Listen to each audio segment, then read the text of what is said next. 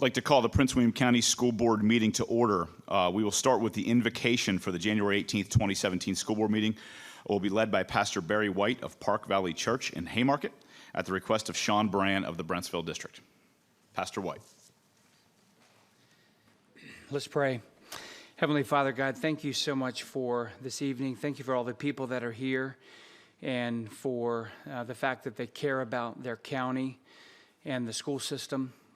God, we thank you for a school board that still opens with prayer, in a sense to say that you are a priority and that your presence is here. Lord, we know that you see and hear everything that's done in this room. God, thank you so much for the board of the school board, and Lord, for all that they do for this county and for the kids. God, I pray that they would always remember the responsibility that they have and the decisions that they make and how they affect thousands and thousands of families. God, thank you for the kids that are in all of these schools. I pray, Lord, that you would keep them safe. And I pray, Lord, that they would especially see how valuable they are. It seems like so many kids are discouraged. And God, I pray that you would just encourage them. I pray, Lord, that they would understand just, again, how valuable that they are. They're valuable because they're not random. Lord, you made them, and you don't make mistakes. And we thank you for that. Lord, most of all, we thank you for Jesus and that he came to this earth and that he died and rose from the dead for us and truly gives us hope, because I think everybody's really just in search of hope. So, Lord, we ask that you would bless this meeting tonight, all that's said and done. In Jesus' name, amen. Thank you. We have the Pledge of Allegiance. Students in the crowd, if you'd like to come forward, Boy Scouts, any Prince William County students, if you'd like to step forward here. I see a couple here in front. You can lead us in the Pledge of Allegiance if you'd like to come up here forward. We have a Cub Scout coming. Yeah, here we go. Come on up to the front here, everyone. Lead us in the Pledge of Allegiance. And then when we say the pledge, please give us your name, your school, and your grade, please.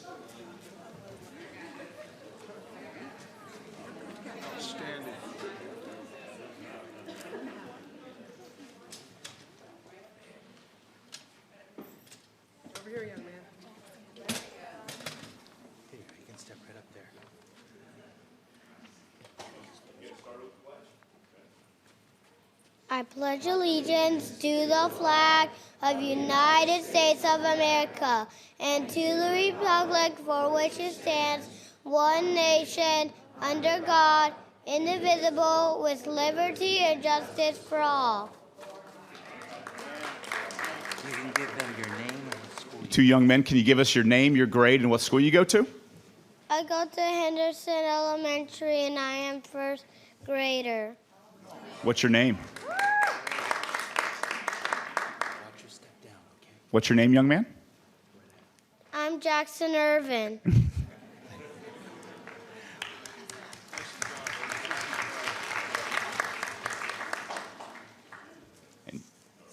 Go ahead. Hello, my name is Leo D'Angelo, and I go to Old Bridge Elementary. What grade? What grade are you in? I'm in 3rd grade. Thank you.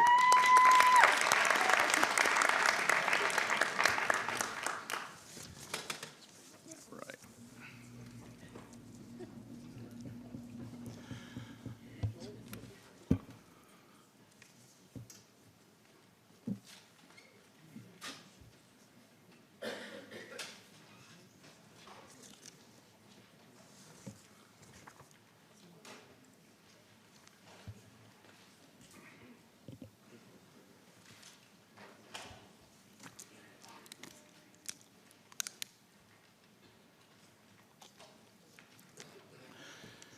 All right, before our regular meeting today, we have a public hearing for the Potomac Shores Elementary School, Kilby Elementary School replacement, and affected elementary school attendance areas. This is item 12.01 under the title of public hearing. I declare that the public hearing is now open on the subject of the elementary school attendance area modifications that result from the opening of the Potomac Shores Elementary School and the Kilby Elementary School replacement for the 2017-18 school year. Any citizen who has signed up to speak on this matter may do so at this time. We had several speakers sign up ahead of time. We also had a few speakers sign up at the door. Everyone will get a chance to speak. That signed up for the public hearing. Again, just to be clear, this is not citizens' time that is part of the regular school board agenda. This is a separate public hearing regarding the boundaries. The regular citizens' time will follow during the regular meeting. So this is specifically the sign up for the public hearing, just for some clarity there. Looks like we had about 26 people sign up ahead of time and 2 people sign up at the door for the public hearing. The same rules apply as it does for citizens' time later, although I'll get to say it twice here, that everyone will have 3 minutes to speak. We ask that you follow proper decorum at all times. If not, you'll be asked to step aside. During that 3 minutes, at the 30-second mark remaining after 2.5 minutes, your timer will turn yellow on the board above me. I will control the timer here from the dais. And at 0 seconds, it'll turn red, and you are asked to stop and wrap up at that point. So what I'm going to do is I'm going to call the first 10 speakers up so we can kind of fill these front rows, which are reserved for our speakers, and we can kind of keep it flowing a little better that way. So when I call your name, please come forward. Our first speaker, I'm going to make sure I'm reading off the right sheet, otherwise I'd add to the confusion here. The first speaker is Michael Artson, and then Anna Rodriguez, Angela Roth, Tasha Nelson, Mars Uwet, Terrence Gomez, Margaret Govanazzo, Paul Pimentel, Jeremy Secor, and Josh Gaw. Those are our first 10 speakers. If I pronounced your name incorrectly, I sincerely apologize. But those are our first 10 speakers. Again, 3 minutes. It'll turn yellow at 30 seconds. It's time to wrap up. And at 0 seconds, it'll turn red. And again, proper decorum at all times.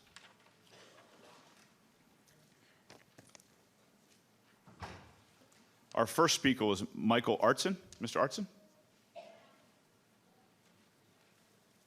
Yes, sir.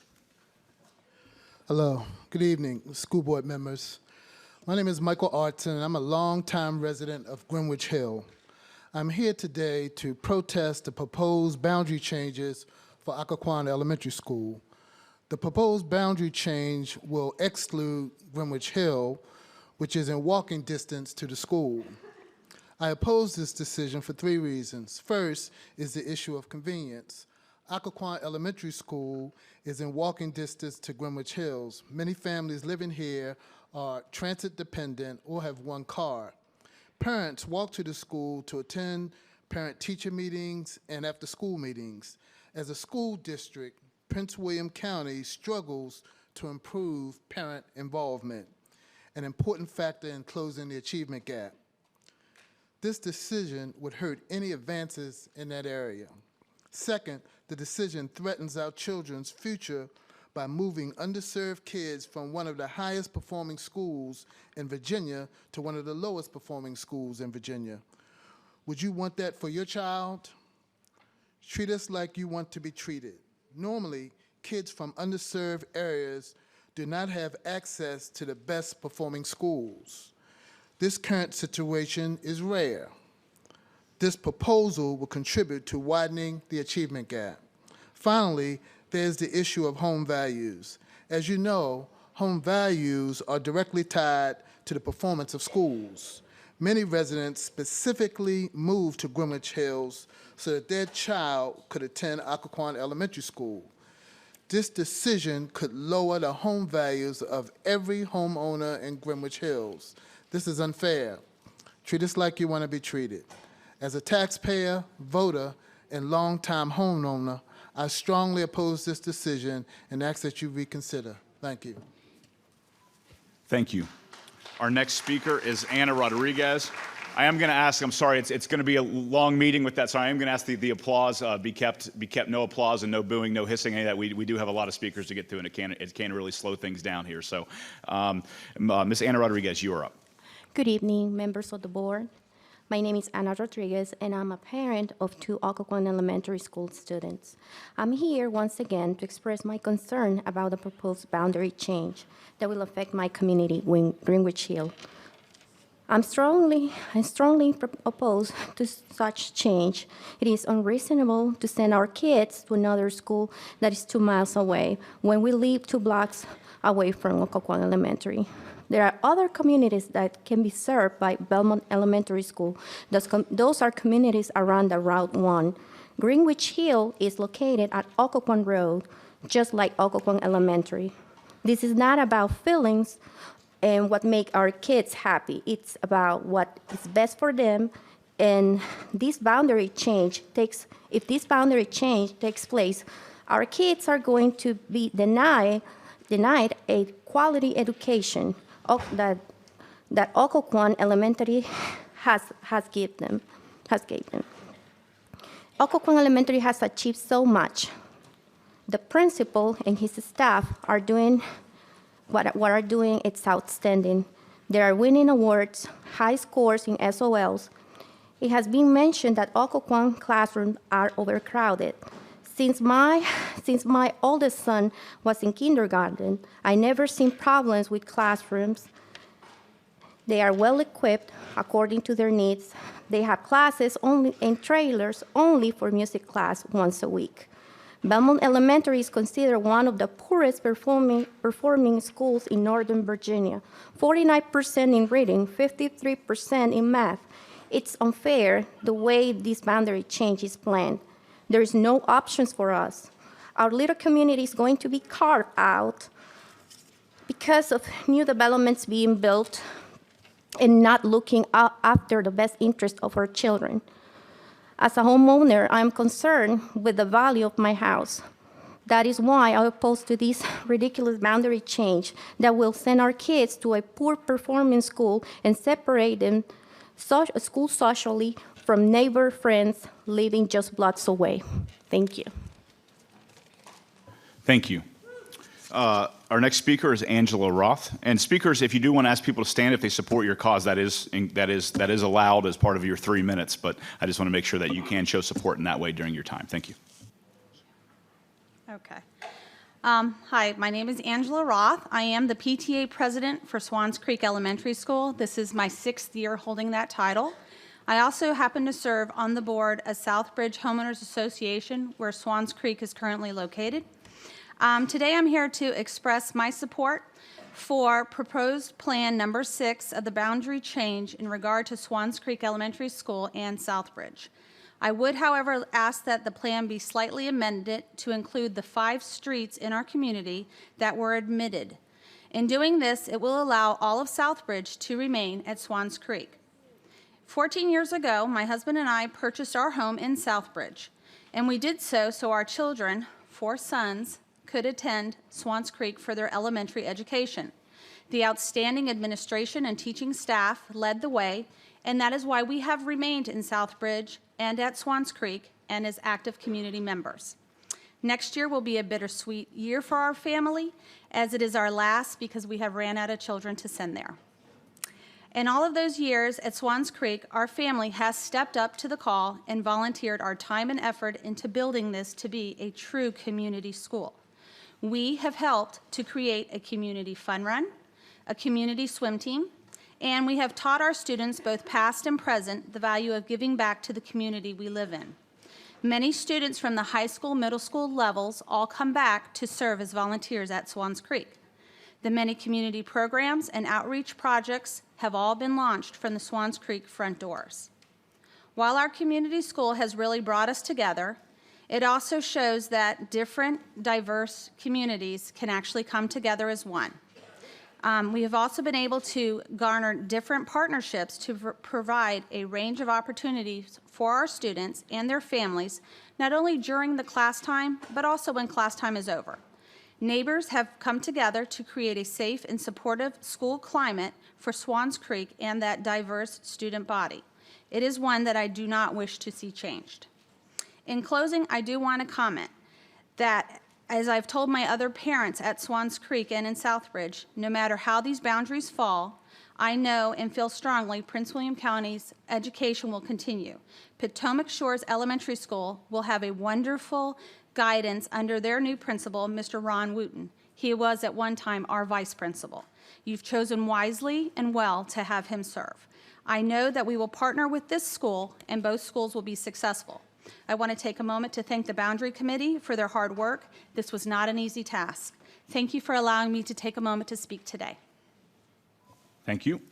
Our next speaker is Tasha Nelson. Tasha? Good afternoon, or I should say good evening, members of the board. My name is Tasha Nelson, and I'm actually a new resident of Greenwich Hill Association, our neighborhood. And I am going to ask if you are here for Greenwich Hill and if you are here for Occoquan, that you do please stand in support. I have come here today because I am in strong opposition of the boundary changes that seems to single out Greenwich Hill community. I recently bought my home in June of 2016, and I came to this community because it is a strong, beautiful working class community that has wonderful kids in this community, and I believe it's all a part of, the children who attend Occoquan Elementary School. And to see that we have been singled out as a community that is between 0.4 and 0.6 miles away from the school, where there are other communities who are at least 2 miles away that will still be able to continue to go to this school, is very disheartening. And, I understand that home values are affected by that, but that really is the least of my concerns. But my concern is the education that my 5-year-old kindergartner is going to get. I work very hard as a single parent to make sure that he is reading, or actually he's performing above school level, and he's already performing at a first grade level, and then he's going to continue to do that with the guidance from Occoquan Elementary School and their staff. And so I continue to say that, again, I urge you strongly to reconsider the boundaries that cuts out this very good and close-knit community that is very close to Occoquan Elementary School, because definitely in the short time that I have been here, I strongly see and know that Occoquan Elementary School is one of the very strong threads in our community, and it is very important to us. With that being said, to know that also the alternative would be to ship our children 1.6 miles away in the opposite direction to a severely underperforming school is also another slight to us. And if I sound a little bit angry, I do apologize, but again, this is a very important issue to me. It will, for me personally, it'll make it very difficult for me to be an active and participating parent in the school, because it does deal with traffic going in the opposite direction, both going and coming back to our community. And I'm very involved in everything that's going on at Occoquan Elementary School. And so I thank everybody who is here today in support of changing the boundaries that, again, singles out Greenwich Hill community and disallowing our children to continue to go to Occoquan Elementary. And I hope that you all take this to heart and really reconsider the boundary changes. Thank you very much for your time. Thank you. Our next speaker is Mars Ouette. Mars, and I apologize if I didn't pronounce it correctly. Good evening. As the previous speaker said, I'm over here to dispute or to oppose the boundary change, because I think they well said the reason why they're opposing it. I'm not going to go back and try and explain why it's not only inconvenient for us living in that community 2 minutes away from the school to be moved 10 minutes away from the school, when sometimes I'm at work and then they call me and say, your son is sick, and I can send my mother that has 2 hips replaced to just walk to the school and get my son for me to call my wife and have her work or leave her job and drive 45 minutes if I can free myself. Second of all, I have 2 kids that attend that school, one with autism. I don't know if when you guys are making a decision on boundary changes, if you guys are even thinking about who's going to be affected by those changes. I'm not trying to take my daughter from the A to a C. I'm not just going to do that. And then I told the assistant principal last month when I was attending the last IEP meeting, and I just received one. Not 2 days ago, I received one. And then I told him I am not going to send my son or my daughter to Belmont. I'm not doing it. And I'm going to fight this decision all the way through. I'm not just even going to waste my time over here trying to argue the reason of why or why not. I just think it's unfair for people to just sit on the board and not even thinking about people that live in the community and taking decisions that will affect them directly.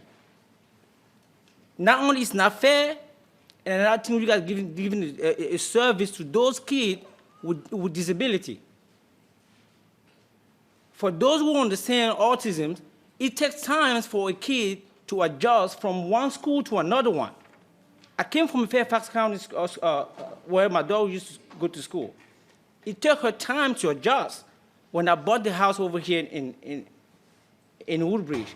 And the reason I bought the house over there was because her teacher told me that she did a research on Occoquan School.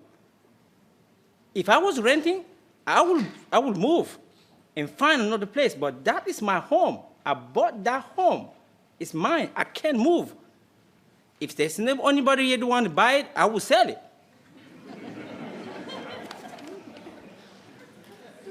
Thank you, sir. Our next speaker is Terrence Gomez. Terrence? Terrence? Next speaker is Margaret Govanazzo. Margaret? Good evening. My name is Margaret Govanazzo. I am a parent of 2 students who attend Henderson Elementary School.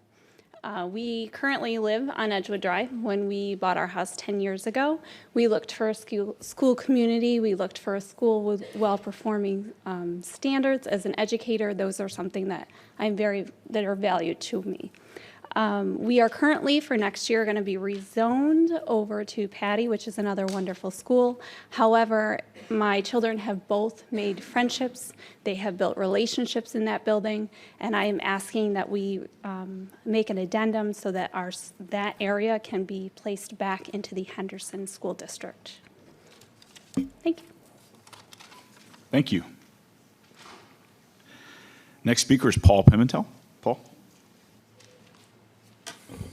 Thank you, Mr. Chairman. My name is Paul Pimentel. I'm here. I am a parent from Henderson Elementary School with 2 children, soon to be 3 there at Henderson Elementary. And first, I want to just start off by thanking the Boundary Committee for the hard work that they did put in. It's not easy, I understand. However, at the same time, I am here in opposition, as well as many other parents here, to the current boundary plan as it exists. The last boundary meeting, there were 20 speakers who spoke. 16 of those speakers all spoke in regards to Henderson Elementary School and this boundary plan, and to the fact that right now we welcome at Henderson Elementary anybody who wants to come to this school. And we do not want to remove anybody from this school. But what we ask is that we keep our community together and not divide our community. Just to accommodate another community 2.6 miles down the road on Cardinal Road that would be bused to our school. This other community, Cardinal Grove, God bless them, I'm sure they're wonderful people, and it's a wonderful community. But at the same time, there is a school right across the street from Cardinal Grove. You could throw, if you were the quarterback for the New England Patriots, you could throw a football from within Cardinal Grove and hit Benita Fitzgerald right across the street. However, students at Cardinal Grove will not be attending Benita Fitzgerald. Instead, they're being bused 2.6 miles away to Henderson Elementary School, where we have expanded the school and welcomed many other people. But why should children already at this school, who have already established their lives at this school, established their friendships, have to leave and be thrust out of that community to accommodate other children coming in from outside. That's wrong. And I ask this board to correct that error. Currently, right now, over 100 individuals have signed a petition asking to have these neighborhoods placed back in Henderson Elementary School. We know that Patty and Montclair Elementary are wonderful schools, and they have great communities there as well, and they are world-class schools. However, at the same time, we feel it would be wrong and it would do violence upon these children and their families to force them to move to accommodate groups from outside of these schools, groups that really should be going to Benita Fitzgerald, but for some reason, these new $750,000 homes, individuals there feel like they shouldn't be going to a school such as that. I lead you to draw your own conclusion about that. Thank you. Thank you. Our next speaker is Jeremy Secor. Jeremy? Good evening. Again, my name is Jeremy Secor, and thank you for taking the time for allowing me to speak. I myself also live on Edgewood Drive in the Montclair neighborhood. I have 3 kids, 2 currently attend Henderson, and I have one that'll be attending hopefully within the next few years. Like many folks here, I'm also concerned. Our section of the neighborhood, which only encompasses 4 streets, approximately 20, maybe 25 children, has been removed from Henderson starting next year. I understand that this board has a very difficult decision tonight, and I also understand that not everyone in this room is going to walk away happy. However, I think that the board can do something which benefits the community and doesn't take anybody out or disappoints anyone in the room. So ultimately what I'm asking is I'm asking this board to basically make an addendum. Add us back to Henderson. As I mentioned, it's only affecting about 20, 25 children. Currently, Henderson is not at capacity, not near capacity. And the next 5 years, the projections are not showing it going to capacity as well. So I politely ask this board to consider an addendum that have our children in our section of the neighborhood reintroduced to Henderson going forward. Thank you for allowing me to speak. Thank you, sir. Our next speaker is Josh Gaw. Josh, and before you get going, I'm going to call the rest of everyone up. So you can go ahead and take the podium. It's okay. If you've already spoken, if you don't mind, we're gonna clear out the front row here. I'm gonna call the next 10 speakers up who will follow Josh. So our next 10 speakers after that are Jason Corzin, Heather Hancock, Baruz Rakani, Deanna Baer, Bob Hall, Carolyn Moreland, Jamie Buczynski, Derek Jones, Noel Limpscomb, and Joseph Irvin. Those will be the following 10 speakers. Mr. Gaw. All right. Thank you for the chance to speak tonight to the zoning changes for the schools and for the boundary changes. I'm a parent at Henderson Elementary School, and speak in support of keeping the existing students that are in the neighborhoods of my last few speakers here and my neighbors. To keep them in Henderson District. Not only that, I am also a den leader for the Cub Scouts, among which includes a couple of these students. And I think that Henderson has a reputation as a very good school, and part of that not only is the teachers, but also the parents that are in the neighborhood, and we all put in a lot of effort. And it's best if everything can continue, if the effort that has been put in can continue. And we welcome other districts or other neighborhoods, but not at the expense of the students that are already there. So I think that it would be very good to continue keeping those students there and to add that addendum to keep those neighborhoods and those streets part of Henderson District. Thank you. Thank you, sir. Our next speaker is Jason Corzin. Jason. Good evening. I'm Jason Corzin. I have 3 children. One just left Henderson, 2 are still there. I think my neighbors have spoken pretty well about this issue. Hopefully, I've passed some letters on myself. The past couple of years, we've been excited to see Henderson expanding. It's a great school. Our kids have done well there and thrived there. But they dealt with all that construction. The playgrounds were torn out. They were in the trailers for a little while, shuffling it out, and they dealt with it. We're excited because it means the school is getting bigger and bringing more students in. Then I started attending the boundary meetings and realized there was no plan to keep us at Henderson. And again, it's a small area of Edgewood, Cranberry Court, 20 to 25 students who are being sent back to Patty Elementary School, which is not the issue. It's just really that it's kind of unfair to those kids, I feel. It's unfair to those families who've been supportive of the school up to now. So I'd just like to see if you would reconsider that, make an addendum, whatever needs to be done to keep our little neighborhood where we've been at Henderson. So thanks for your time. I appreciate it. Thank you, sir. Our next speaker is Heather Hancock. Heather.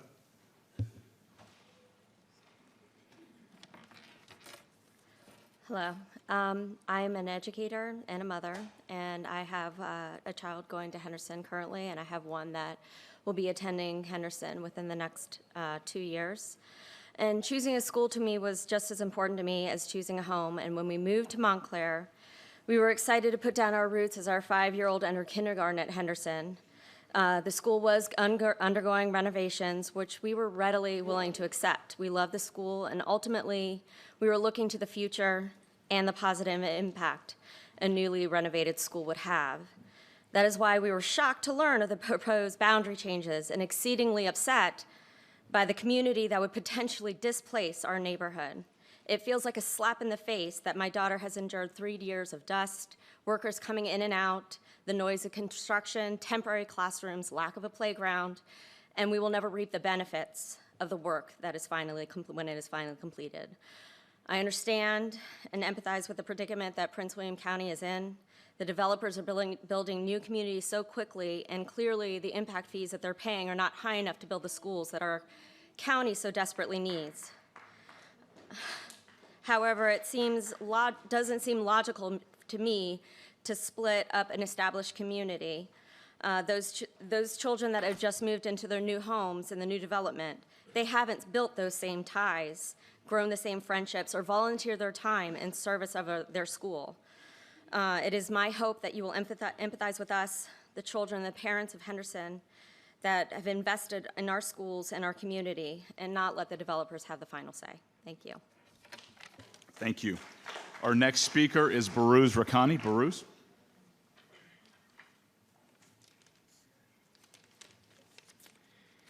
Good evening. I'm talking behalf of the North Gate, Edgewood, Henderson School. I have 2 grandkids go over there. For years they are over there. They have a lot of friends over there. They all love their teacher. They all love their school. I don't know what will happen if you want to separate them from the school to stay somewhere else. And what will happen in their future, what they think, oh, my childhood, I lost my friend, I lost my teacher. It takes almost 2 years, 3 years to learn how to get or come back or to know their schools, their kids' name or friend's name. And parents, working very hard, to take care of them. And the school is beautiful school, nice school. And how come suddenly you all decided, separate those kids from the school and put a wall between this gate and that gate? What for? Please think about before any decision. Thank you. Thank you, sir. Our next speaker is Deanna Baer. Deanna. Good evening, Chairman Sawyers, Vice Chair Jesse, and school board members. Again, my name is Deanna Baer, and I have grandchildren at Henderson. That area of Northgate and Edgewood is a very small area, an area that's being cut out of Henderson, and that's upset me because it's upset my grandkids. And as you know, as a grandparent, if you remember your grandparents or you are one, you'll do anything to take care of your grandkids. Over the last few weeks, I have walked around this neighborhood, this small neighborhood, in efforts to alert the citizens of the looming boundary changes. Many were not even aware it was happening. Some knew, but didn't know what to do about it. In talking with them about the plans, they became clear there were some common feelings and themes. Since many of these citizens are unable to be here tonight because work, schedules, child, etc., I would like to relay some of their comments that they made to me personally to you. Many expressed that they saw this as wrong. Wrong in how the plans move them out of Henderson Elementary School to make room for a newer luxury home neighborhood that sits directly across the street from Fitzgerald Elementary School. As someone else said, they haven't had ties yet, time to make ties to their community.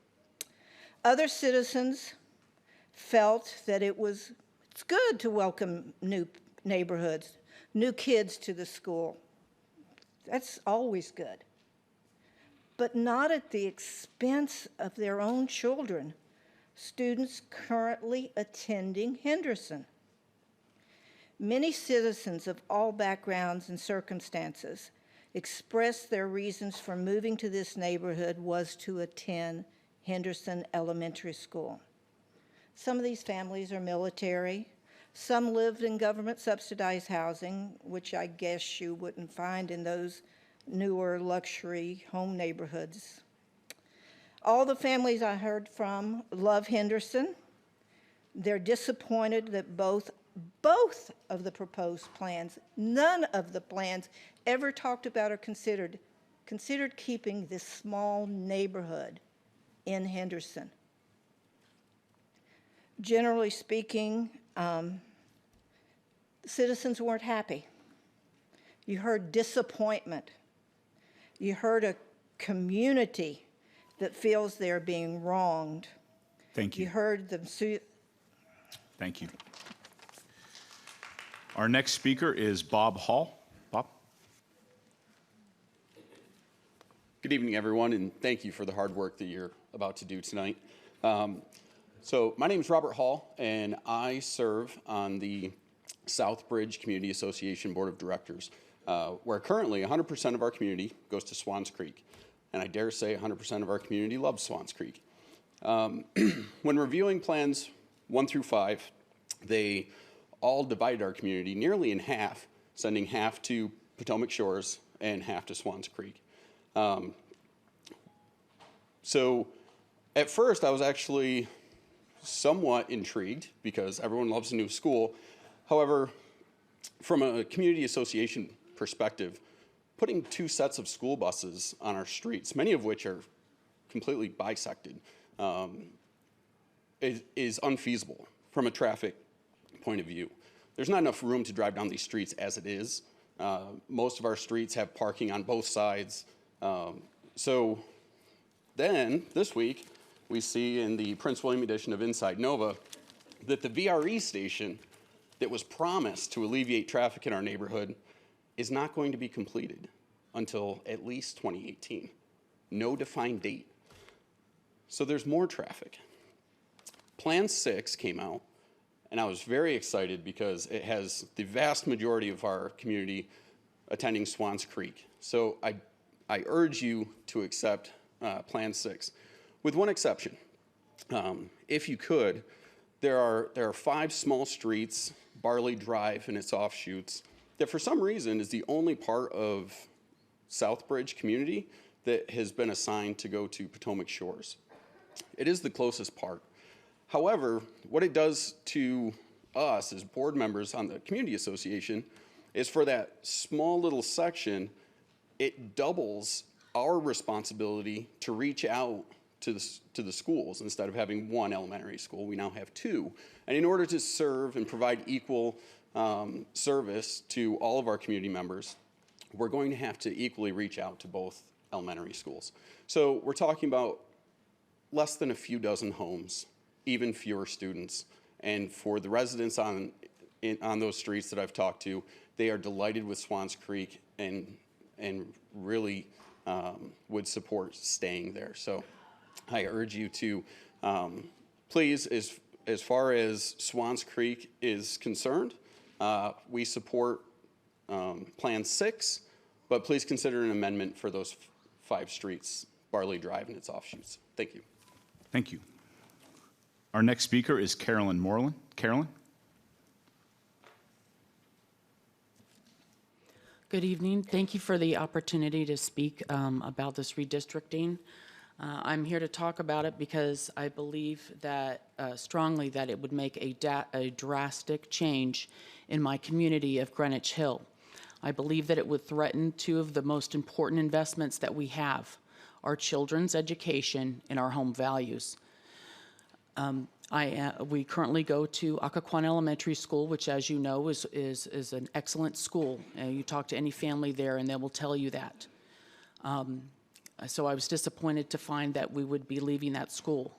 What shocked me and urged me to come here was to see that they would be switched to Belmont Elementary School. Now, I might need someone to check the facts for me, but from what I saw on the Virginia Department of Education webpage is that Belmont is barely accredited. It did meet the standards this year, but it is in a special status for accreditation. And I don't understand the reasoning of moving children from a community, an underprivileged community, from a school that is performing as a school of excellence to a school that is barely accredited and barely meeting Virginia state standards of what they're supposed to be doing. The other issue about our home values, when I checked online and looked at the how that can be impacted by school district, I found that it could impact the price of homes or home property value between 12 to 18%. One place on Realtor.com even said that the biggest drag that you could have to bring your home value down was to be in a bad school district. Back to the topic of moving our children from a successful school district to one that is failing, I believe that, number one, we need to fix the school before we consider adding any more children to that school. The school needs to be brought up to standards before we consider that. The other thing is that the families in Greenwich Hill are already in a school district with a failing middle school that is not accredited. What are you doing to our kids when you are taking them out of a successful school, putting them into a failing school, and then to a failing middle school? This concerns me, and this is what brings me here. I believe that we need to bring those schools up to standard before you consider moving children from a successful school into a school that is not performing. Thank you. Thank you. Can I ask that no applause, please? Our next speaker is Jamie Buczynski. Jamie?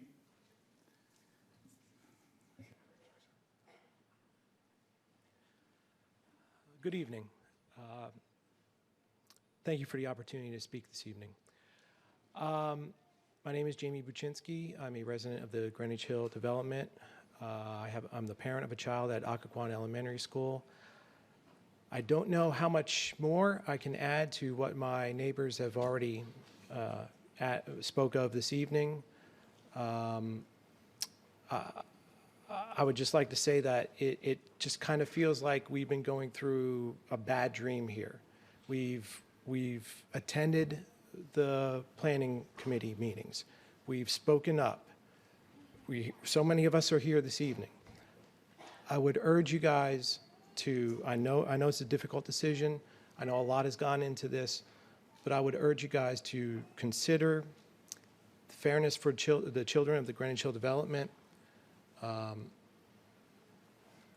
The Occoquan Elementary is a fantastic school. We do not want to pull our kids out of that school, go to Belmont. Just please consider fairness to them, the families of Greenwich Hill. I would call on you guys to have an amendment to one of the plans or some sort of an addendum to make this happen. Appreciate it. Thank you very much. Thank you.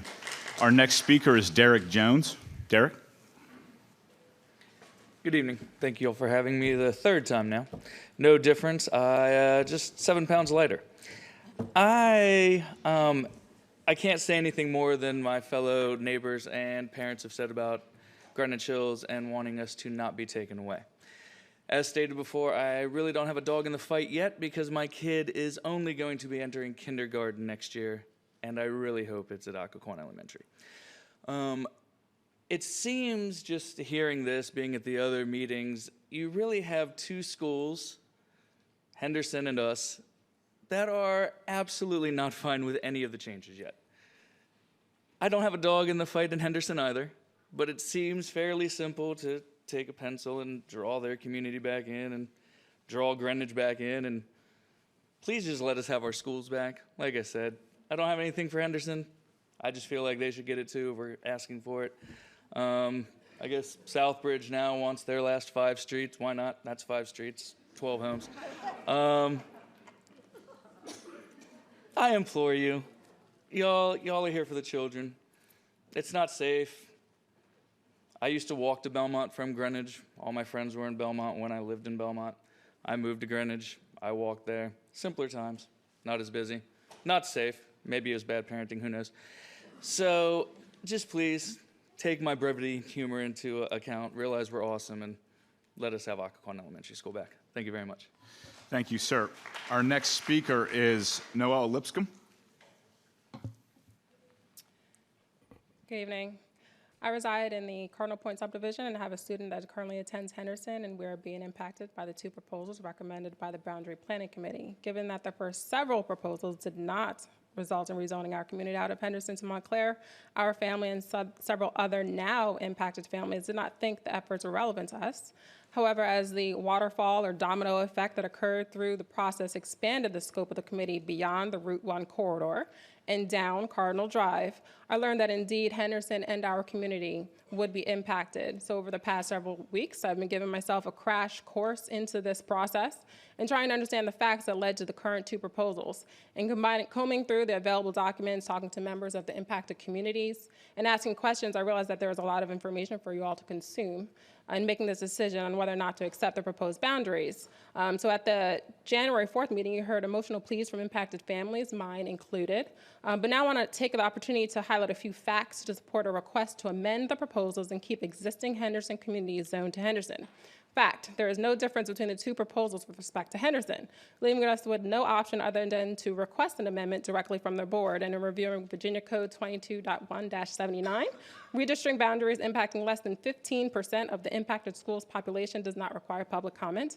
And given that the 2017 enrollment for Henderson is 641 students, and the amendment we are requesting to keep our community zone to Henderson impacts less than 96 students, I request that you accept this amendment. Fact, the 2017 to 2026 capital improvement plan includes the following elementary schools in the Cardinal geographic area: Bel Air, Dale City, Fitzgerald, Henderson, Minnieville, and Neabsco. You'll note that this list does not include Montclair, and for good reason, given that our communities are less than half a mile from the entrance to Henderson off of Cardinal Drive. In order to keep the boundaries in alignment with the previously approved capital improvement plan, I request that you accept this amendment. Fact, in the 2017 school year, Henderson will open with a 250-seat expansion. Based on the current boundaries, capacity will be at 79.3% as compared to 88.9% under the proposed plans. This number increases to 99% in 2023. However, as the county continues to invest funds into expansion and acquisition, in addition to the likely variability in the projections relative to the actual occurrence, Henderson has capacity to support new students from Fitzgerald as proposed in addition to our community, even when looking out to the latest projected capacity proposals. As such, I request that you accept this amendment and do not shift families out of Henderson until capacity constraints are a more near-term time horizon or actually materialize. So in closing, I just ask that you consider the facts and vote in favor of amending boundary proposals number 4 or 6 and keep existing communities zoned to Henderson at Henderson. Thank you. Thank you. Our next speaker is going to be Joseph Irvin. And Joseph, if you can take the podium, I'm going to call up the next, I think it's 8 speakers, and that should wrap up the public hearing. So Joseph, you'll be next. Our next speaker is Darlene Irving, Jackson Irvin, Bruce White, Star Demery, Kirsten Hebb, Kristen Jacobson, and then on to the sign-ups at the door, Troy Hopkins and Joshua Smith. If you all could come up to the front, and we will get moving. Mr. Irvin, you have the floor. Good evening, Chairman, and everyone on the board. I don't want to take up too much more of your time. There's not much more that I can say than all of my neighbors have said already. And you look bored enough already, so I want to get you out of here as soon as possible. But I want to speak to you about Henderson. I'm in a neighborhood that is literally across the street in High Bridge. I don't think anyone has spoken from High Bridge. But if you look at this logically, I'm not going to give you a big sob story about how this is going to ruin my life and all this good stuff, but if you look at it logically, we are literally steps from the school. We are steps. And if you look at that fact, why would you move schools from 2 miles away into Henderson and take one that's literally steps away from the school and put them out? It just makes no sense. There's a lot of neighborhoods affected. We're affected pretty good. I have a son, Jackson Irvin, as you see. He goes to Henderson. He's made plenty of friends. As he led everyone in the Pledge of Allegiance, he learned the Pledge of Allegiance at Henderson. That's our family. I taught him how to throw his first baseball on the field at Henderson. That's a little bit of my sob story. But that's our legacy. We can literally walk there in 5 minutes. That's where we've been, where he goes to the playground. All his friends. He's in Cub Scouts and he goes there. So I know I'm boring you and you've heard this all before, but please do me this favor, and all of us this favor.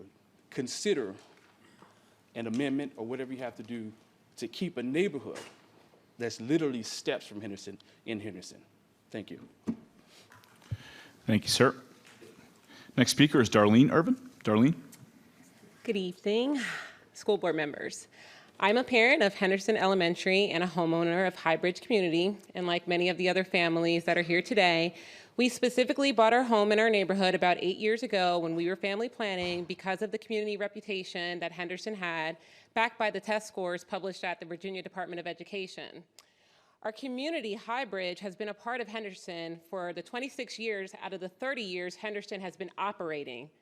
Furthermore, our neighborhood is the closest in proximity to Henderson off of Cardinal Drive. It is literally the distance from this flagpole to that flagpole there, where I can stand and see my first grader and the other students of Henderson get on and off the bus every day. As you are aware, our school has been under construction for well over the past year and a half to expand Henderson. That's slated to open up this fall with an additional 250 seats. With the expansion of 250 seats at Henderson, I question how is it possible that current students who live within steps of their school are going to be forced to be bused to schools that are approximately 2 miles away from their home. Henderson has the capability to keep all of its current students who've contributed to the legacy of the school, making it a school of excellence for a number of years, as well as accommodate new students from neighboring schools to alleviate the Route 1 corridor, which is the objective of this Eastern Boundary Planning. My request is that the board does not approve plans 4 and 6 as currently is, and that you consider the modifications and the amendments that you hear us all advocating, and that you keep my neighborhood, High Bridge, specifically, Cardinal Point and Northgate all at Henderson, because we are a Henderson family. Boundary planning should not be done subjectively. Instead, it should be carried out objectively. Thank you. Thank you. Our next speaker is Jackson Irvin. So this is my son Jackson, and he wanted to tell the board himself why he wants to stay at Henderson. So if we have something for him. We have a. This is the only reason Mr. Iman attends our meetings. He's in charge of the stool, so it's a very good stool. My name is Jackson Irvin, and I am a first grader at Henderson Elementary. Each day I love morning meeting because we learn something new from our Wolfpack friends. I love math because we do subtraction and addition, and my teacher, Miss C, makes it really fun. I love recess because we choose what we want to play, and I love playing Jelly Dad Hero on the computer. I do not want to leave Henderson because I am a Husky. Huskies are leaders of the pack, and we are champions. My friends will be sad because I will go somewhere else, and I will be sad because I won't see them forever. My Husky friends are my family, and I do not want to leave my family. I love my Husky family. Thank you, Jackson and Irvin.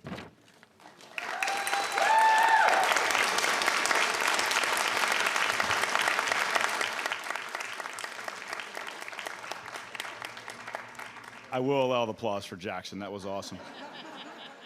And Mr. Irvin, you clearly did teach him to throw a baseball because clearly he's your closer. So I see how you work. Our next speaker is Bruce White. Mr. White.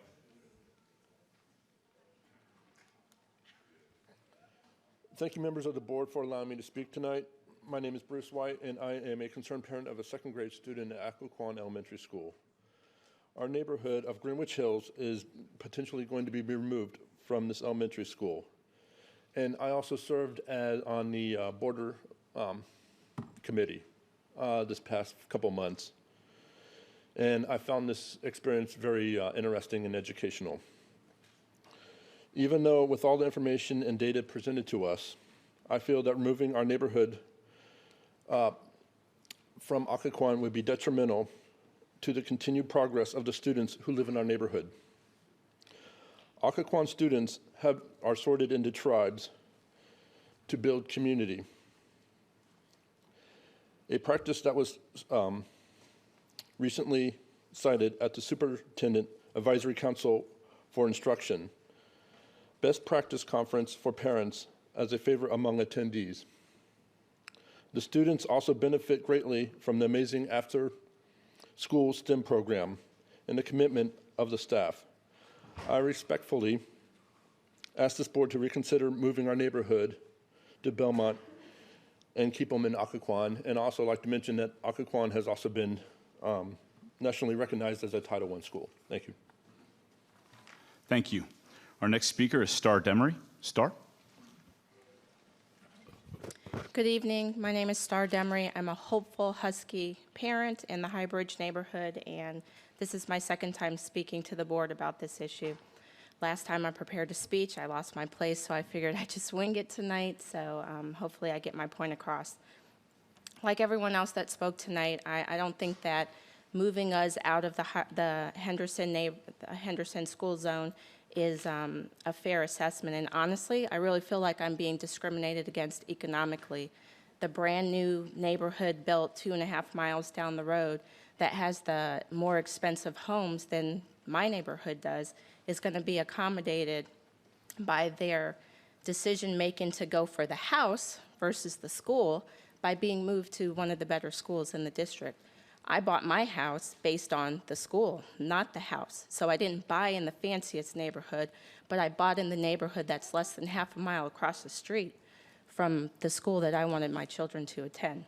So to rezone me when I went for school in the first place versus maybe someone who didn't have school on their mind but had the best house on their mind, it just doesn't seem fair. I can't up and move. I'm not able to just make that choice and do that. So if you don't rezone us back into the district that I bought my house specifically to ensure my children could go to school for, then I'm kind of stuck in a bad situation like the rest of us here tonight. So just like them, I would ask that you reconsider and that the amendment is considered in your vote tonight and that you don't vote on either 4 or 6, as again, neither one of them even gave us a shot at what we should rightfully have access to. And I'm sure most of us that live in that neighborhood, that's why we're there. Thank you. Thank you. Our next speaker is Kirsten Hebb. Kirsten? Hello. Thank you for allowing me to speak to you all tonight. I'm also in Greenwich Hill. So I guess you're hearing a lot from Greenwich Hill regarding Occoquan, and also Henderson seems to be a big thing where actually just like the speaker before me mentioned, it was a huge factor in our buying our home. I'm a first-time homeowner and actually a first-time mom, first-time public speaker, very nervous, I'm sorry. And one of the things we were looking for when we wanted to start our family was a very strong public school. We were incredibly excited when we saw Occoquan, when we found the home that we love our neighborhood. I hate the thought of even considering leaving it over this. We are on the same side of the street next to Occoquan Elementary School, and it never, upon looking for a home, never would have crossed my mind that I would be here trying to defend a school boundary issue for that school, because it doesn't make any sense. And I feel badly for all of you.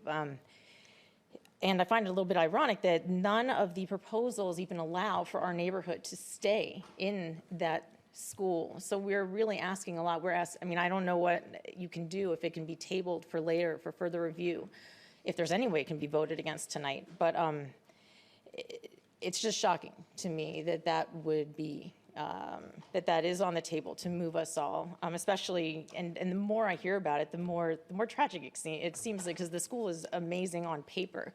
But now that I really understand what a cornerstone it is in our neighborhood and in our community, and how excited all the kids are to go there, how excited the parents are to have their children there, it's just amazingly important. And I hope there is some way that we can remain there, especially considering that to change the boundary and to have us go to Belmont, to cross a busy road, to go that couple miles, the logistics of it are, there are safety issues, there are traffic issues, there's all those other things to take into consideration. And I really do feel that the effect that it seems we're going for as far as relieving the overcrowding is so negligible when you take all these other factors into account, that I really do feel that there are better options. And I'm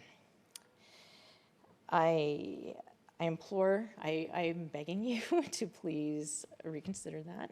We were talking, the last meeting, logic came up, and I really do think that we can come up with a more logical solution that will also help us keep our school tribe, and our families intact and happier, and our students get the education that we want them to have. Thank you very much. Thank you. Our last speaker that signed up ahead of time is Kristen Jacobson. Kristen? Wow. Good evening, school board. Thank you for allowing me to speak. And I apologize ahead of time. I may not close as well as you did. You did a fantastic job. I'm here as a parent. My son goes to Occoquan Elementary. We are in the Mumpungo tribe, so we love it there. He's thriving. He's 6 years old and reading Harry Potter, which is, really exciting for me. But when we're looking at the numbers, and I really wanted to thank the Boundaries Committee, because I can only imagine what you all must be feeling as we're all standing up here. And I know it must be really, really difficult, but we're here to kind of add more of a human aspect to all the numbers that's already been crunched and all the colorations, all these maps and everything. And it really sounds like there's just 3 amendments that everyone's really asking for, and it's to keep our communities together, whether it's Swans Creek or Henderson or Greenwich and Occoquan. And that's all I'm imploring, is if we're going to say yes to one of these 2 plans, to please just look at the neighborhoods.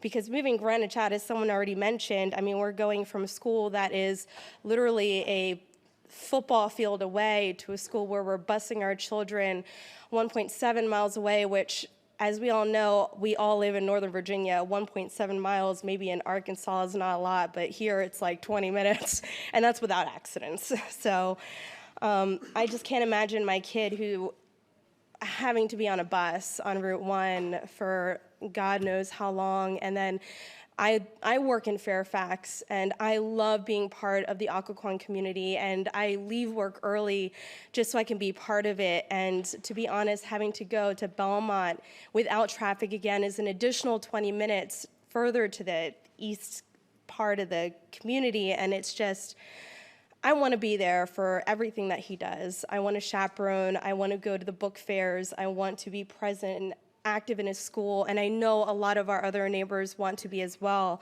There is a petition going, and for some of my neighbors who cannot be here, some of the things that they've said are things like the personnel there are doing an excellent job of teaching and caring for our children. Our kids love the community the school has created, and moving my son and the other children would disrupt the community we've become such a big part of. We live less than a quarter mile from school. My sisters go to Occoquan. They don't want to leave. This is just, again, thank you to the Boundary Committee, but I just want to be here and lend, as with all of our neighbors, just a human aspect to this so that we can just find hopefully a win-win solution to this really tough problem. So please, and by the way, I think we would all just walk our kids to Occoquan if we have to. So we don't need a bus, although we would like one, but I'm just saying. Thank you. Thank you. All right, on to our final two speakers who signed up at the door. We have Troy Hopkins. Troy?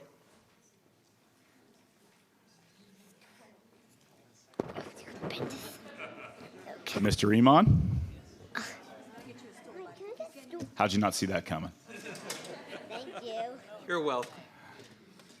Oh, I'm sorry. Did it the wrong way even. There we go.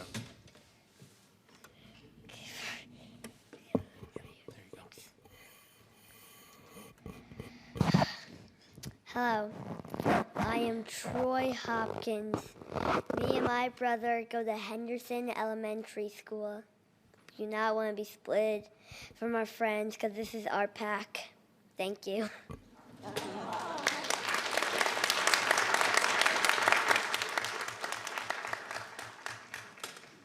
like everyone to note that he took up 15 seconds. Take that for what it's worth. Yeah. And our last speaker for the public hearing is Joshua Smith. Joshua? 15 seconds, Joshua. Okay. Seriously. Thank you, Chairman. Thank you, Board, for your time tonight. I wish we could have flipped that around and made Troy the ringer for the night, because he really did good right there. And the economy of words. Great job, Troy. Awesome.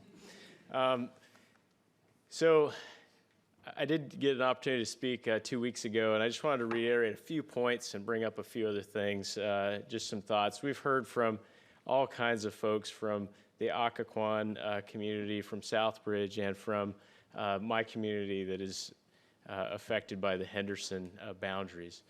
Just to bring up a few points, specifically talking about our boundary in Henderson and these other schools, and you can see all these people who have come that they're animated, they want the best for their kids, as you would as well. They've come to speak about it and be involved in this process.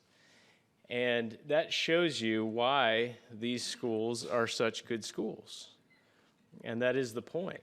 I mean, it takes a lot to have a good school in any community, and I know that all of you members of the board understand that. It takes a dedicated principal that is willing to manage that school. It takes teachers that truly care about the students. And one of the big elements in having a great school, and I think you all know this, is parents that come out and participate.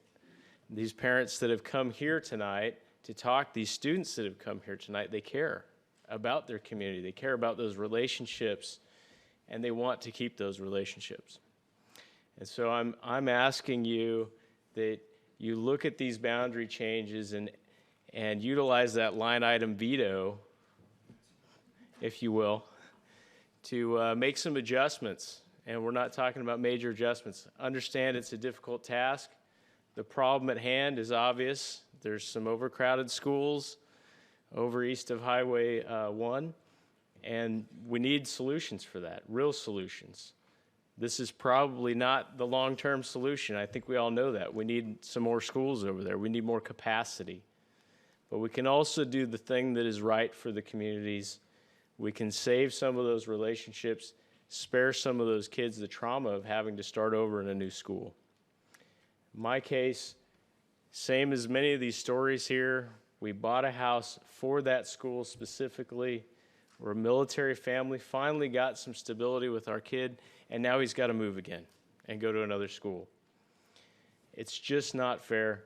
Please consider some of these things that have been brought up by these parents that have made schools great in our community, and go forth with great knowledge and do us well. So thank you for your time. Thank you.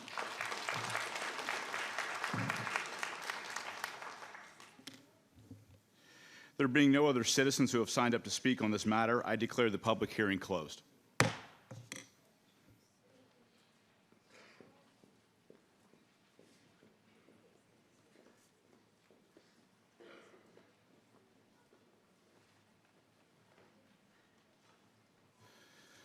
Okay, we are on item 1301. Let's get caught up here. Okay.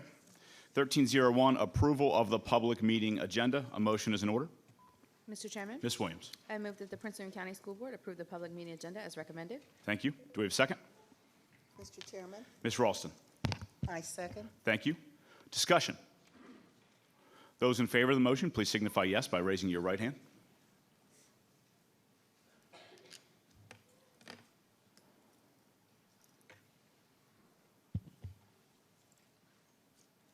Those opposed? Thank you. I don't think I missed anybody. Those abstaining? Okay. Make sure I got it right. I'm sorry. I just want to make sure I get it right. Otherwise, it's a thing to fix.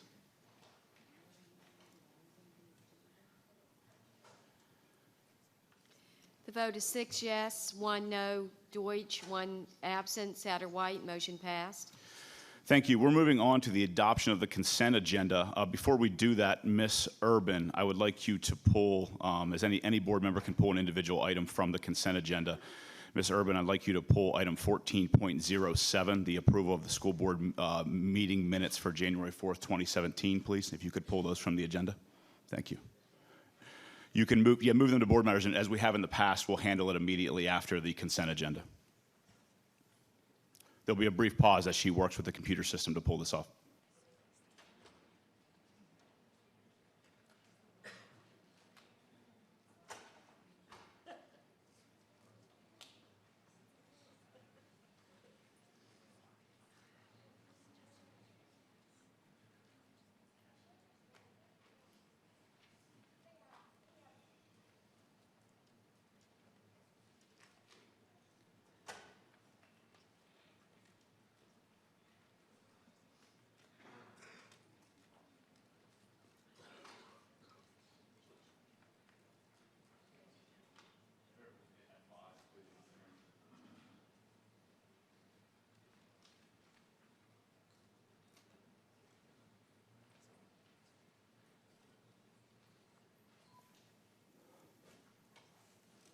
All right, so we are back to the adoption of the closed session. Let me make sure I got it. I'm sorry, I said closed session, I apologize. Adoption of the consent agenda, item 14.01. Do we have a motion? Mr. Chairman. Ms. Williams. I move that the Prince William County School Board approve the public meeting consent agenda as recommended. Thank you, Ms. Williams. Do we have a second? Mr. Chairman. Ms. Ralston. I'll second. Thank you. Discussion on the consent agenda. Mr. Ms. Chairman. Williams. I would just like to bring special appreciation, to Crossing Guard Appreciation Day. I'm always reminded, sitting in this seat, that the former board member before me is now currently a crossing guard for Prince William County Schools, and they do make sure that our students get back and forth to school every day safely, and I appreciate them for all the work that they do, considering I was a walker when I was in elementary school. So I just wanted to say thank you to them. Thank you, Ms. Williams. Anyone else? Okay. Those in favor of adopting the consent agenda, please signify yes by raising your right hand. Thank you.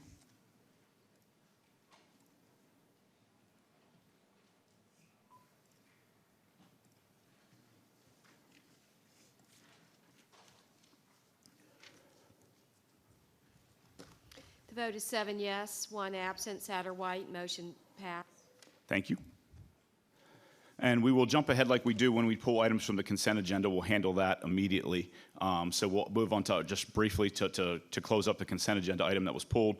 We're on to item 19.03, which the clerk just moved down, which is approval of the school board meeting minutes for January 4th, 2017. I will make a motion That the Prince William County School Board adopt the minutes from the January 4th, 2017 meeting and strike the improper special meeting and associated votes from the record in order to receive proper public input during the normal budget process. Do we have a second? I second. Sorry. No. No, Mr. Chairman. My fault. I was looking for my own name on the drop-down menu. Ms. Williams? I second. Thank you, Ms. Williams.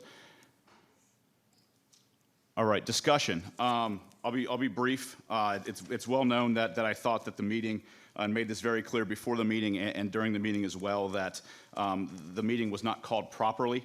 Therefore, it also allowed proper public debate to not be held. Certainly, also at the same time, it doesn't allow for the Gainesville member to, and certainly I wasn't in the room when it first started, but it doesn't allow the Gainesville member to petulantly grab the gavel in the presence of the vice chairman and gavel in a meeting. They certainly don't have the right to do that. The board did vote to take a board poll, which also said that the meeting wasn't going to happen, so the board would act on that, and so would the public. There was a bit of confusion with some legal advice from the dais that may or may not have been proper at the time, and certainly added to the confusion of all of this. So with that, I think that we have a chance now that the Board of County Supervisors has allocated the money. We have a chance to do this the proper way. We may end up back in the same position that we are now, but at least it's done properly, and we can have proper public input and proper public debate about an allocation of funds that the school board has now received from the Board of County Supervisors. Anyone else? Mr. Deutsch. Thank you, Mr. Chairman. We held the vote. The chairman even chaired that meeting in the end.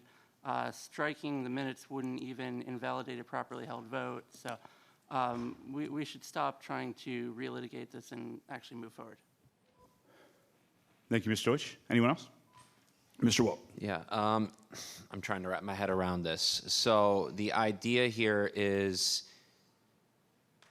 so I think everyone in the public knows we were asked to be investigated on. And a lot of this stuff will probably come out if there was such an investigation. So going back to the board poll, my first question, going to that and trying to understand that. So obviously I believe in the validity of polls. I actually know someone who's getting sued because of a board poll. And so I do believe that. I mean, I guess there's a lot of weird things that happened. I mean, obviously at 5:30, a letter came affirming, and in my belief, that the money was going to come, and obviously the board poll happened. I mean, for the audience, this is just as confusing as this seems up here, and the timeline that happened with this process. So with the board poll, I guess, and so then when the legal advice was asked, which I believe in the past, when the council was asked in front of everyone, there have been times, I believe, and I'm not asking to answer a question right now, but where she's said that she can't offer legal advice in the public. So when this happened, it got even more confusing because I believe, like the line, and I'm not, again, quoting Ms. McGowan, it's something along the extent that this, delegating and directing money is not in their purview, or I don't know if it was different words, but then also the same thing got even more confusing because then she said it wasn't illegal for us to accept it. So, I mean, I think long-term as a board, what we saw unfold on 2 weeks ago is a problem with the process. I think we have to get that ironed out and worked on for the next 3 years. As a result of the confusion, as you see, there are regulations, there's policies, there's rules, there's procedures for all this. So I don't know, I guess I'm kind of confused on this right now. Ms. Williams? Mr. Chairman, and I'm going to ask also for clarification, maybe if you can repeat your statement again. It's my understanding that this is a procedural issue and has nothing to do with accepting or rejecting funds, but how the board is going to handle it according to the budget. And I just wanted to try to condense it and make it as clear as possible for the public to understand that this is not about the acceptance or reduction or any of that of the money, but exactly how we are going to handle it in our budget and the budget process where it should have been done and not as a separate item, I guess you could say, for lack of a better term. Am I correct in my understanding? Yes, that's right, and I'll touch a little bit on what she's asking for clarification. So I'll kind of combine your points of clarification, and if I missed one from either one of you, then we can go from there.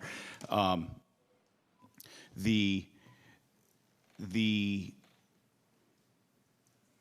basically saying that yes, the money has been allocated to the school board, and if you take out the situation as it existed over the last few weeks, had that money been appropriated to the school board, we would then handle that money through the normal budget process, or if it was an addendum to the budget, the superintendent and his staff would bring us that addendum and say, here's how they plan on spending it, and so the money would be allocated to us ahead of time.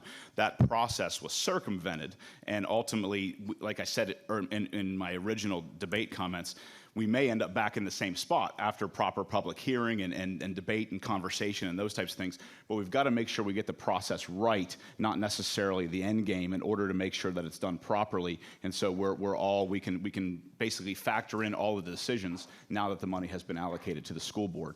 Basically, I'm saying that we should be doing it the way it should have been done to begin with, and in accordance with law and the Virginia Constitution. Does that help? Ms. Williams, you still have the floor. I was answering your question. Thank you, yes. Anyone else? Mr. Wilk, are you, I'm sorry, Mr. Deutsch, I'll come back to you. I just want to make sure Mr. Wilk is, okay. Mr. Deutsch. All right, it is rich for this chairman to talk about the proper following of process. This is a chairman who repeatedly refused to add items to the board agenda, repeatedly ignored legal counsel, didn't even consult with legal counsel, and now when we hit a point where he lost a vote he doesn't want, he is asking the school division to be investigated by the Department of Justice. So for him to talk about process, as he's trying to, at this point, undo a process that happened while the Gainesville member isn't even here, through a backhanded move that's very questionable in its legality, is really over the top, and the shenanigans really need to stop.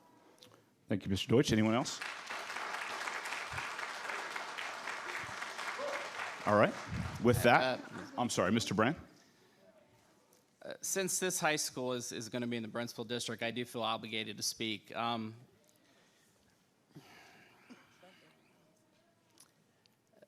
First of all, I'm a little bit speechless because sometimes I expect the best out of people, and I kind of expect that people at certain points will learn how to move on and be a better person. I think we're seeing a perfect example where we have someone that kind of clings to the same old grudges and can't move on. I think that's disappointing, and if you're looking for leadership in this county, whether it's from the school board or the board of supervisors, please don't look in this direction, because we're not doing the right thing when it comes to showing a good example. Please, we need to let the board member speak. Agree or disagree, we need to let the board member speak. Thank you. A couple weeks ago, actually it was last week, we had a very excellent meeting with our board of supervisors. They made an incredible decision earlier in the day to provide some funds to us as a school system sooner instead of later. We had a great meeting. We worked well together. We talked about communication. We talked about collaboration. Yet tonight, we see an example, unfortunately, where any sort of team building that we can kind of do to kind of move forward with them, there's definitely a it's kind of hard to find words with these actions. We did the right thing a couple weeks ago when we had our special meeting. We did the right thing for the students of Eastern Prince William County. We did the right thing for the students of Western Prince William County. We did the right thing for all students in Prince William County. I don't know about you, but I'm a little bit tired of the drama. I think we need to move on. This is a very poor example of leadership, and I hope you will not stand for it. Thank you, Mr. Brand. Ms. Williams. I'm sorry, Ms. Ralston, do you want to go first? I apologize. Ms. Ralston. There's very little left to say to this, but what I'm hoping you will do is what needs to be done. You come out here in the evenings, you talk to us, you tell us what you like and what you dislike. Well, my neighborhood and my district doesn't always come, so I met them at the grocery store. And Giants is a great place to meet up with people. So I ask just absolute strangers, would you take $10 million if somebody gave it to you? This little old lady looked at me and said, honey, are you okay? I said, yeah, I'm fine. I said, but would you take the money? She said, of course. It is not a bad thing. And I don't know how we're going to spend it. The budget department hasn't said yet. We haven't done a thing about it yet.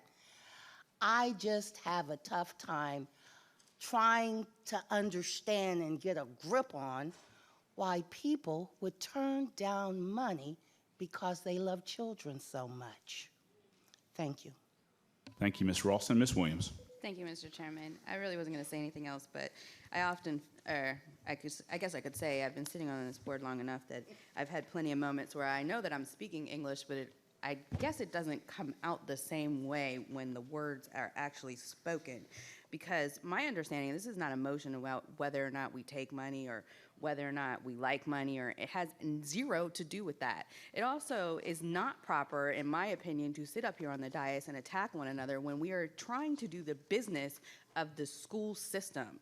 Whether or not you like what your fellow board member may or may not do, you should really reserve that for your board matters time, because that's where it's an appropriate time to speak up against that.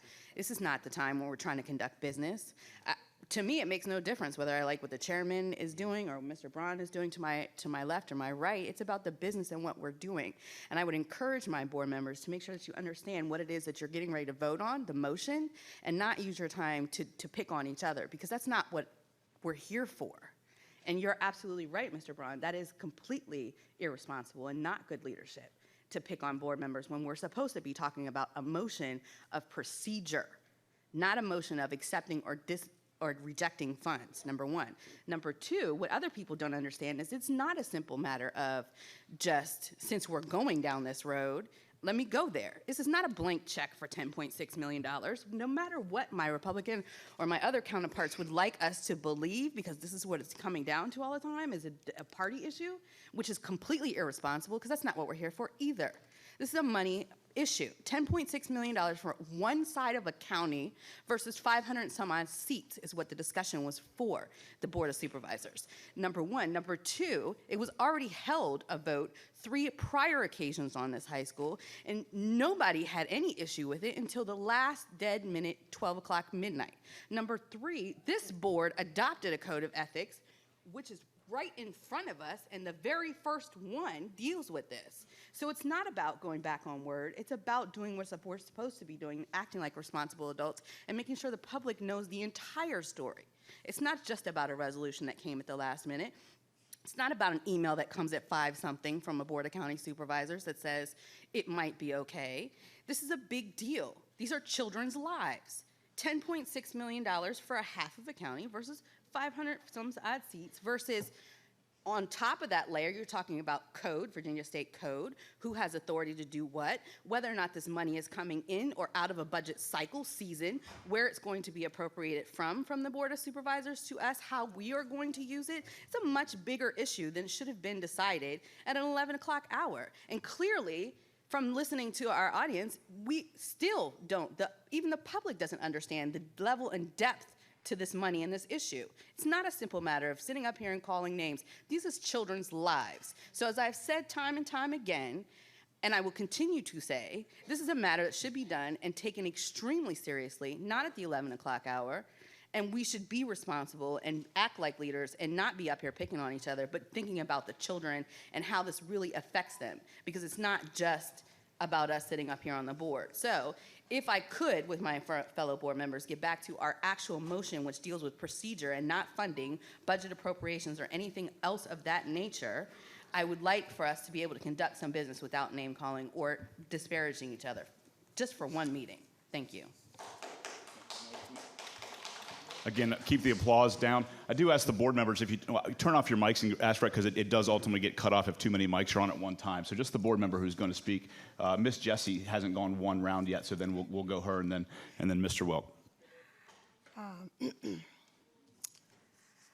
Well, I had a slide that I wanted to show, really to talk about overcrowding, and I had it under board matters.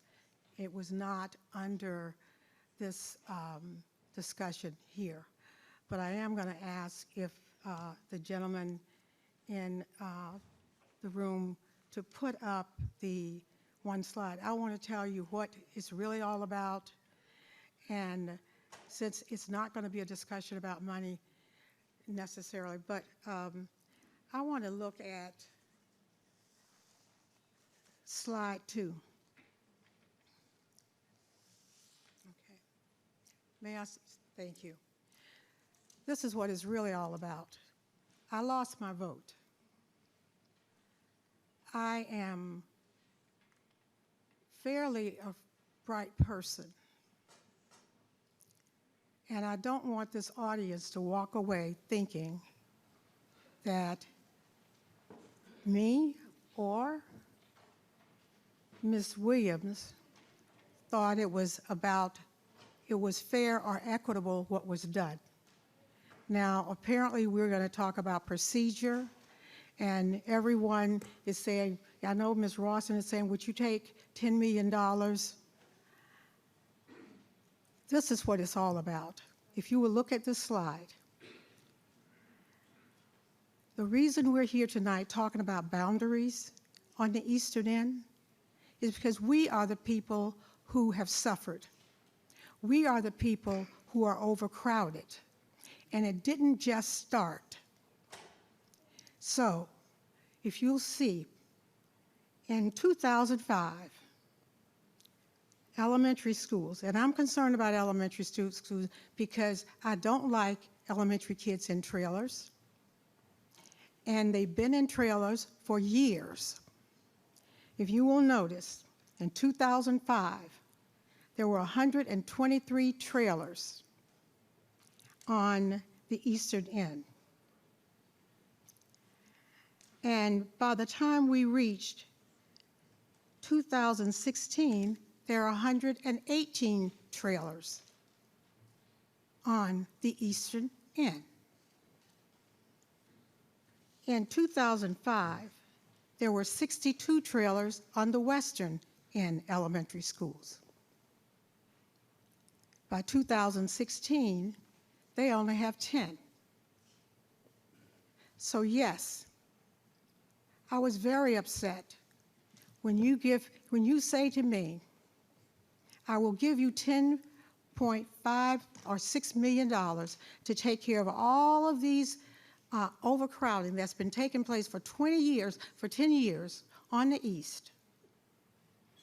And if you will give me $10 million to enhance a high school at a cost of $160 million. $10.5 million will not take care of the 10 years that our kids on the east have been in trailers.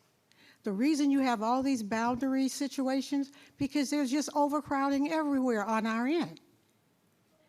Those kids on the west, and I know you say don't make it an east-west, but it is an east-west. It's our turn on the east. You give me $10 million for all of my schools on the east, but you take $10 million to enhance a high school, one high school on the west. There's something not equitable about that.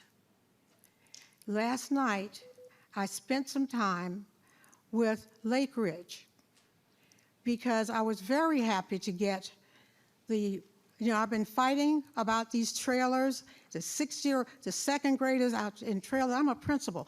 I don't trust any second grader to come in during a tornado drill. But we've had to deal with this. And the people in Lake Ridge in the Occoquan district, I was very concerned about Woodbridge because she has bathrooms outside. In the Woodbridge district, that's a problem. But last night, it became clear to me that we have added all these rooms, and Lake Ridge has been redesigned or had additions 3 times in a row. Now we're going to have another 400 or 500 kids. And the other side of the county has 23 undercrowded schools. They're not going to have to sit in here and talk about a boundary hearing. You know why? They've got space. So, Ms. Rawson, I agree you shouldn't give up $10 million. But I believe that it's time for the eastern end of this county to have its turn. We should not have to be in this room begging not to walk our kids to school or not to have their grandparents because we don't have space. And I do hold the Board of Supervisors responsible. They gave us money only if they got money. So it's about procedure. It's not about the money. If it were about the money, I'm telling you right now, I would vote for the babies, to get all of these babies out of 118 trailers on the eastern end of this county. So don't tell me it's like you don't want to take money. I want more money. I want more money.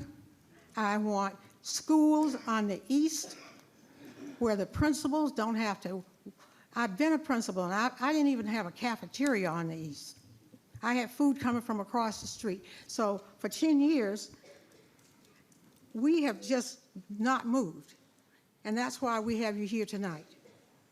I wanted to say that, and with that, I'm going to close. But the procedural element and whatever's going on, where you want to call this man, whatever you want to call him, he knows I don't always agree with him. I'm his vice. Yeah, you're right. No, because I vote for kids. I don't vote for politics. I vote for kids. Thank you. Thank you, Ms. Jessie. Again, I ask you to hold off on the applause, please. What just happened with the screen? Okay.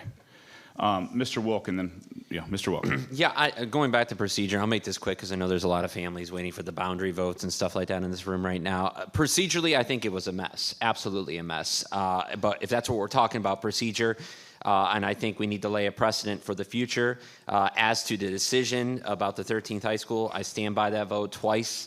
I believe that was the best decision, but that's not what's going to be argued tonight. But procedurally, being that unprecedentedly, very likely being investigated by the DOJ, this stuff's going to come out. Legally, I want to make sure the board is protected. So looking at the procedures of how it was done, that's my concern on this. Thank you. All right, we need to, everyone's gone, I think, once or twice. Who hasn't gone twice through? Mr. Brandon, Mr. Deutsch has already gone twice.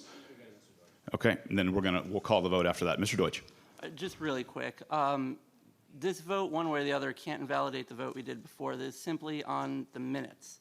And the special meeting happens, there should be minutes to reflect what happened. To not have minutes for a meeting that we held would actually go against any sort of transparency and whatnot. We're just reflecting that the meeting happened.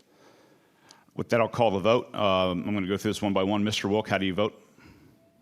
That the Prince William County, let me read it. That the Prince William County School Board adopt the minutes from the January 4th, 2017 meeting and strike the improper special meeting and associated votes from the record in order to receive proper public input during the normal budget process. How do you vote? Yes. Mr. Deutsch? Chairman, point of order. We're calling the vote. No, why are we having a roll call vote when we normally do a vote by hand? Because it's different, and I have to, because I figure it's not going to be unanimous or close to unanimous, so it's easier for me to do this this way. Sure, but we never use a roll call vote for... It's the chairman's prerogative on how he calls the vote. Mr. Deutsch, how do you vote? How is this... Mr. Deutsch, how do you vote? Point of order, how is this the chairman's prerogative for how we do a vote? Because I can call the vote however I choose to call the vote. Where do you get that authority? Mr. Deutsch, because by being elected chairman. Mr. Deutsch, how do you call the vote? Well, Or how do you vote? Losing my own words. Mr. Deutsch, how do you vote? I vote no, but to having a roll call vote is out of order. Miss Jessie, how do you vote? I vote... Your microphone? Read the question to me again. That the Prince William County School Board adopt the minutes from the January 4th, 2017 meeting and strike the improper special meeting and associated votes from the record in order to receive proper public input during the normal budget process. Yes. Thank you. Yes. Ms. Williams, how do you vote? Yes. Mr. Brand, how do you vote? No. Ms. Ralston, how do you vote? I'd like to get a question answered. Ms. Ralston, the vote has been called to debate. I can't vote if I'm not sure of what it is. Then you can abstain, Ms. Our Ralston. legal counsel needs to explain this to us. The vote has been called, Ms. Ralston. You have to vote. Mr. Chairman, you can't keep overriding a member. I'm not overriding a member. We're following procedure. The vote has been called. There's nothing Debate has been. procedural about this. Mr. Deutsch, you are not recognized. Ms. Ralston, how do you vote? You can't deny somebody access to legal counsel. I'm not denying anyone access to legal counsel. Legal counsel does not give legal opinion from the dais. Ms. Ralston, how do you vote? No. Thank you. I vote yes. Let's see, where is it in the rules so I can read them? How do you recall something that we did already? Ms. Urban? The vote is 4 yes, 3 no, 1 not present vote. Motion passed. Thank you. We are moving on to citizens' comment time.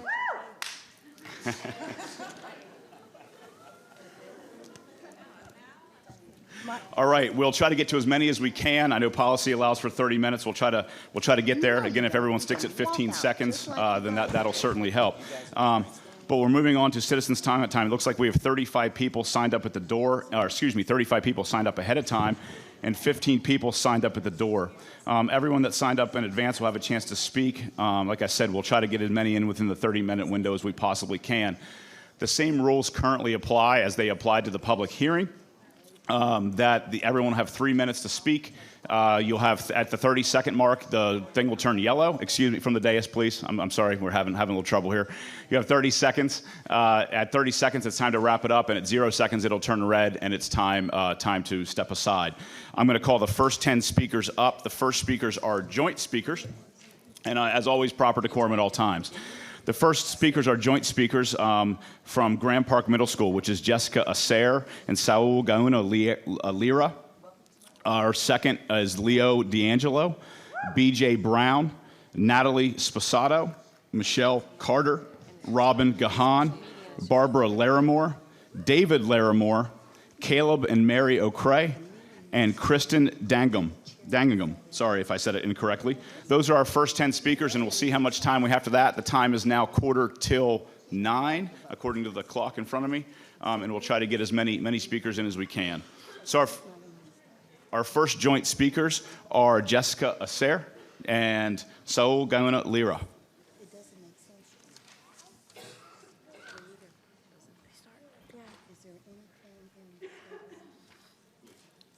Hi, my name is Saul Gauna Lira. And I'm Jessica Sari. We are both from Grand Park Middle School. We're from Winning Companies, and we're here to talk about the business program. At the beginning of this business simulation, our teacher formed us into groups, and these groups soon became our business companies. We filled out job applications and incorporated our company's name with the state. Then we had to make... I'm sorry, if you could just, I'll stop your time. If you could speak into the microphone, please. It's very helpful. Thank you. Then we made a pitch for the venture capitalists who were played by the administrators at our school. We used the money that the venture capitalists invested in us to pay for the financial needs during the design, manufacture, marketing, and sales phase. We paid for the materials we used in the classrooms, salaries, and rent. If we needed more money, we had to pay for expenses. Then we had to take out loans, which we had to pay interest on.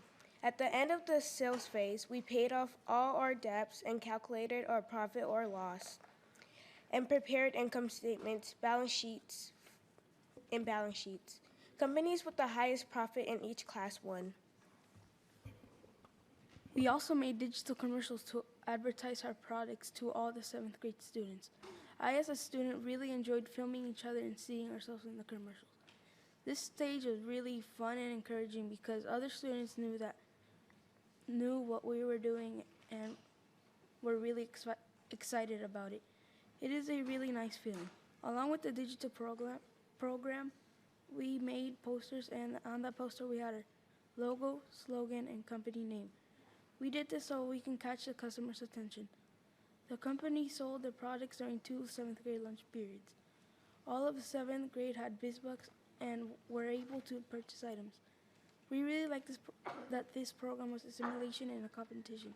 Winning companies got a special plaque and some prizes.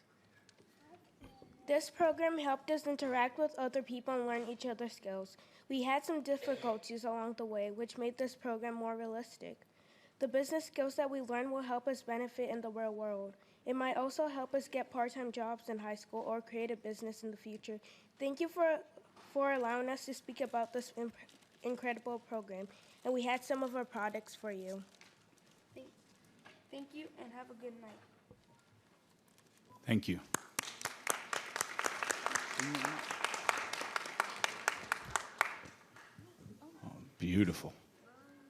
Thank you very much. Do you want to hand one to each board member? We can choose what color? I'm going to choose one that's closest to the Pittsburgh Pirates colors, if that's okay.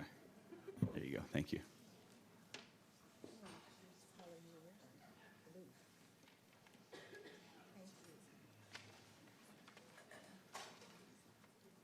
Thank you very much. It always helps to bring gifts.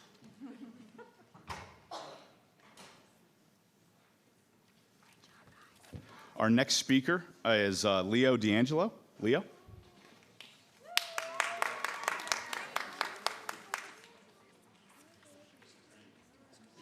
Mr. Iman. That stool, its cost per use is rapidly decreasing. Mr. Iman, I'm sorry. I'm losing my mind. Mr. D'Angelo. Hello, my name is Leo D'Angelo and I'm in 3rd grade at Old Bridge Elementary School. I'm also on the student council organization for my class. I think that kids should have more energy during the day, activity during the day. The bad thing is we only get 15 minutes of recess, and by the time we line up, we already lost like 10 minutes. It is also bad because it is hard to concentrate on tests, and that is hard. Sometimes I talk during class because I don't get enough energy out. And also, when I get home from school, I don't want to do my homework because I have been sitting around all day and need to run around. I think it is bad for kids to only have 15 minutes of recess because we need to see our friends and get energy up. It is unhealthy for kids to sit around all day, and that's why I think it should have more recess. Thank you, school board, for listening to me. Thank you, sir.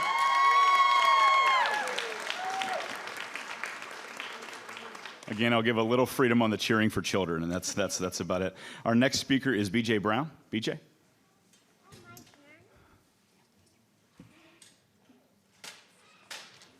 Good evening. My name is BJ Brown, and I've literally just come from the General Assembly for 3 days, speaking to dozens and dozens of delegates and senators on a very serious topic. Out of the mouths of babes. We now have 1 in 3 boys in areas of Virginia who've been labeled with ADHD. These drugs and that label disqualifies them for the military. These drugs have very serious side effects. Due to the side effects of the ADHD drugs, those children are at a high likelihood of being misdiagnosed with schizophrenia and bipolar. These labels and ADHD are misdiagnosis. And this is right out from the founder of ADHD. He has stated these are massive misdiagnoses. They do not meet true prevalence ADHD. We have put millions and millions of children on antipsychotics. Our jails are now filled 1/3 with individuals who have grown up after having taken these drugs, and they are there due to crimes of survival. They have stolen food and clothing. The drugs cause brain atrophy. They shrink the brain of the individuals taking it. They're in these jails because they become incompetent and incapable of caring for themselves. Why am I here tonight?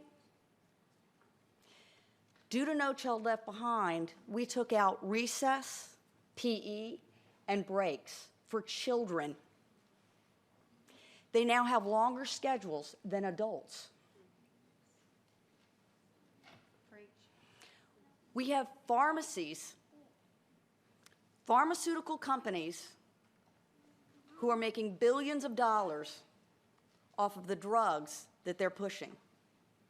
They did a massive marketing scheme of getting into colleges, doctors' offices, and making everyone think they were safe drugs. Well, they are not.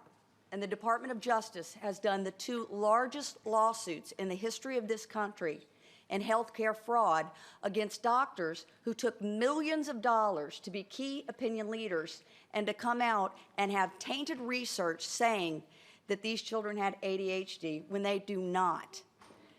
This is not to say that there are no cases of that. There are very few. Thank you. Thank you. Our next speaker is Natalie, again with the applause. I'm going to ask that the applause not happen or booing or anything of those natures. Our next speaker is Natalie Sposato. Natalie? Thank you. You're quite welcome.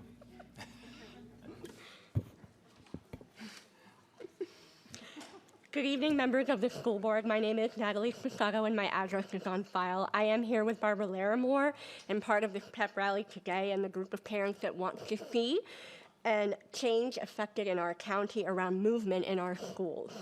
We want to see longer recess and more PE. My background in this today is from a mental health perspective of working with youth and families for the last 20 years. If you would, I'd like to do a 30-second guided visualization. Members of the board and audience, please close your eyes and think of yourself in the 5th grade. What was your day like? What did you do? Where were your best memories? Where did they occur? Where did you learn some of your most fundamental life and social skills? Where were you the happiest? And what were you doing in those moments? You may open your eyes. When I was in the 5th grade, our country was being run by Ronald Reagan. We were dancing to Prince and Tina Turner, and we had PE every day. Today, what do we have? Depression rates of 8th graders of more than 20%, suicidal ideation higher than 11% across the nation. The CDC reports 11% of children ages 4 to 17 are diagnosed with ADHD. I won't get into that now, thank you. My inherent philosophy, if you don't remember anything else, is that motion changes emotion. Physical activity helps us to rewire our brains, neurons get fired, and physiology changes. Exercise and physical movement is proven to positively impact mood, release endorphins necessary to make decisions, increase executive functioning, and can help alleviate long-term depression. Motion changes emotion. Physical regulation is another aspect that we want to look at. Children get 20 minutes of recess, and that only leaves them hyper, unable to concentrate in the classroom. What happens when a child can't regulate in the classroom? They get medicated. There's countless studies, a lot of research. Social emotional development, children on the play yard at recess, they learn about demonstrating empathy. They understand social cues.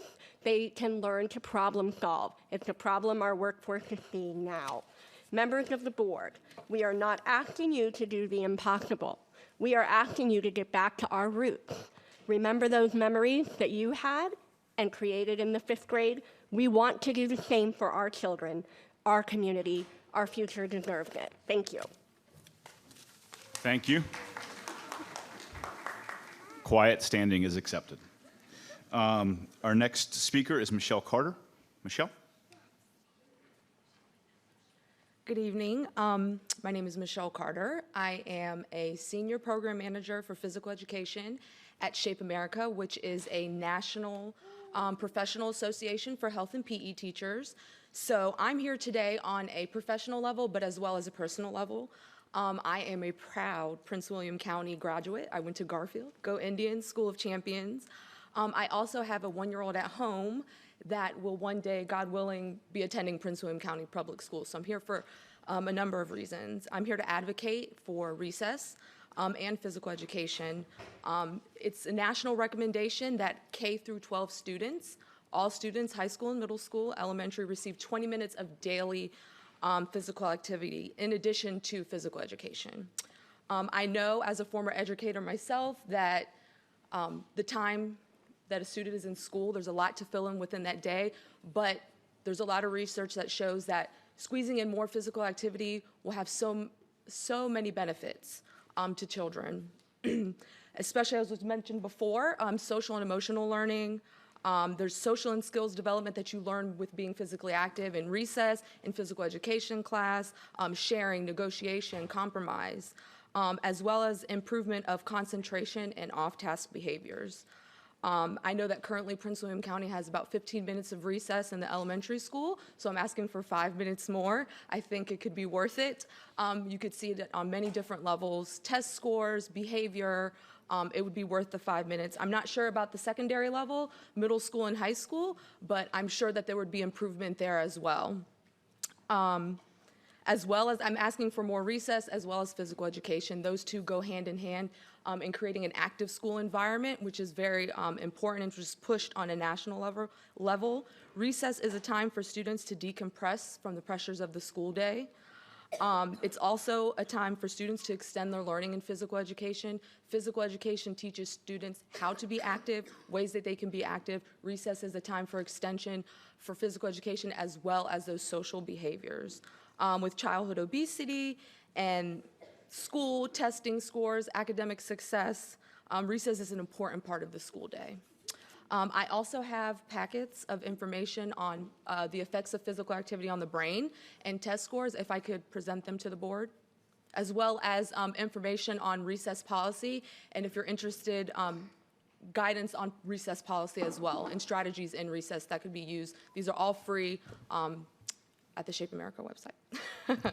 Thank you. Do you have information with you now? I do. Okay, you can hand it to the clerk and she'll disseminate it. Thank you.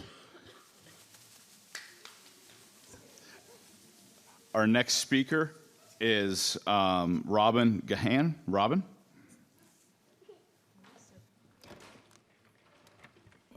Good evening, Mr. Chairman, members of the board. My name is Robin Gann, and I am the Senior Director of Government Relations for the American Heart Association.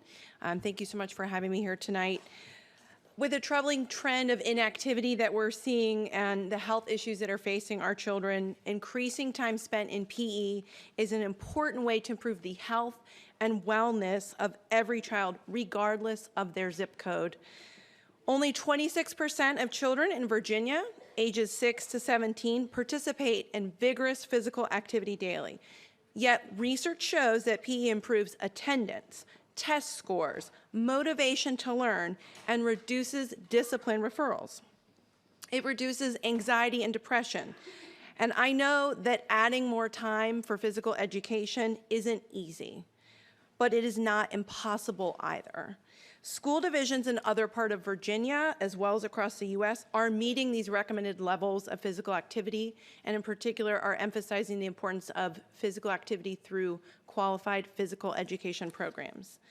As efforts at the national as well as at the state level at the Virginia General Assembly continue to reduce the number and the burden of standardized tests on our students, you can make time to exercise their minds by including PE. Lastly, parents want PE as part of their children's daily education, and more than half parents believe their children aren't getting enough, and that's very evident tonight. So I encourage you to make Prince William County Schools a leader for children's health and well-being. Thank you very much. Thank you. Our next speaker is Barbara Larimore. Barbara?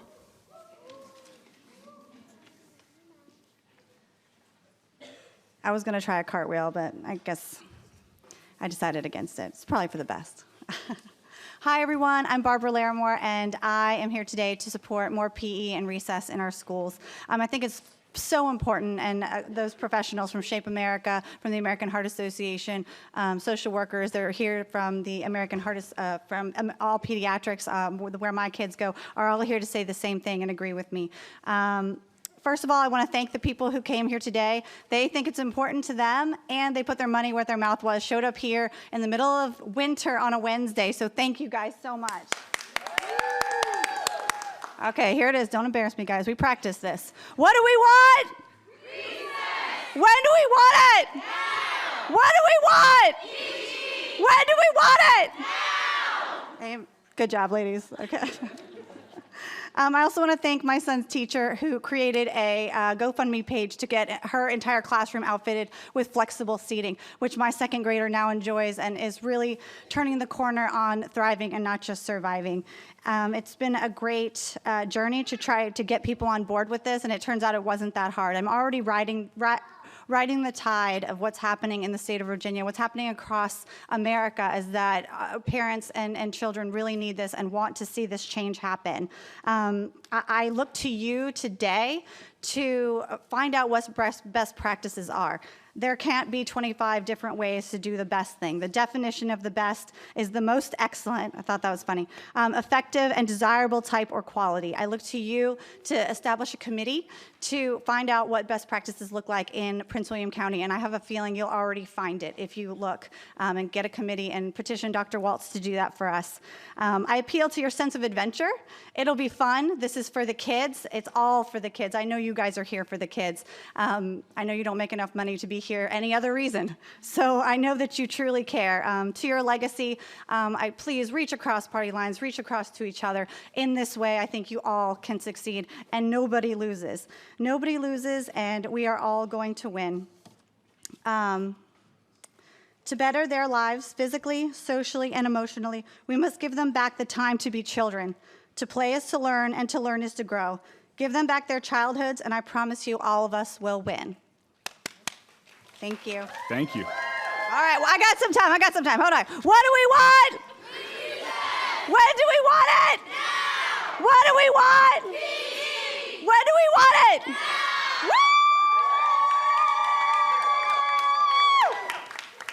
I'm going to do that No, I'm not going to do the cartwheel. Okay. Thank you. Our next speaker is David Larimore. David? I feel ridiculous. That's okay. I hope you don't mind. I have an assistant here. Take me a second to set up. All right. So we're gonna play. Here you go, Henry. You can have this one. We're gonna play a little game here. Get a little math, I guess. So the National Academy of Pediatrics. Go ahead, Dean. Recommends 60 minutes of aerobic activity every day. That can be games such as tag, jump rope, running, dancing, swinging on playground equipment. Just put it down. There you go. Now, Prince William County Board of Education defines a school day as being 400 minutes long. So, to show you how many 400 is, I've gotten 400 marbles.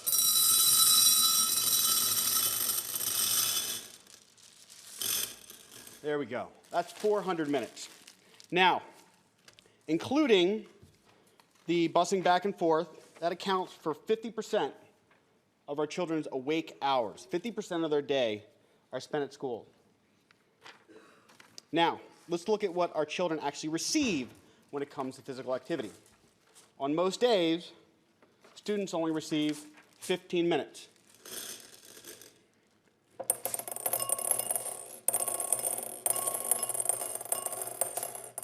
Oh, just right. Oh, sorry. This is it. So of the 400 minutes they spend at school, this is all they get for physical activity.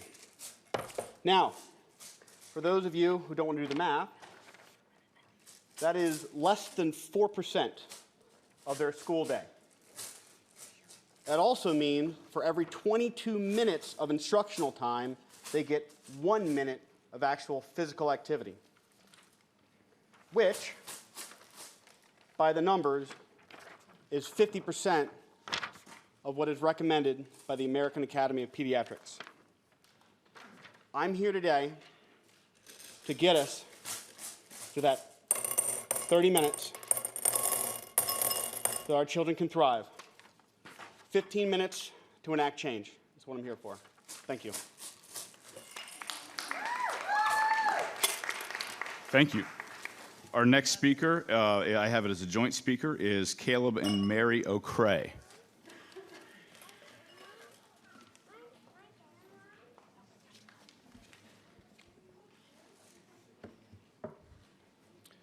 Good evening. I'm here speaking on my behalf, but also on behalf of my wife, who's not able to join me this evening.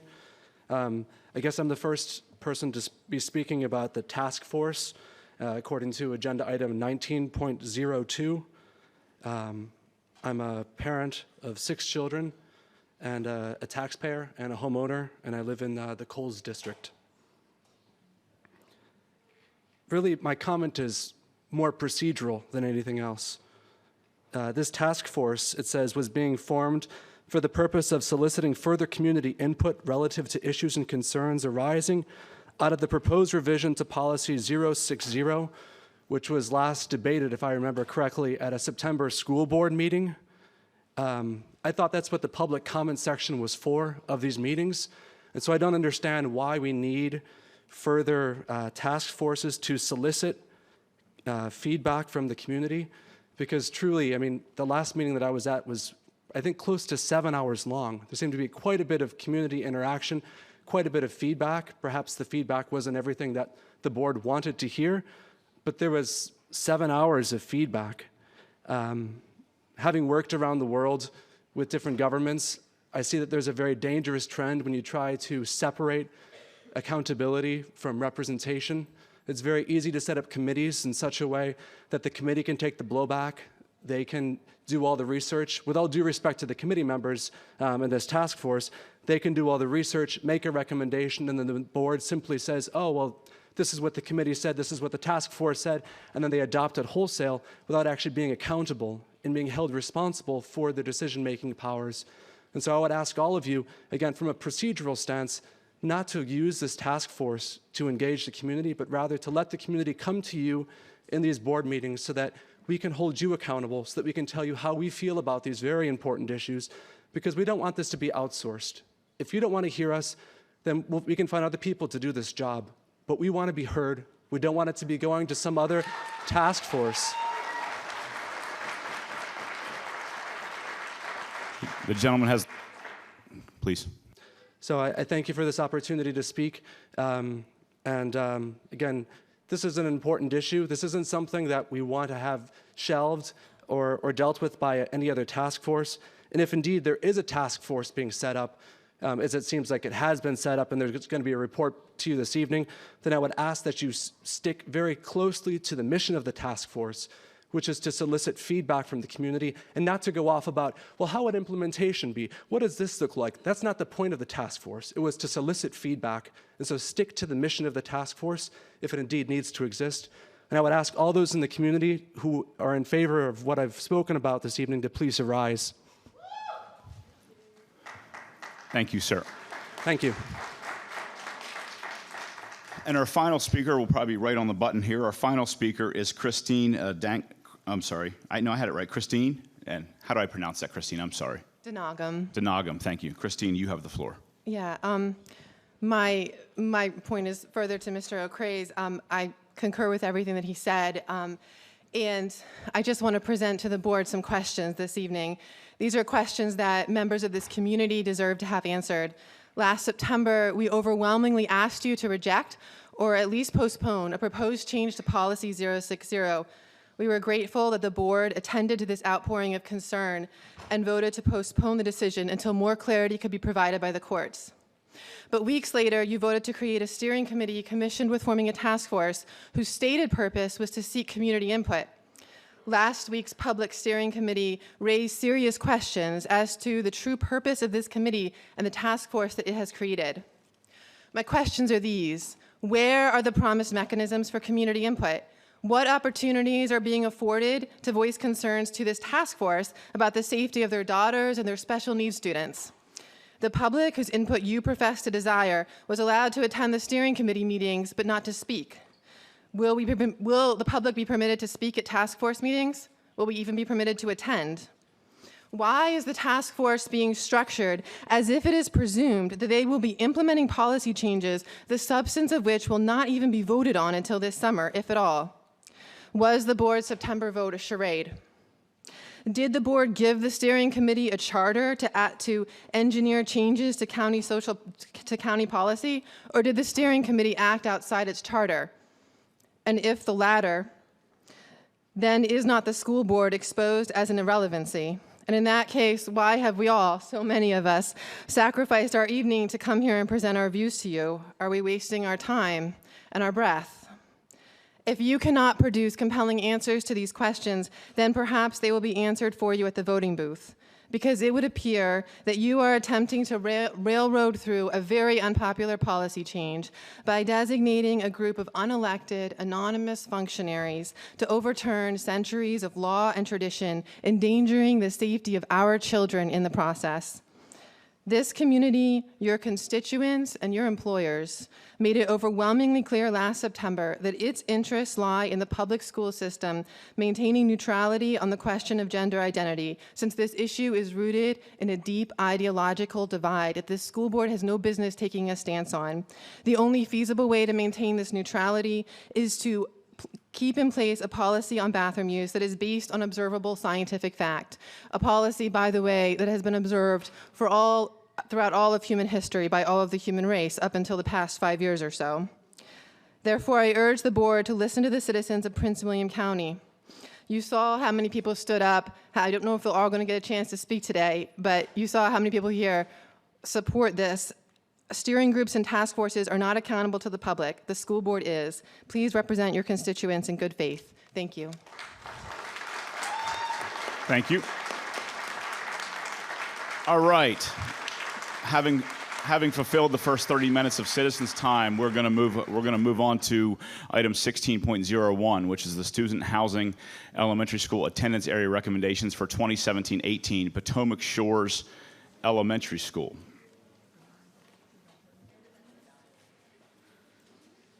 Just as a reminder, before moving on, the rest of citizens' time will happen as per policy after the remainder of the agenda has been completed.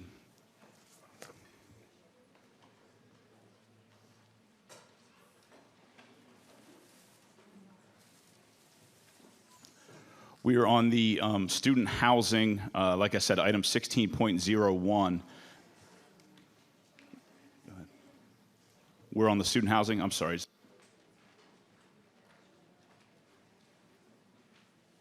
So we have a motion in order for the boundaries for the Potomac Shores Elementary School. Mr. Chairman? Ms. Williams.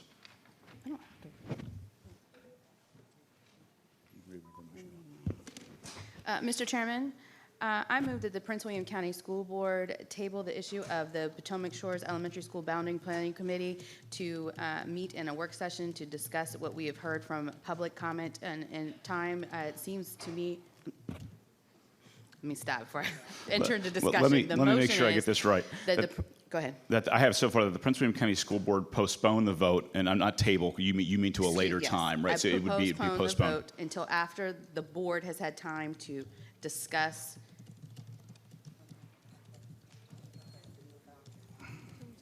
the public input concerning Occoquan,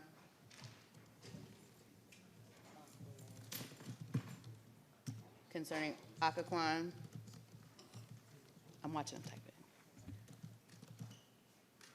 it. Henderson, I'm sorry. What was the third one? And there was one more. Thank you, Swans Creek. Sometimes the brain. Appreciate that. Mr. Chairman? Hold 1 second. I just want to make sure I got this right, and then Ms. Ralston, I'll come to you. That the Prince William County School Board postpone the vote until after the board has had time to discuss the public input concerning Occoquan Elementary School, Henderson Elementary School, and Swans Creek Elementary School. Ms. Williams, is that the motion? In a separate meeting, yes. Okay, I'm going to read it one more time. That the Prince William County School Board postpone the vote until after the board has had time to discuss the public input concerning Occoquan Elementary School, Henderson Elementary School, and Swans Creek Elementary School in a separate meeting. Is that your motion, Ms. Williams? Thank you. Do we have a second? Mr. Chairman? Ms. Ralston. I second her motion. Thank you, Ms. Ralston. Debate or discussion, Ms. Williams. Thank you, Mr. Chairman. I felt that it was important at this point in time to postpone this discussion on boundaries. I don't think that it is an imperative that we make a decision tonight on who attends the school that is not yet ready for occupancy. It seems that the public has significant comment on the current boundary plans, both 4 and 6. They don't seem to satisfy my needs for my district. That's the main portion of the boundary plans, the Woodbridge District. I'm concerned personally for Occoquan Elementary School and Belmont, the numbers and the overcrowding issue over the long course of the term, as well as Greenwich. I mean, I can say honestly to you, Greenwich families, I drive by your neighborhood every single day. Go to the commuter lot at 123 and Old Bridge Road. I have to drive down Occoquan Road. I then turn right and go down Route 1 past the intersection where Belmont and the VRE is, all of that. I'm extremely familiar. Not only did that, but I grew up in Marumsco Village directly across the street from Greenwich, so I feel your pain. Honestly, I can say that. I understand the difference in that small percentage of mileage. I know on a map, it's numerically it doesn't seem large, but I can absolutely testify to not being able to get home if there's an accident or a traffic light that's out or anything. Cat ran in the middle of the road. It doesn't even matter. There's just nowhere else to go. And I understand the cross traffic. As far as one school being better than the other school, my comment to that is I don't like to pick on schools, especially because it's always something that's in transition based upon the makeup of the neighborhood, the school itself. Occoquan hasn't always been the highest rated school. Belmont hasn't always been the lowest rated school. Something that the public often is not privy to is that it takes time to bring those numbers up. And I don't want our school system or our elementary schools to think that we're picking on them, we don't appreciate them. I most certainly do. So I just wanted to say that while I had the opportunity, but I do understand how that works. My concern is the same for the districting with Fannie Fitzgerald, the new neighborhood that's coming in. Henderson parents having had a goddaughter who went to Fannie Fitzgerald. The boundaries were changed. She ended up at Henderson. I know that both schools are great. I was there when Fannie Fitzgerald opened. I had another goddaughter who went through Fitzgerald, so it's not about a quality of school issue for me. I still have serious concerns and issues, and I would just like some more time to talk to the constituents, like more time to talk to my fellow board members as a board about this, and see if maybe we can make some adjustments or changing. I just think it's worth the effort. So that's why I asked for this motion. Thank you. Thank you, Ms. Williams. Ms. Jessie. I'm sorry, Dr. Waltz, you had something to say, then Ms. Jessie. Yes, thank you. Again, we serve at the pleasure of the board, but I think it's important to understand the budgetary implications and the timeline associated with that, and I'd like Mr. Klein to briefly speak to that. Mr. Klein. Mr. Chairman, members of the board, Dr. Waltz. The timing of the boundaries is aligned with the development of the budget process and the preparation of the budget. We are currently in the process of working on the superintendent's proposed budget, which would come to you at our next meeting on February the 1st.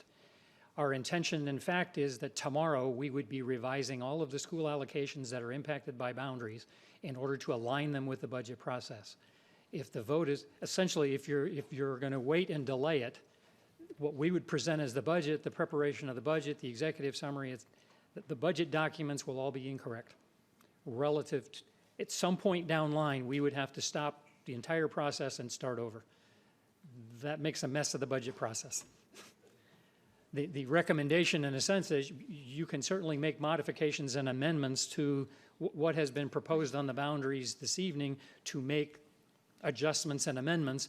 That has traditionally been the prerogative and the manner in which the board has adjusted what's come forward from the recommendations of the boundary committee to an adoption by a final board. So I think it's important to understand it creates significant issues in the budget to delay it beyond tonight.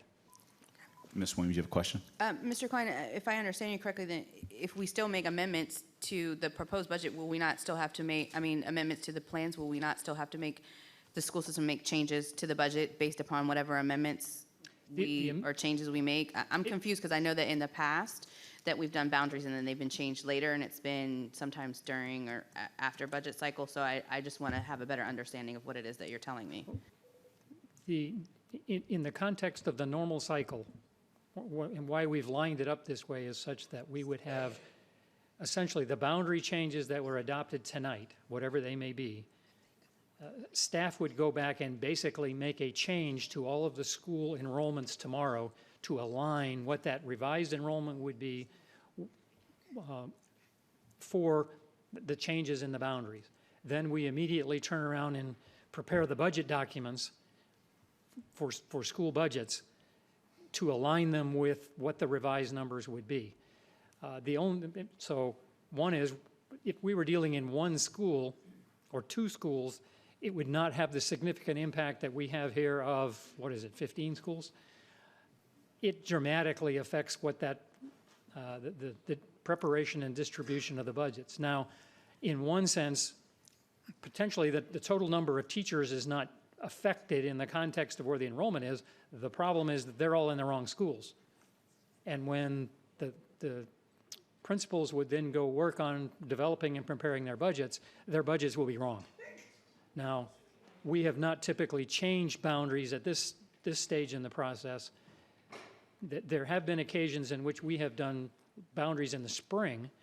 Boundary changes that have been done in the spring have been typically effective in the following year, not 3 or 4 months later, from a historical perspective.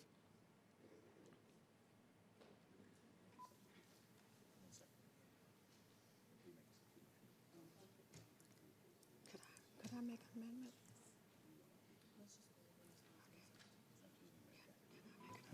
Ms. Jessie, yes. Do you have a substitute motion, Ms. Jessie? I have a substitute motion. Okay. I would like to amend, I like Plan 6, but I would like to amend Plan 6 to remove Occoquan Elementary from that plan. I don't see the need to delay that. I would just like to make an amendment to remove Occoquan from that particular plan. Okay, hold on one second. I'll get there in a second. I got to get this right. There's a lot to type in. I want to make sure just that we need to get this right. That the Prince William County School Board adopt Plan 6 and that the boundaries for Occoquan Elementary School remain unchanged. Is that correct? Yes. Yes. I'm sorry. I'll be there with everybody in a second. Hold on. Testing my typing skills. Mr. Harbaugh from sophomore year typing class, keyboarding class would be impressed.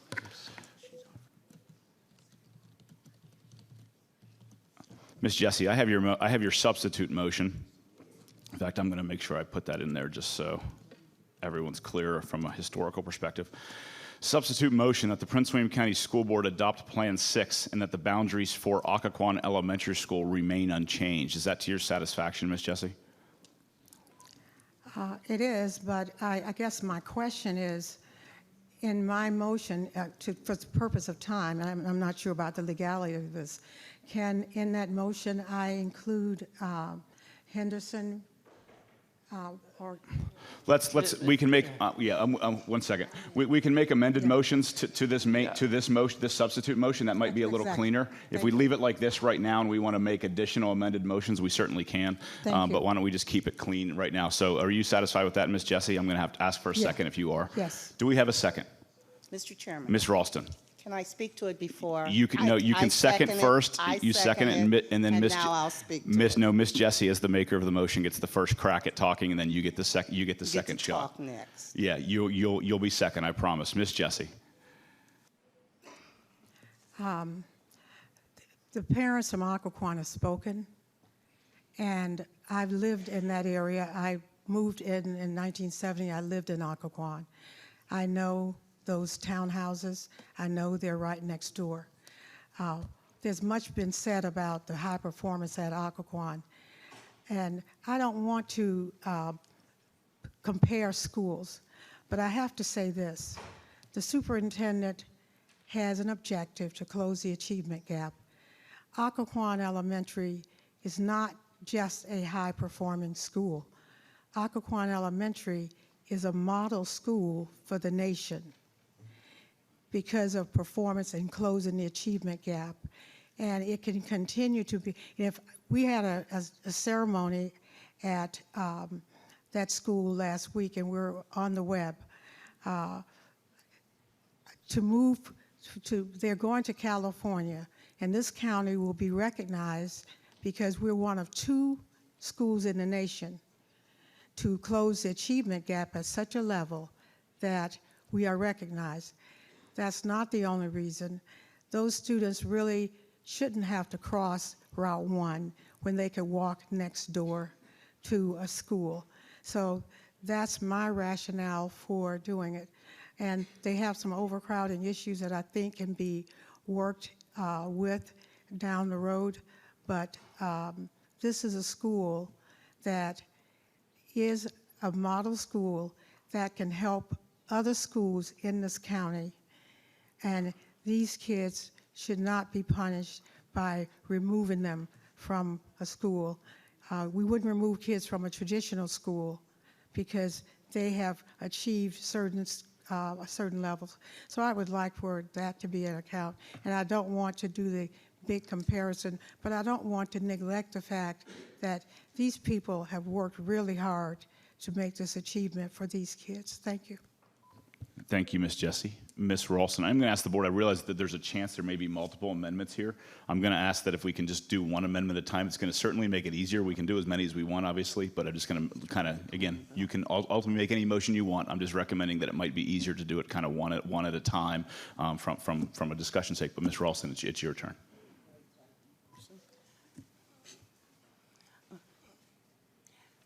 In the amendment, I'd like to add, so that you don't have much more to type, Henderson, stay where they are. Well, we can't add to the motion. We can Make a second, right. a third we motion can on have the one. same We can thing. by Robert's rules we can have one more amendment at a time that we're adding. That we can make a motion to add this to this amended Yes. motion. So let me click my add motion button, Ms. Ralston. Thank you.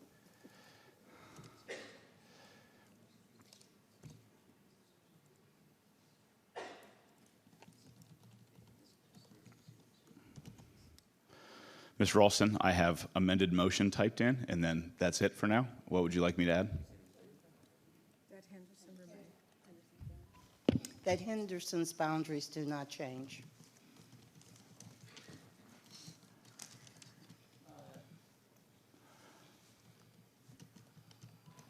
Point of order. Point of order, Mr. Deutsch. That amendment would go beyond the Patty and Montclair and also keep any of Fitzgerald from moving it to Henderson. Is that what you intend? Mr. Chairman. Ms. Ralston, you have the floor. Mr. Dorch, I'm just saying that I want to add Henderson parents, I want them to stay where they are. How that affects the others, I don't know. So I guess to be clear, you want the section from Henderson going to Montclair to stay at Henderson and the section going from Henderson to Patty to stay at Henderson. Is that correct? Yes. Okay. And nothing more beyond that? Just want to make sure we get this right. Whatever else is there. Do you want the Henderson, well, I'm just trying to make sure we get this right, that the Henderson Elementary School boundaries remain unchanged? Is that what you're saying? Or Yes. they're just unchanged entirely? Yes. Okay. Point of order. I think Hold on a second, Mr. Deutsch. So that amendment's not going to do what you think it does. If you make a motion that the Henderson boundaries don't stay unchanged, then you would be keeping anything from Fitzgerald going to Henderson. I agree. We just have to see if there's a Okay. second to this motion or not, and then if we want to, we can go from there. Motion to make. Okay. So the motion is the amended motion that the Henderson Elementary School boundaries remain unchanged. Is there a second to that motion? I have a specific one for Henderson. Well, but- we just need to see if this motion makes it, and then we can ultimately come back to yours. I need to see if there's a second for this motion first, and then ultimately you can't add to Ms. Ralston's motion. So, is there a second for this motion? With no second, the motion falls to the floor.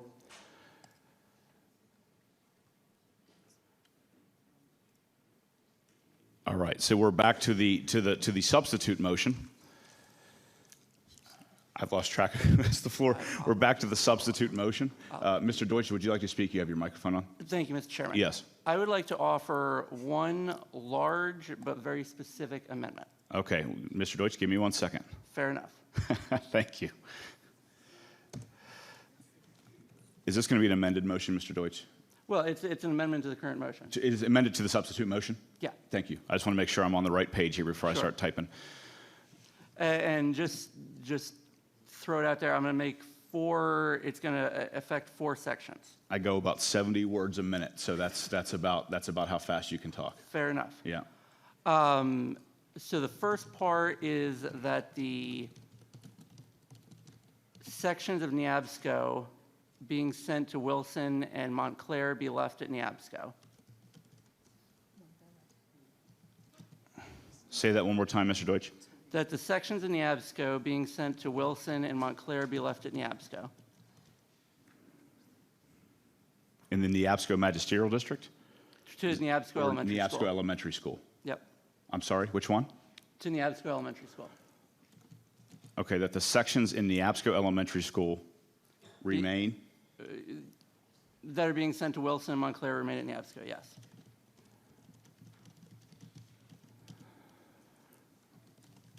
Wilson and Montclair? Yep. The next part. Hold on is- one second. Sorry. Sent to Wilson Elementary, Montclair Elementary School remain at Neabsco? Yep. Okay.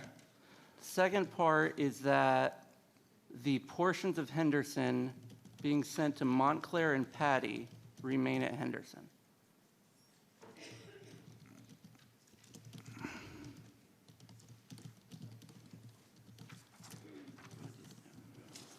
Mr. Deutsch, that part I have is that the portion of Henderson, That the portion of Henderson, I just want to make sure, let me read it to you just so I make sure I have it right. That the portion of Henderson being sent to Montclair Elementary School and Patty Elementary School remain at Henderson. Yes. That's the second sentence. Yes. Is that the entire motion? And then one last. Okay. And my apologies, this is going to be a little more specific. But that Barley Drive, essentially this is the back end of Southbridge community. But that Barley Drive, Barley Court, Terry Court. Terry? Yeah, Terry. Thank you. Glenville Drive, and Nicely Court. How do you spell nicely, Mr. Deutsch? Do you know? Nicely. L-Y? Ly, yeah, Court. Okay. Remain at Swans Creek Elementary School.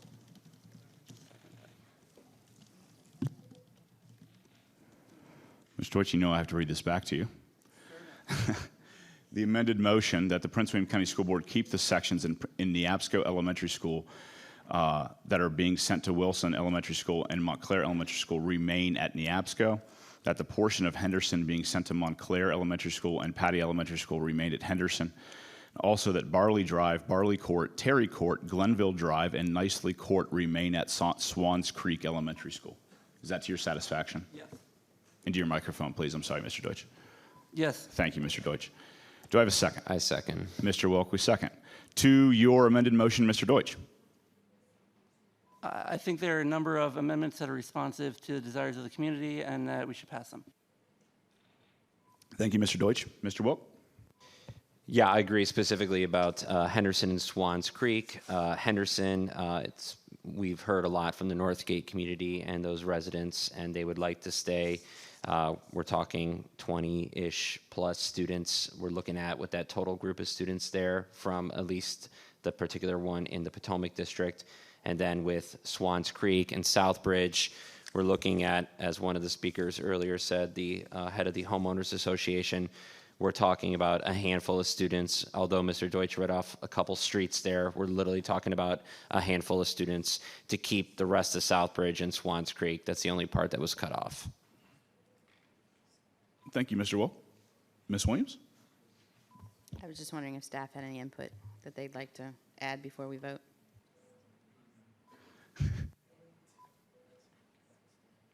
Mr. Klein, input.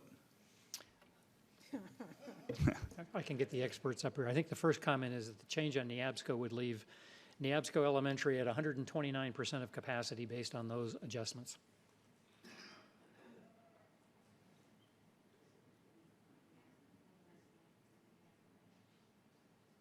I'm sorry.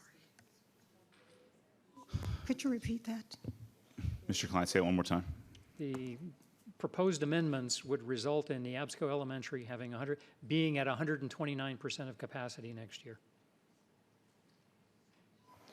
I have a just because obviously it's not my end of the county. I have a kind of a question for Mr. Deutsch, since it's your motion. Maybe you can't answer this, so I'm not trying to put you on the spot. If you can't, I please. The NEAPSCO, if you, again, and I'm sorry if this puts you on the spot, please feel free. The NEAPSCO Elementary School and NEAPSCO Elementary School that's being sent to Wilson and Montclair,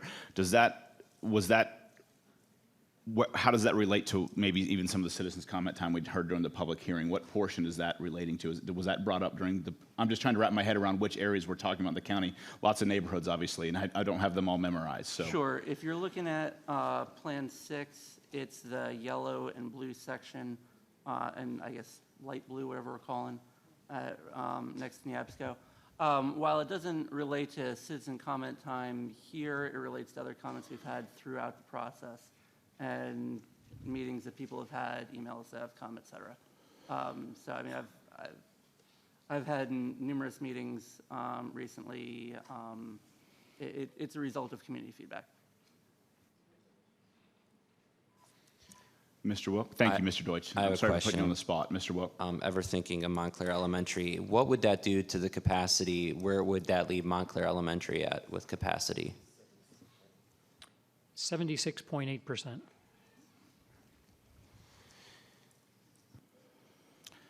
I think for clarity's sake, maybe I need to make a motion to divide this vote, this amended motion, because it's a lot lumped into one. And basically, by dividing the vote, we would break it down into its three portions, that the NEAPSCO Elementary School being sent to Wilson and Montclair remain at NEAPSCO, that the portion Henderson being sent to Montclair and Elementary School remain at Henderson, and that the also Bailey Drive, Barley Court, Terry Court, Glenville Drive, and Nicely Court remain at Swans Creek. I think it might be easier if we break these down piece by piece, as opposed to taking them in one lump sum.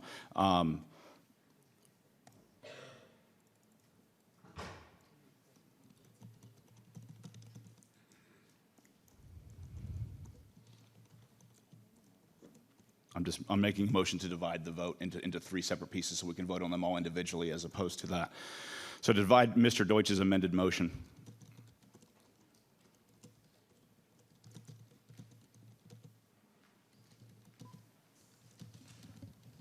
Is there a second to divide that?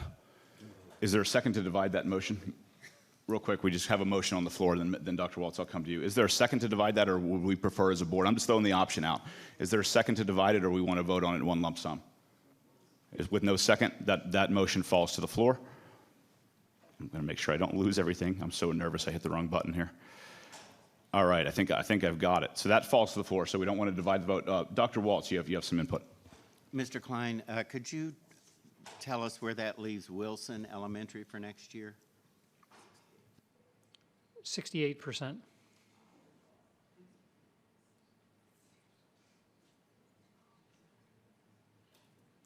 As I think was somewhat described in the earlier process, part of it, it's a very difficult issue in the sense of what's occurring within the schools, and there is, I think as somewhat's been described, somewhat of a domino effect. So if you're not moving it out on one end, then what's happening is we're not moving. There's capacity at Wilson then that would be at 68%. If we're not moving students out of NEAPSCO, we're still moving students into NEAPSCO. That's why NEAPSCO fills up. But if you're not moving students into NEAPSCO, then you're going to have an issue at Fitzgerald. So that has long been the complication within this particular boundary process. Mr. Chairman. Sorry, Ms. Ralston, trying to run the board and also think about this all at the same time. Ms. Ralston. What is, I'm trying to visualize NEAPSCO, and we have a wing coming on. Is it NEAPSCO? Correct. Okay. How many classrooms was there, or any classrooms? Could you repeat the question, please? How many classrooms at NEAPSCO are being added? We're doing a 10-room addition at NEAPSCO. I'm sorry, I can't hear you. 10-room addition.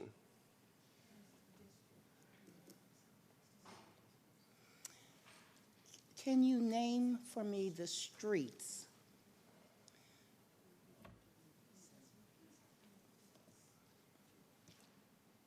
The streets that we're adding to that you wanted to move, yes. Bringing to NEAPSCO.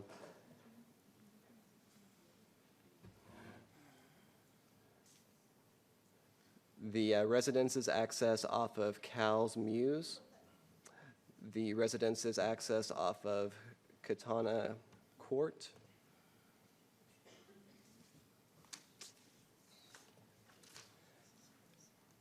And then there are residences currently assigned to Bel Air, Barksdale Square community, as well as those accessed, excuse me, zoomed out. Does it make then Bel Air overcrowded if I move some of those students into Bel Air? It would, in fact. Our intent, or the committee's intent, was to move some students out of Bel Air into Neabsco to take advantage of the addition that's being constructed.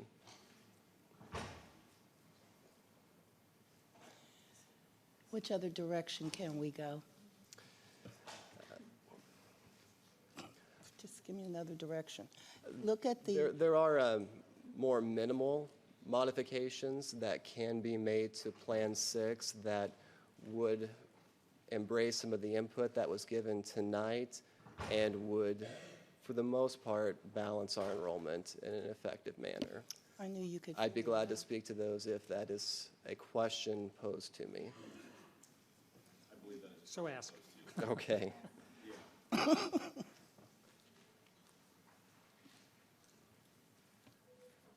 As far as the South Bridge area, that is completely reasonable to completely unify South Bridge to remain at Swans Creek. That would have an effect of roughly 17 students between Potomac Shores and Swans Creek. That's completely reasonable and doable. For the Henderson community, there could be a motion put forth that did not remove any residences from the Henderson attendance area, but kept the additions, and that's the only adjustment you would make. And then as for Occoquan, you could leave Occoquan Elementary unaffected. The committee or the staff would offer up a consideration to reassign part of the Marumsco Acres community that's currently assigned to Potomac View that could move up into Belmont if that's something that the board would find appropriate. Do I have a second for that motion? Ms. Ralston still has the floor. I'll accept that. Okay. Just keep in mind, the motion currently on the floor is Mr. Deutsch's amended motion. I just want to make sure I'm just trying to make sure everybody's on the same page here. So, Mr. Brand, you have a first crack at it here.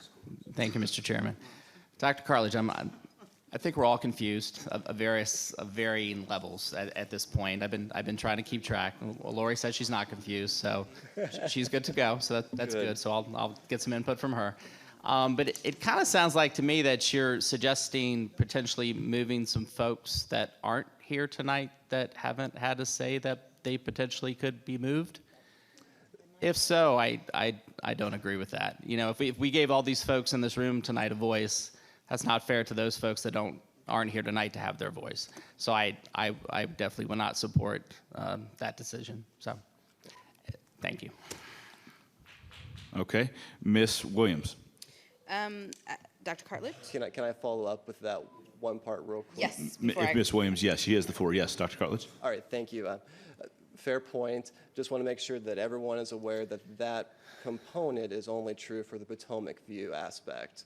All the other suggestions that were made, those were communities that have been involved in the process from the very beginning. So that is a valid point for Marumsco Acres, but I think that everything else could be passed forward and everyone be adequately represented in that process. Okay, thank you. Okay. Yeah, now, Ms. Williams, you have the floor. Thank you. I'm just going to say, as the Woodbridge District representative, as a resident of Marumsco Acres, and as someone who's lived here a really long time, I would like for the Potomac View Elementary School community to be able to provide input because I know that we have a mix of residents who've been there for a lifelong, multiple generations, as well as new residents. And I also understand the school has a new principal, as well as they're just really landlocked. And I would hate to make changes in addition to what's already going on in that area without getting their input. And I also understand that a lot of those families are like myself, where they would need time to make schedule adjustments in order to be able to provide input. So outside of that portion of your recommendation, I am very pleased with what you brought forward. Okay. But just so we're all clear, your recommendation is not on the floor. I just like to make sure everybody's on the same page here. We certainly heard that. But Dr. Waltz, you have your hands up.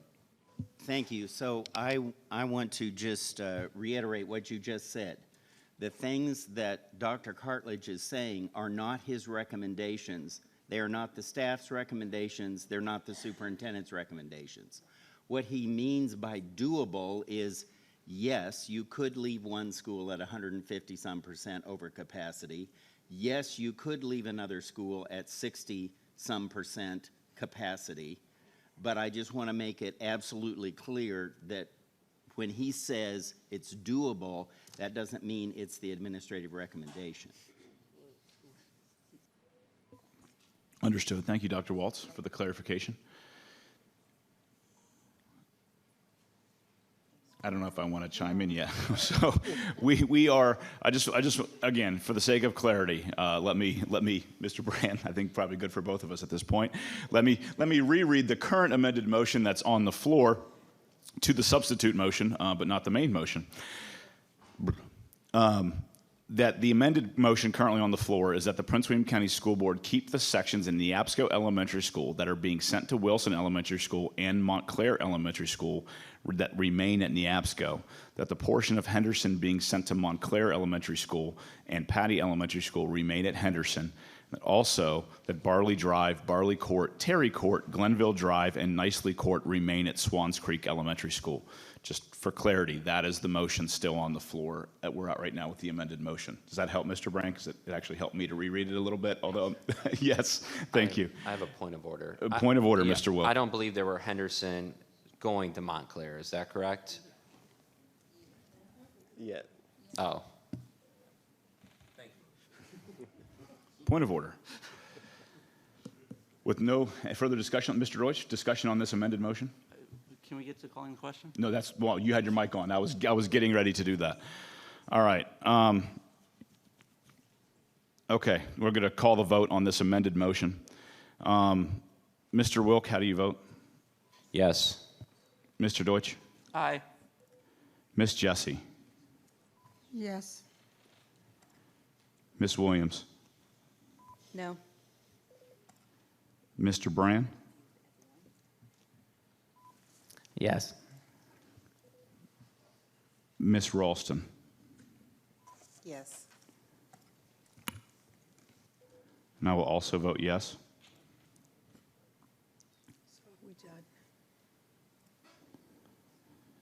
Sorry, so many buttons to click. I apologize, everyone.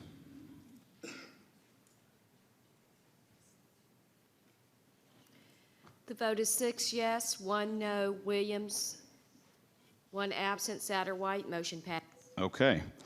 So, everyone, that brings us back to the substitute motion. We still have to vote on this. The substitute motion, so those are now, the motion that we just passed is now part of this substitute motion. And then so the remaining part of the substitute motion that we need to pass is that the Prince William County School Board adopt Plan 6, that the boundaries for Occoquan Elementary School remain unchanged. Is there any further discussion on that motion? With that, I'll call the vote. I'm sorry, did I not I didn't see you, I'm sorry. Sorry, Mr. Deutsch, go ahead. I apologize for missing you. Sure. I will, I think there's a map that probably everybody can live with for their districts. I will just make the point that the one school left at the largest overcapacity at 158% is Occoquan Elementary. So I think in Occoquan, people need to figure out if they want to reduce trailers or not. Thank you, Mr. Deutsch. Miss Jessie, you have your microphone on as well. Yes. The people from Occoquan have spoken, and I think in the future, I'm asking Mr. Klein and Dr. Waltz to look at the land in back of Occoquan and look at some of the parkland there. To move these people, you're talking about percentage. What is the actual enrollment at Occoquan? How many kids are we talking about? moving? How many students are we talking about moving to Belmont?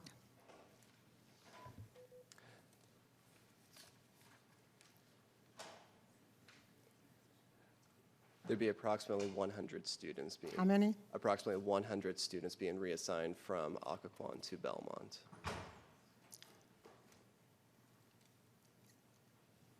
They have spoken. They have done well in this particular school setting. How many trailers do we have at Occoquan? We have 6 portable classrooms at Occoquan Elementary. Yeah. Are there any second graders in trailers at Occoquan?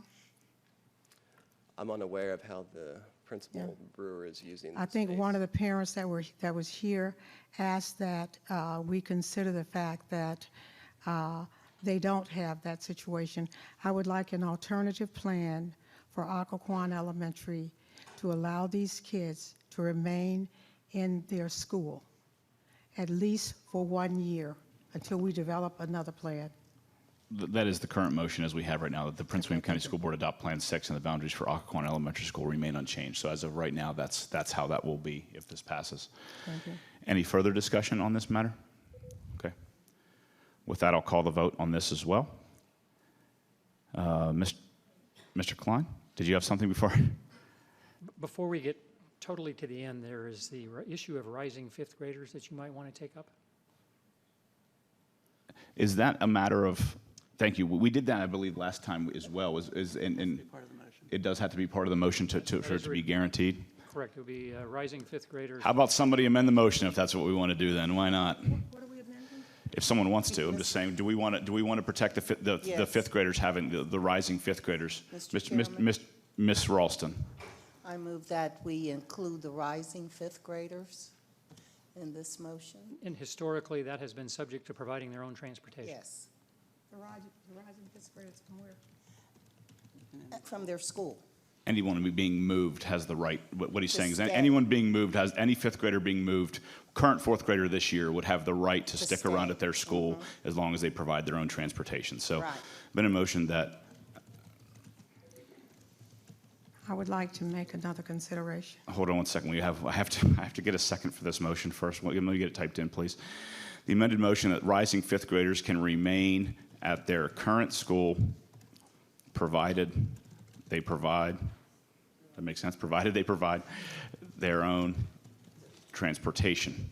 Ms. Ralston, I have the amended motion that the rising fifth graders can remain at their current school provided they provide their own transportation. Is that how you'd like the motion to read? Yes. Is there a second for that motion? I'll second. Mr. Deutsch seconds. Discussion, Ms. Ralston? Yes, one of the good things about this little piece of it is that they get to graduate from fifth grade, you know, with their friends that they have grown up with. I've watched this happen in my district. Parents really did not have a big problem with getting their kids to school. They carpooled and did all kinds of little things. So I appreciate if I can get the vote. Thank you, Ms. Ralston. Anyone else? Ms. Jessie? I would like to make a motion that those families in Greenwich Village that live right next door to the school be allowed to consider provide transportation or be allowed to walk to Occoquan Elementary. I believe with the current motion, Ms. Jessie, that if please someone correct me if I'm wrong, Greenwich Village is currently in the Occoquan district, is that correct? Correct. So as the motion reads now, if left unaffected. Yeah, no currently, need the for further- Occoquan, the current motion on the floor, the substitute motion is not, Occoquan will remain untouched. I think that would be redundant to add that to the motion because they're currently not being moved at all under the current motion. Okay. Thank you. Mr. Deutsch. I have one last amendment. Hold on a second. Let me make sure how many I have on the floor here. So we got a substitute motion, one amended motion. We can do. We can still do one more. We can still do one more amendment to this substitute motion right now. Question on this amendment, and then just let me have one more amendment. We certainly can. Yes, Right. if that's. I think that would be a little easier from the computer perspective. Not trying to avoid what you want to do. I'm just trying to get this right. I'm sorry, the ladies. I need to be able to focus on this. the amended motion that so currently the rising fifth graders can remain at their current school provided they provide their own transportation. I will call the vote. Mr. Wilk, how do you vote? Yeah, just for the amended motion that rising fifth graders can remain at their current school provided they provide their own transportation. Mr. Deutsch? Aye. Miss Jessie? Miss Jessie, how do you vote that rising fifth graders can remain at their current school providing they provide their own transportation? Which is, again, the normal thing that is typically done. Sure. Okay. Ms. Williams? Into your mic, please. I'm sorry. Yes. Mr. Brown? Yes. Thank you. Ms. Ralston? Yes. I vote yes. Ms. Satterwhite is not present.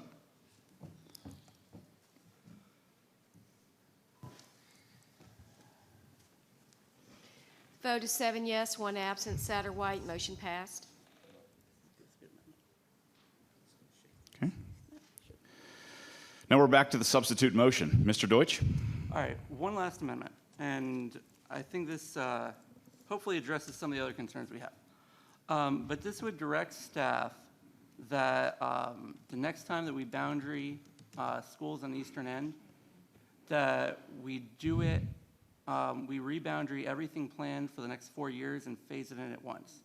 So it lets us consolidate and not keep disrupting things around. Yeah, Mr. Deutsch, I'm sorry, we can certainly talk about this, but I'm going to have to rule that out of order simply because it's not what's on the agenda today, which is the current boundaries. If we want to talk about future boundaries and put that on as a different agenda item, that's certainly something we can discuss, but the board is not prepared to discuss those types of things at this particular time. So I just have to rule it out. I'm not saying it's not worthy of a future debate. I'm just saying it's not germane to this conversation here today. So. All right, so we are back. We are back to the substitute motion that the Prince William County School Board, I'm sorry, I'm just going to make sure everybody can hear me so we're all on the same page. We are back to the substitute motion that the Prince William County School Board adopt Plan 6 and that the boundaries for the Occoquan Elementary School remain unchanged, knowing that the one amended motion, Mr. Deutsch amended his motion, passed 6-1 to 1 not present. That is also included in this, but now we're just voting on the substitute motion. That Prince William County School Board adopt Plan 6 and the boundaries for Occoquan Elementary School remain unchanged. As amended, correct. Yes, the amendment has already passed. That is already in the system. Further debate? Mr. Wilk, how do you vote? Yes. Mr. Deutsch, how do you vote? Aye. Into your mic, please. I'm sorry, Mr. Deutsch. Aye. Thank you. Ms. Jessie, how do you vote? Yes. Mic, please. Yes. Thank you. Ms. Williams, how do you vote? Yes. Mr. Brand, how do you vote? Yes. Thank you. Ms. Ralston, how do you vote? Yes. I also vote yes. Ms. Satterwhite, not present. I'll probably hit the wrong button at this point. The vote is 7 yes, 1 absent, Satterwhite. Motion passed. Believe it or not, we're on to item 17.01. On to item 17.01, which is on for information, the employee compensation study, Siegel Waters Consulting. Mr. Johnson. Oh, are we done?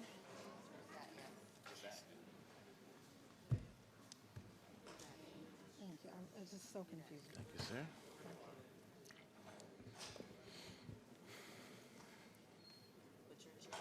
Good evening, Chairman Sawyers, school board members, Dr. Waltz. The school board authorized a salary analysis and reclassification study at the March 16th, 2016 meeting as part of the FY17 budget and CIP approval process. The last division-wide salary analysis and reclassification study conducted by an outside agency or a consultant was done prior to Dr. Walt's arrival in July 2005. Siegel Waters Consulting was hired in compliance with our procurement regulation and Code of Virginia to get to know and understand our unified pay scale. Mrs. Heather Kasimi, our consultant, is Vice President and Senior Compensation Consultant in the Public Sector Compensation Practice at the Siegel Company, which she joined in 1995. She is located in the Washington, D.C. office. Mrs. Kasimi is responsible for managing and conducting total rewards consulting projects for public sector clients nationwide. This includes the design and administration of market studies to determine prevailing salaries, benefits packages, HR practices to assist SEQL clients with evaluating and redesigning their total reward structure.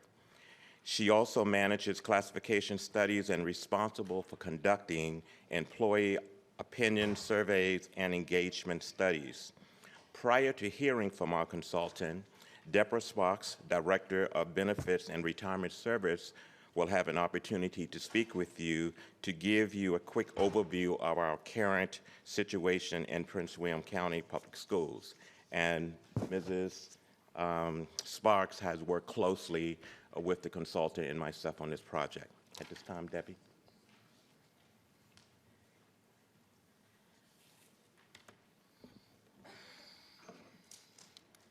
Good evening, Chairman Sawyer, school board members, and Dr. Waltz. Just to reiterate what Mr. Johnson did say is that the school board did authorize the salary analysis and classification study at the March 16, 2016 meeting as part of the FY17 budget and CIP approval.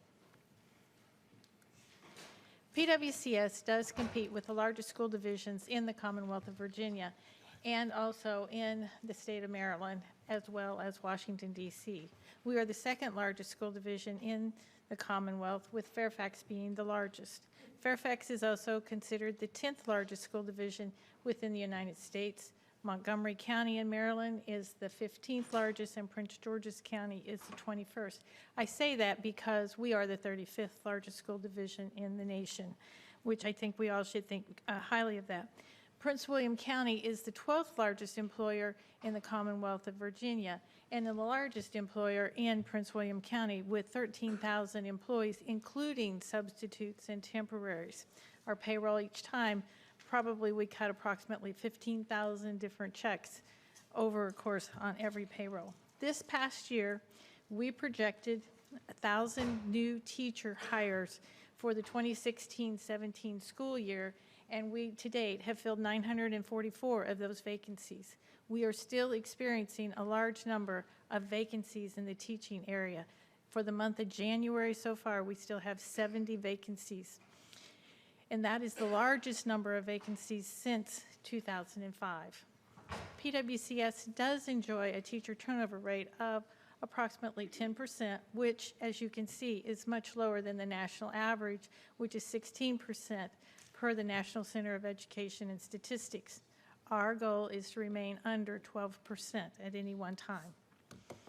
During the exit interview survey, which we offer to employees is through either an online session or a face-to-face, consistently it shows the top 3 reasons that certificated staff leave is because of spousal transfers, long commutes, or family responsibilities. Recently, we received data from the Virginia retirement system to show that teachers who left Prince William County, do they go to Fairfax or do they go someplace else? What we found this year is we had 68 people go to Fairfax, and we received 68 teachers from Fairfax. So it was a wash this year. In past years, some of those we've received more than they have received from us. The VDOE every year puts out a listing of critical shortages in teaching. As you can see, we have a listing here for Prince William County.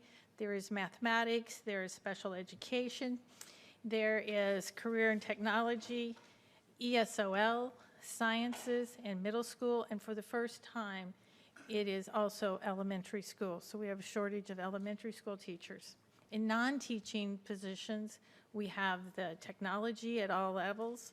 We are short, and then of course the HVAC positions in facilities and school nurses. As a way to try to encourage some of our staff to get a teaching degree and also to keep our teachers, we do provide tuition reimbursement. And for teachers on an annual basis, that's $700 every year. And for support staff, it's $350 for that support staff who is interested in achieving a teaching degree. The program is on a first-come, first-served basis. and it is always contingent upon the availability of the budgeted funds. The budget this year was $209,809, if you want to get down to the specifics, and then the balance currently is $63,000. Per my office, we will probably exhaust all of those funds prior to March 31st. Other ways of compensation is PWCS provides additional annual compensation to the National Board Certified Teachers of $2,000. And for speech pathologists, we offer $2,000 for those who achieve their certification in the 3 C's, which stands for certification, clinical, and competency. BDOE, the Department of Education, provides additional annual compensation to the National Board Certified of $2,500 a year. And then in the STEM program, for those teachers who, after 1 year of teaching in a STEM program in a middle school or high school, can receive from the state $5,000 a year. PWCS does have our own recognition for our employees, and that is in our service awards. And after 5 years of service with Prince William County, we do provide a pin and a $100 check. After that, every 5 years, that increases by $100. So by the 25th year, you do get you get $500, and then for every 5 years after that, you get an additional $500. Prince William County is one of the few school divisions that does have site-based management, which means that the principals receive the funding for the staffing and supplies, and they are responsible for managing those funds and for their student outcomes. Lastly, just Prince William County, we do pay out 10% of the value of an employee's accrued sick leave when upon separation. I recently did a survey of all the Region 4 school divisions, and what I found was that in Region 4, the payout is given at retirement only in majority of them after they have been in their positions at least 15 years, and that many of those payouts are capped. So with that, I am going to turn this over to Ms. Heather Kasimi from Siegel.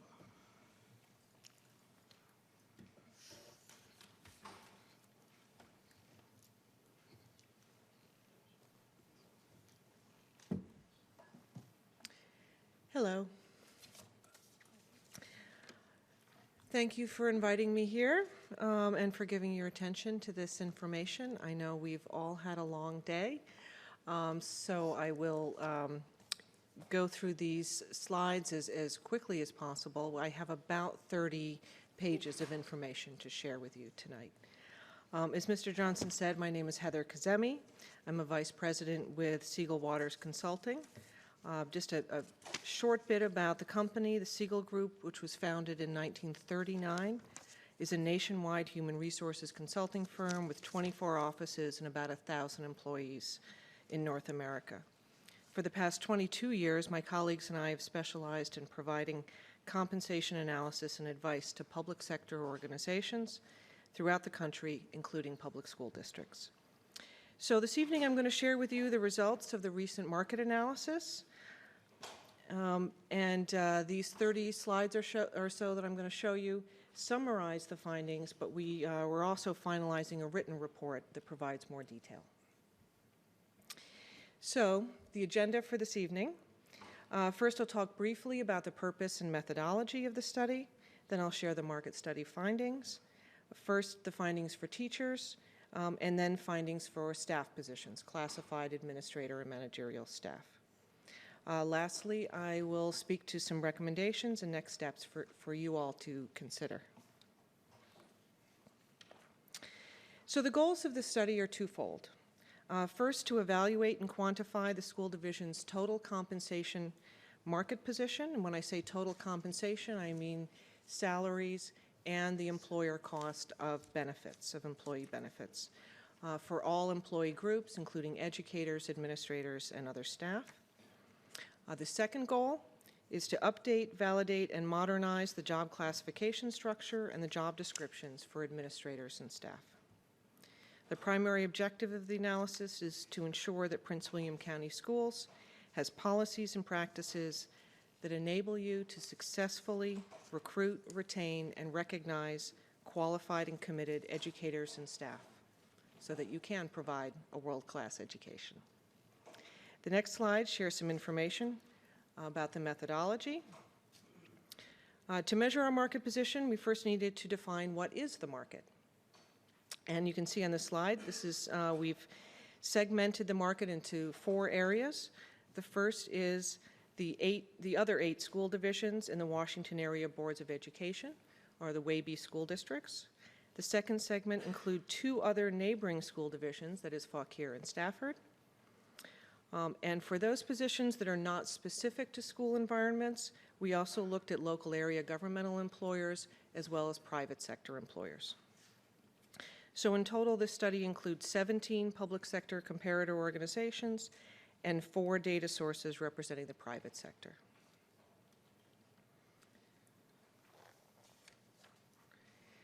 A little bit about the current workforce. You see here the approximate number of individuals as well as a percent of total. Of course, the largest group being teachers and other certified professionals that are paid on the teacher portion of the unified salary scale comprise 58% of the workforce here, the largest proportion. Classified staff covers 37%, and that category includes those who perform support and technical work, such as teacher assistants, food service workers, office support, facilities technicians, bus drivers, and so on. That's who's in the classified staff section. And then the smallest group, administrators and managers, make up only 4% of the workforce, and those are school principals, assistant principals, instructional leadership, and other professionals that lead and support the school division. So the market study findings I will share with you tonight are segmented by these 3 categories. So let's get to the findings. On this slide, you see a picture of the current teacher salary ranges. This is part of the unified pay scale. They're traditional lane and step model design for teachers, that is pay lanes based on educational attainment of the teacher, and then the pay steps you see here, there are 29 steps that are there to recognize or designed to reflect years of teaching experience. And you see here in this table, I thought you might like to know how your current educators are distributed among those pay lanes. About a third are in the bachelor's or the bachelor's plus 15 pay lanes, and then 2/3 have a master's degree or higher. Now you see there are those 29 pay steps. This is how the current teachers and educators are distributed along those pay steps. So this covers all the pay lanes and all the teachers in the school system right now. So going from step 1 to step 29, you'll see about 3/4 of teachers are in the first half of that pay range. This will become important as you see more of the findings. So I'm going to show you a series of charts and tables that compare the current teacher salary ranges to the market average. So what we see here, this is the bachelor's pay lane, and you see steps 1 through 29. And the green line is Prince William County Schools. The red line shows the average of the other 8 WABE school districts. And then the dotted blue line, right below that, is what I'm calling the WABE plus 2. That is the WABE school districts plus Stafford and Fauquier. So what this shows is that the starting salary at step 1 for teachers with a bachelor's degree, again, just the bachelor's lane, is very close to the market average. In fact, most of the WABE school divisions have a very similar starting salary of around $47,000 to $49,000 for teachers with a bachelor's degree.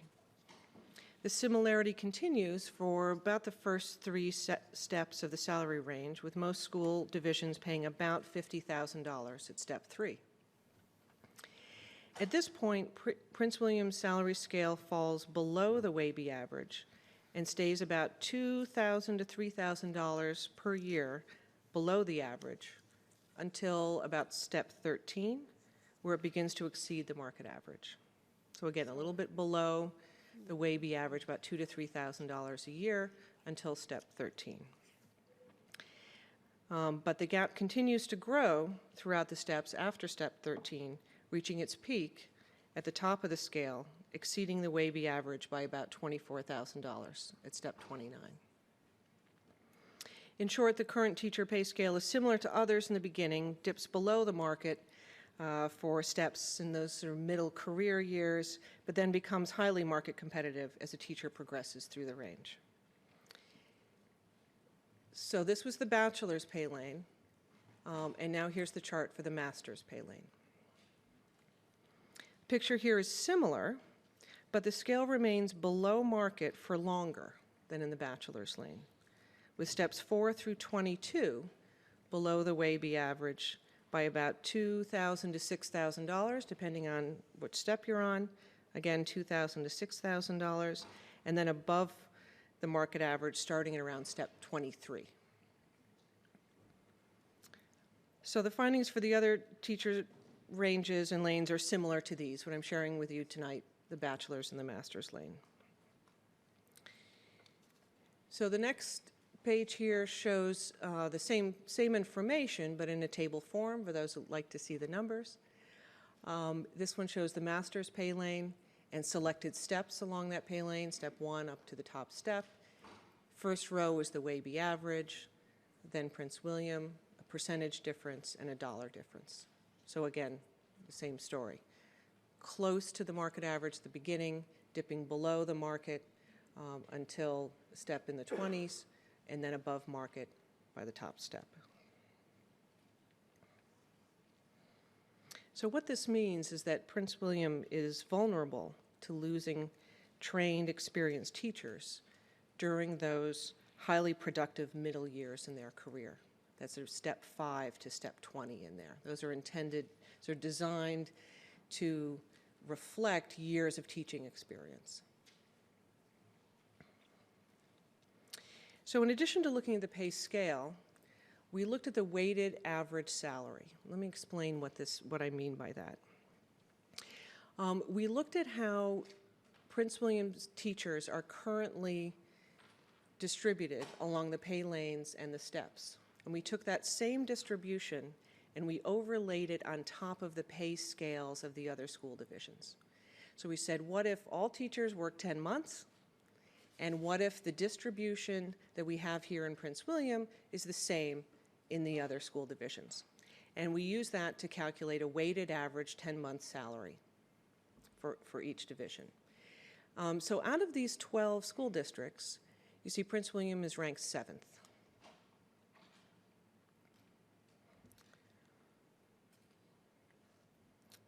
With an average teacher salary of about $64,000.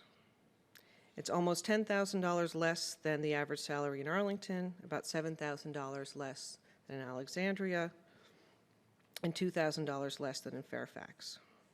The average among the WABE school districts is $60,000 to $74,000, and the salaries of those non-WABE school districts, the Fauquier and Stafford, are significantly lower, at about $50,000.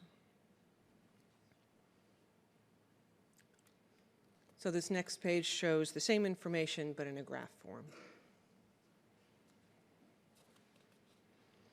So as I said in the beginning, we looked at total compensation, that is salaries as well as the cost of benefits. So this next page takes a look at, you see those same weighted average base salaries there, and then the average medical, vision, and dental costs. This is the employer portion of those costs, and then the average retirement plan costs. So in terms of factoring in the percentage contribution for retirement plans, and then the last column is total compensation. So without getting too much into the numbers, you see Prince William County Schools ranking falls from 7 to 8, and that's because in overall, the health benefit costs here are a bit lower than the other school divisions. And the retirement plan costs are about the same. Same information in graph form. On average, in case you're interested, benefit costs generally reflect about a quarter of total compensation costs, and that's pretty typical throughout all these school divisions.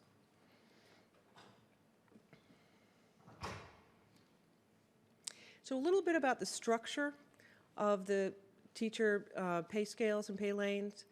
You see here the number of pay steps and the range width. And what I mean by range width is what's the distance from step 1 to the top step. So for example, in Prince William, you see the number 126%. That means the highest salary in a pay lane is 126% above the starting salary. So by contrast, for example, you see in Fairfax, it's 84%. That means the top salary in any pay lane is 84% higher than the minimum of step 1. So what I noticed about this is that Prince William's range widths are wider. That is, the number is higher than in many of the other school districts. And generally, there are more steps than in about half of the other school districts, but about the same in the other half.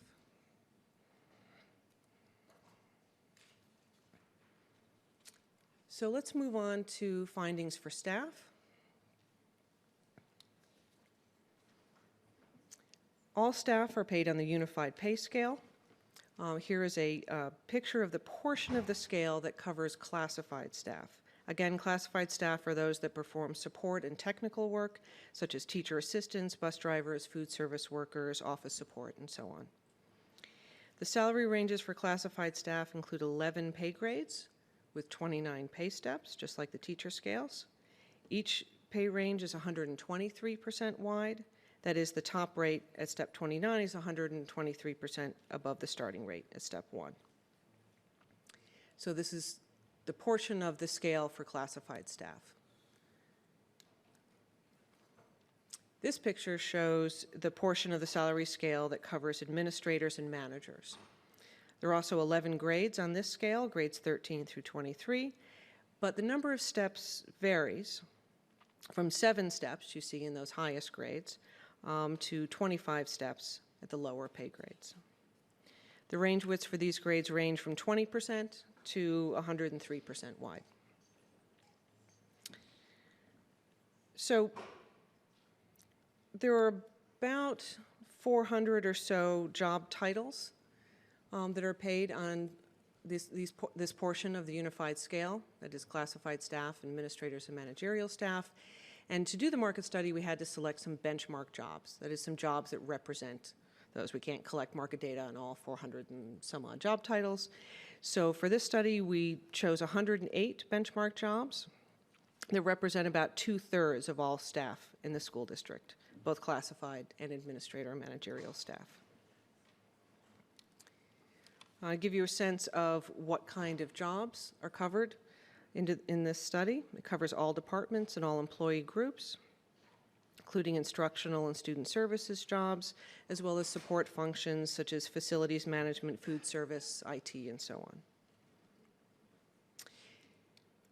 So here are the high-level findings for all 108 job titles that we looked at.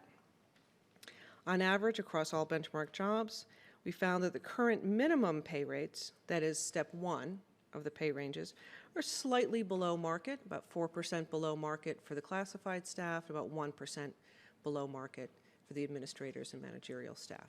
So when you see that 96% that says Prince William County Schools is 96% of the market average.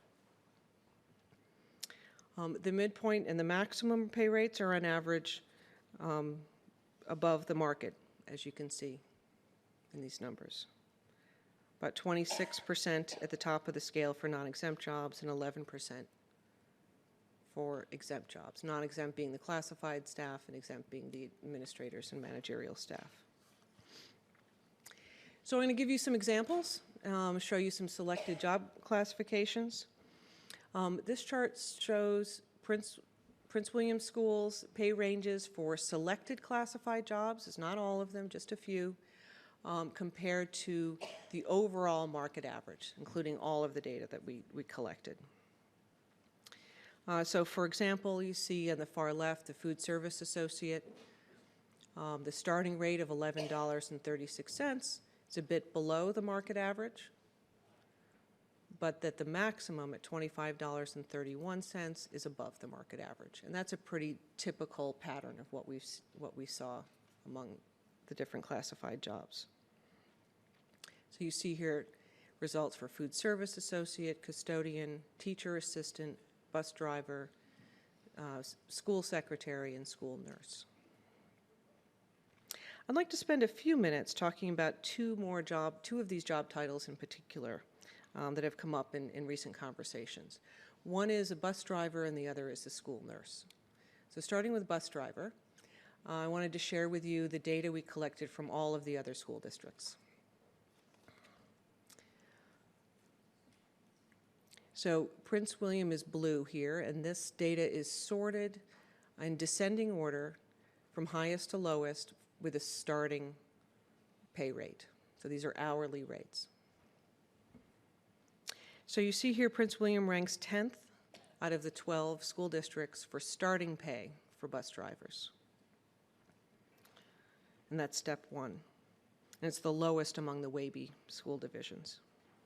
However, the top pay rate, that is at step 29, which you see there's about $36 an hour, is the highest among the school districts in the study.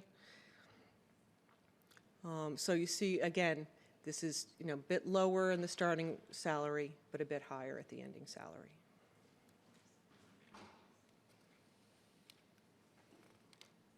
The next slide shows the same information for the same school districts for school nurses, again showing hourly rates. For school nurses, Prince William ranks 6th out of the 12 school divisions, so right in the middle, with a starting salary or starting rate of $27.65 per hour. The maximum rate at step 29, however, is in the top 3 of the school divisions at $61.63. So we were asked to do a little extra work with the school nurses here that I wanted to share with you. We were asked to identify which school divisions pay nurses on the teacher pay scale as opposed to a separate part of the classified staff or the administrator staff.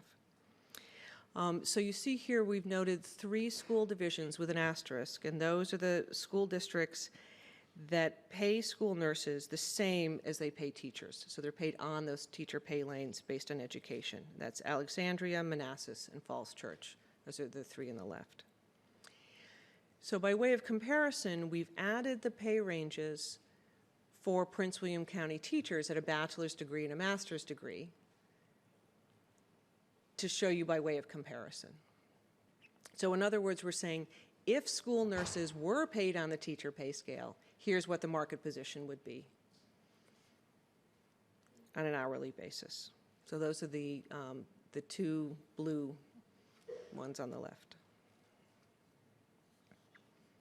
And again, that's different based on education of the individual. So we've shown here the bachelor's lane and the master's lane. Now I'm going to share with you some examples from the administrator and managerial group. You see here very similar stories to what we found with the classified staff jobs. Salaries, in many cases, a bit lower than the market average, and then maximums very similar to or above the market average. So that is the bottom of the scale versus the top of the scale.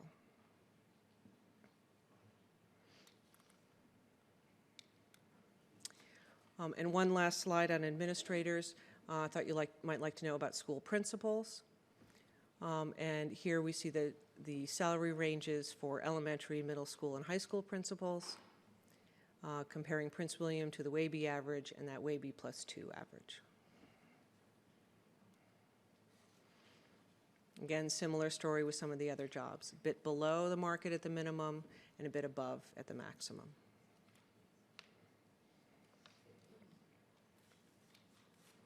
Oops. Now I mentioned that we looked at 4 different market sectors And I wanted to show you how the results differed somewhat among different market sectors. We divided this into the smaller school districts, and then the larger school districts, the local governments, and private sector.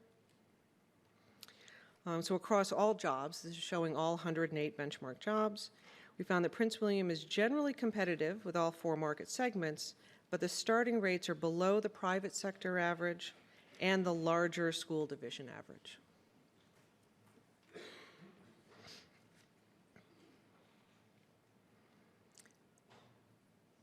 Now, the reasons for the differences in the market position between the minimum and the maximum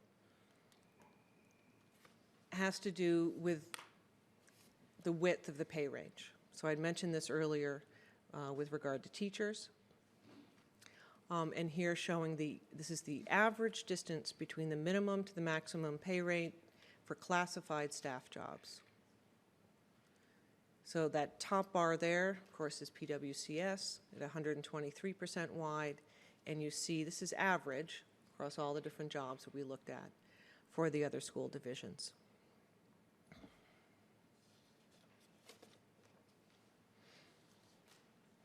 So you can see the average range width for these jobs ranges from 43% in Montgomery County schools to 108% in Stafford County. So the next page shows similar information, but for those administrator and managerial jobs. Again, because some of those pay ranges at Prince William have fewer steps than others, the range width is 80%, which is generally a bit wider, but not significantly wider than some of the other school divisions in the local governments. So I have one last slide about the market study findings before we move on to recommendations. Again, looking at total compensation, looking at classified staff, again, because those healthcare costs are a bit lower, and in some cases with classified staff, retirement contributions are lower. Our market position dips a little bit below where it was with salary only when we're including benefit costs. But for administrators and managerial staff, it stays exactly the same.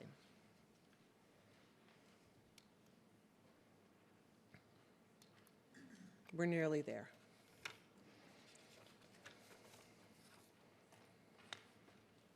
So to continue to attract and retain highly qualified educators and staff, we suggest you consider a few things, a few actions. As revenue becomes available. Number one, for teachers, we suggest you consider modifying the salary scales to reflect market rates throughout the ranges. What that would mean, that would require raising the salary rates in the middle of the range and lowering the rates at the end, at the top of the range. It's changing that curve a little bit. For school nurses, we suggest you consider addressing their request to be paid on the teacher pay scale, given the information I shared with you tonight. Placing them on the teacher scale would compensate nurses based on their educational attainment and would raise their salaries to be among the highest in the metro area.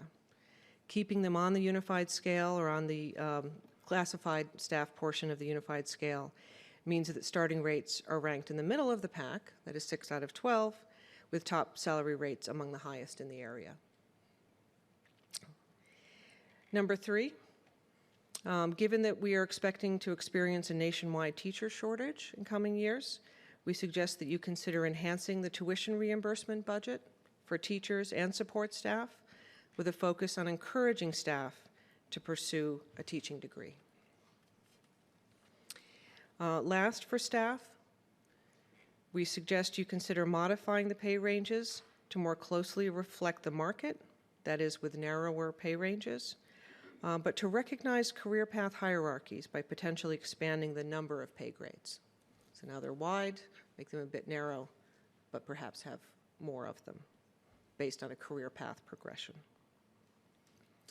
And also we are finalizing some specific recommendations designed to modernize and update the classification titles and the job descriptions for the school division, and to ensure internally equitable and market competitive pay grade assignments for all of those jobs.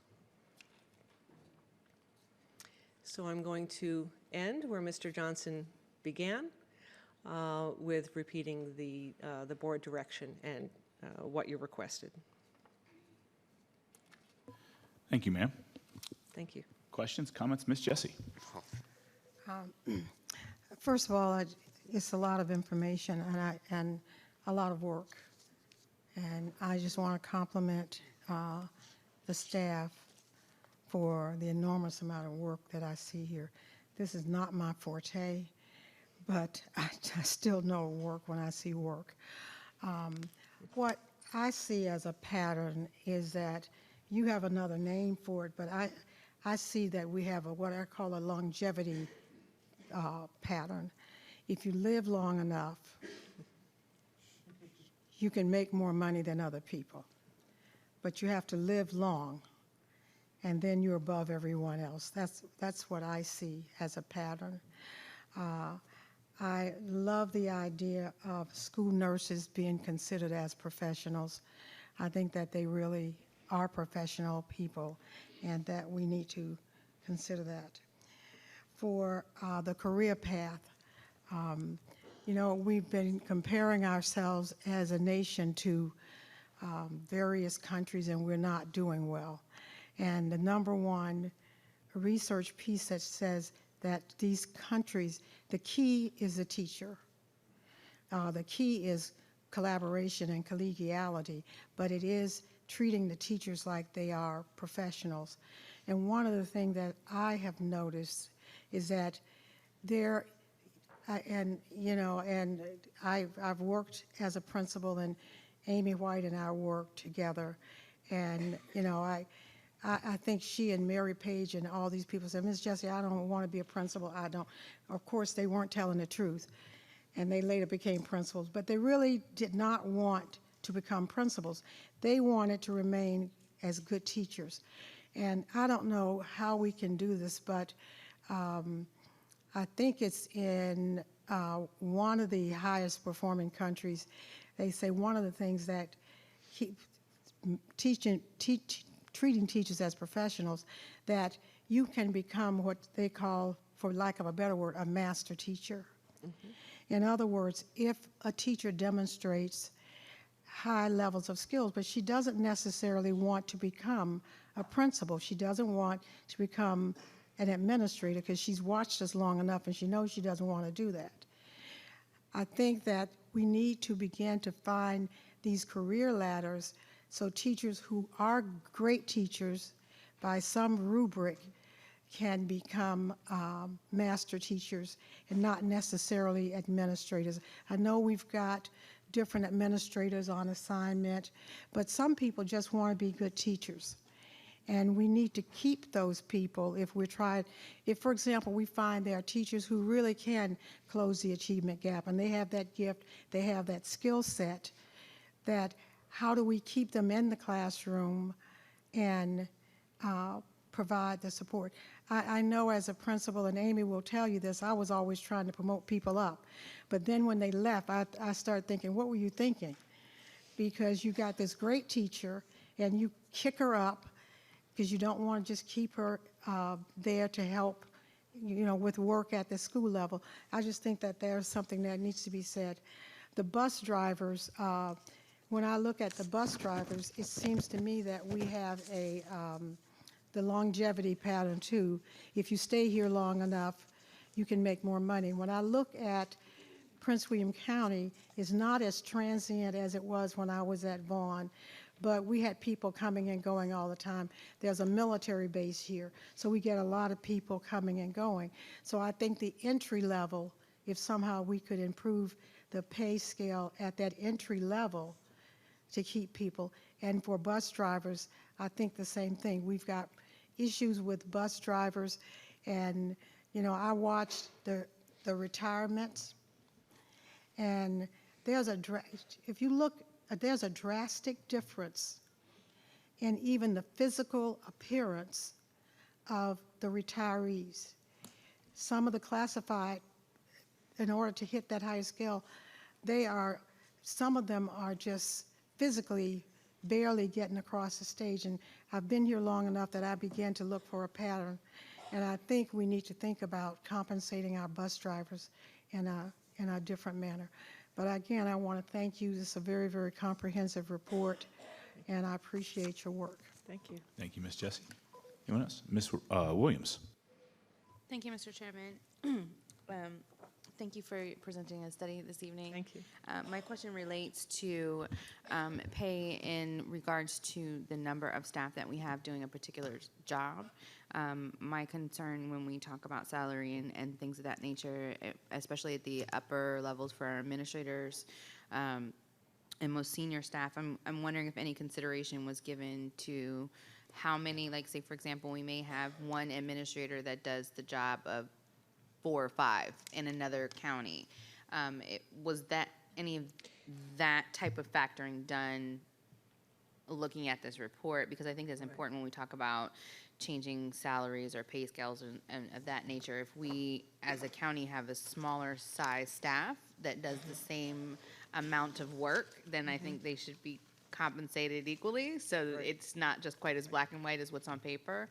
So I was just wondering if any of that was factored into the report you presented tonight. The short answer is no. We did not look at staffing levels or whether the jobs carry the same workload. We did look at positions with the same kind of responsibility. That's what we were matching jobs to. So the same level of responsibility, the same type of work. For example, looking at a director of human resources. That was one of the benchmark jobs we looked at, so we compared that to other director of human resources positions. But I understand that the school district also worked on a staffing study recently, and has that been discussed? If you can recall, at the time that you made this approval, there was also an approval to look at administrative staffing as well. This is not part of that report. That should be coming up in about 2 meetings from now. Oh, thank you. I just want to follow up just for my own understanding. For that staffing report that's coming, is there salary information in that as well, or are we just 2 separate? Is 2 separate? 2 separate. I'm just going to go ahead and ask now if we can compare those 2 when we get the information in so that we have a fair picture of what we're looking at as a board, because I think both parts make a whole picture as to how we pay our staff in comparison to other jurisdictions and counties, and that's very important. As someone I can tell you does the work of multiple people, I do appreciate my check reflects that I'm doing the work of multiple people and not just what my position description says. So I want to be mindful of that as we move forward, and I'm hoping that we can have some sort of comparison eventually of the 2. I'm sorry, that wasn't really a question for you. Sure. But I did want to, I think you raised a good point, because I meant to mention in one of the earlier slides, we were talking about the number of staff in each of the employee categories, that at the administrator and managerial staff, I mentioned that's 4% of the total workforce. That number is a bit lower than I normally see. So I did want to put that in there. I haven't done a survey of this, but I've done a lot of work with other school divisions around the country. And I typically see that number being about 5 to 10% of the workforce. So if that adds to your understanding of this. It does. Thank you very much. I appreciate that. Sure. Thank you, Ms. Williams. Ms. Ralston. Thank you, Mr. Chairman. Thank you for coming. Thank you. I'm glad to see that you had the school bus drivers on there, because I'm going to have a little stick saying, pay raise, pay raise. So, and I'm also glad that you have the same value for nurses that I have. And to move nurses out of the classified range into with the teachers is a whole lot better. If nothing else, they'll feel better and feel more appreciated. But let me ask you, when you were looking or putting this together, the thing that stood out the very most to you, what was it? That just tops everything that what you put in here. So if you were going to diagnose us, which you basically did, what is our illness? I need to think about that. I would say that that at the higher end of your pay ranges, you are positioned to retain some very highly qualified, talented, committed educators and staff. At the beginning of the range, I don't know if you are positioned adequately to recruit the type of staff that you want to bring to the school division. I think that's how I would answer your question. Yeah. Thank you very much. Thank you, Ms. Ralston. I'm sorry, Ms. Ralston, you okay. Thank you, Ms. Ralston. Anyone else? Thank you very much. Thank you. All right, moving right along. Superintendent's time. Dr. Waltz.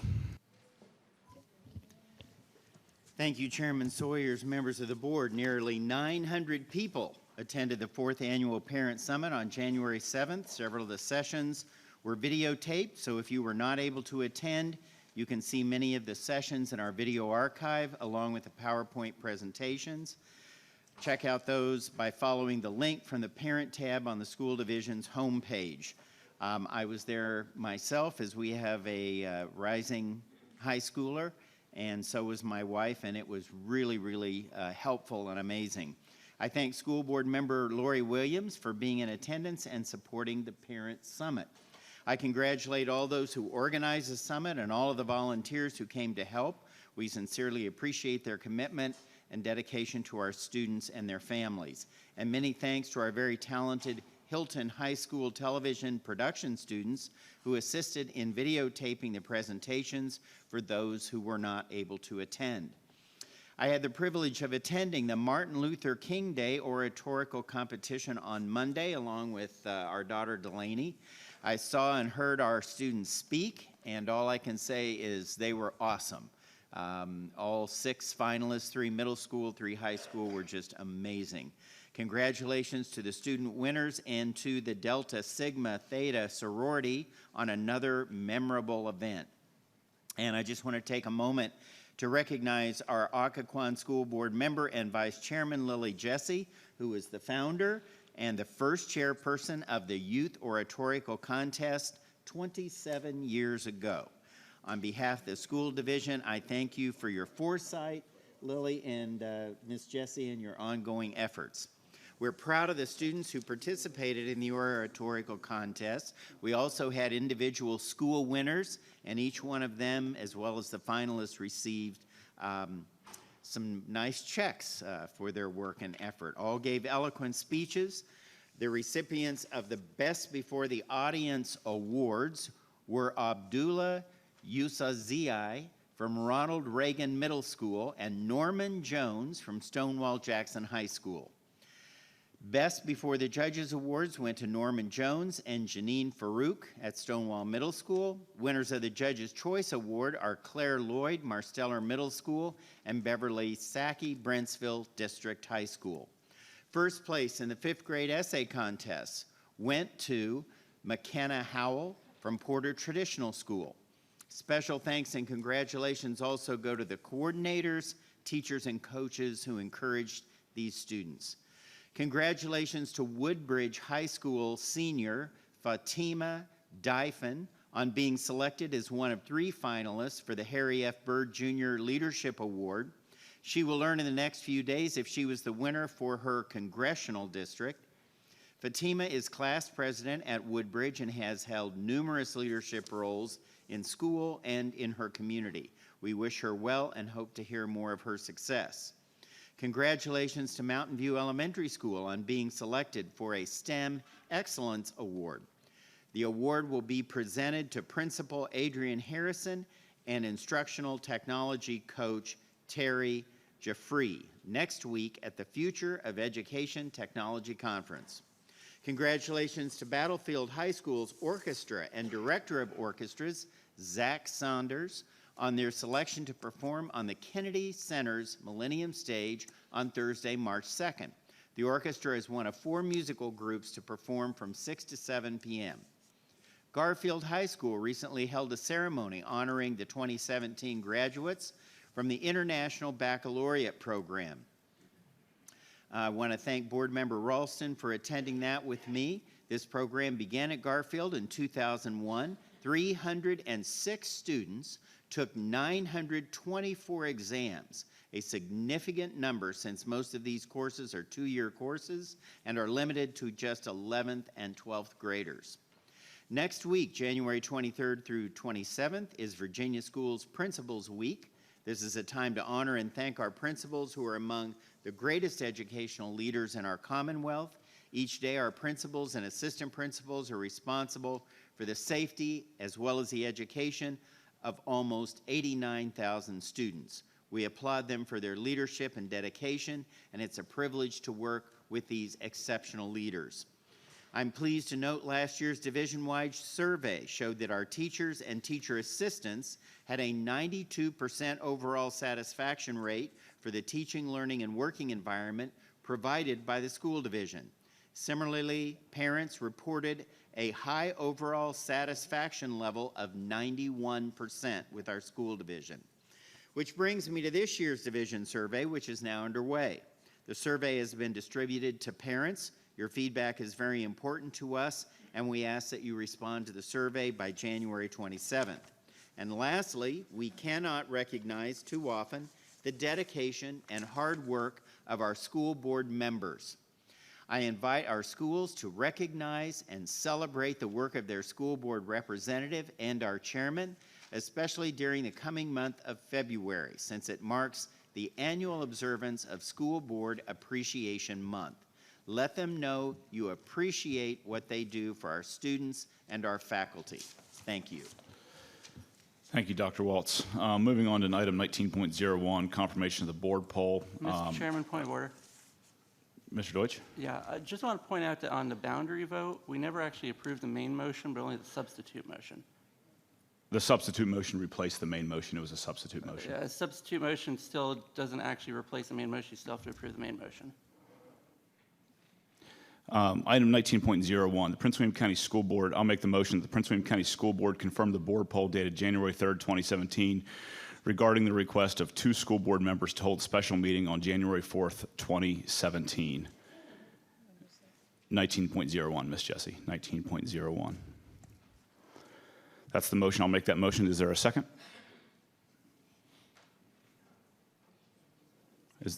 Is there a second for 19.01? We're on the what's already put into the system. This is just confirmation. Yes, confirmation of the board poll. Yes. Sorry, 19.01, everyone. Ms. Williams? Second. Ms. Williams, second.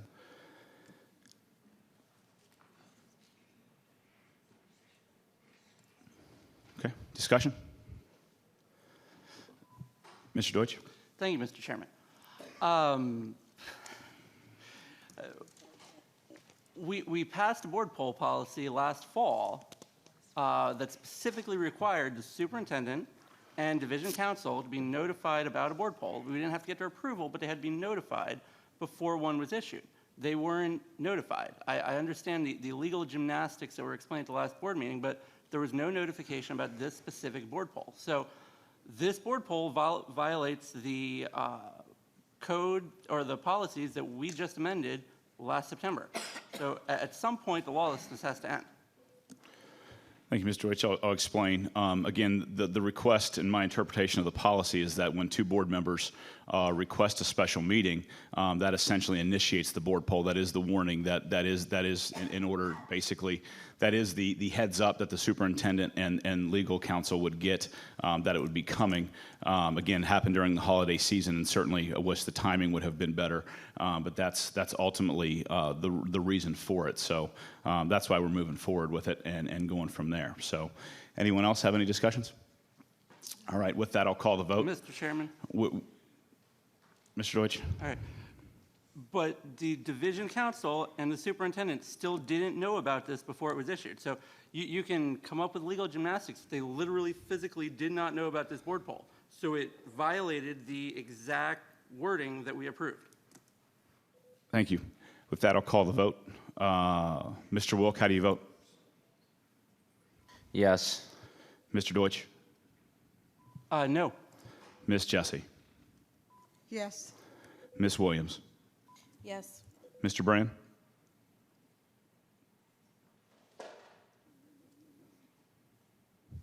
Mr. Brand.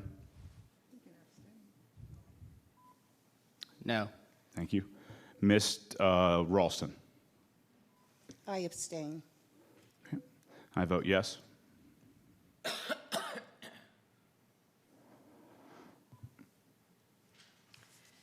The vote is 4 yes. Wilk, Sawyers, Jesse, Williams. 2 no. Deutsch and Brand. 1 absent, Satterwhite. Motion passed. And one abstaining as well, is that correct? I'm sorry, 1 abstain, Ralston. Motion passed. Thank you. All right, on to item, this one is on for information only. Item 19.02, this is the initial report to the school board about the motion proposed, the unanimously passed motion October 19th of 2016 about the LGBTQ task force. Good evening, Chairman Sawyers, members of the school board, and Dr. Waltz. Thank you for the opportunity to provide you with an update from the LGBTQ Task Force Steering Committee.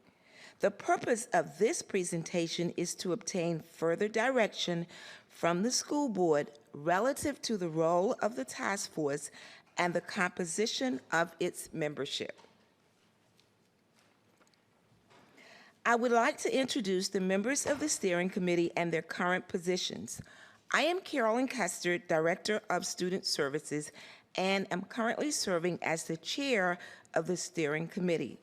And at this time, I'd like to introduce the other members and ask them to stand when their name is called. Mrs. Mary McGowan, Division Counsel. Mr. David Hish, Spark Education Foundation Board Member. Mrs. Heather Abney, Principal, Woodbridge Senior High School. Mr. Fred Milbert, retired Title IX Coordinator, and before Mr. Milbert retired, he served as the Supervisor of Health, Physical Education, and Athletics. Mrs. Rebecca Schlater, Supervisor of Secondary Counseling and Student Support Services, and Mr. Keith Iman, Associate Superintendent for Communications.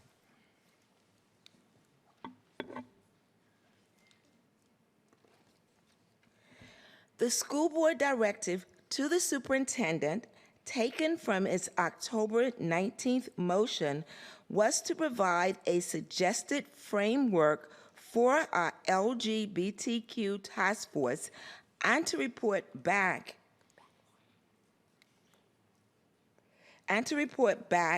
with the information in January.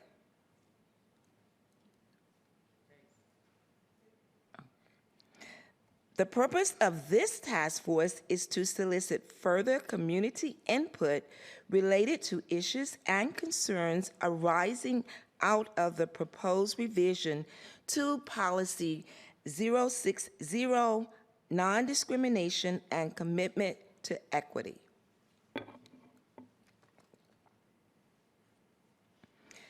The members of the steering committee met initially on December 14th to organize, to review the school board's directive to the task force, and to discuss preliminary recommendations for the suggested framework. At its initial meeting, the steering committee identified 6 focus areas related to issues and concerns arising out of proposed revisions to Policy 060.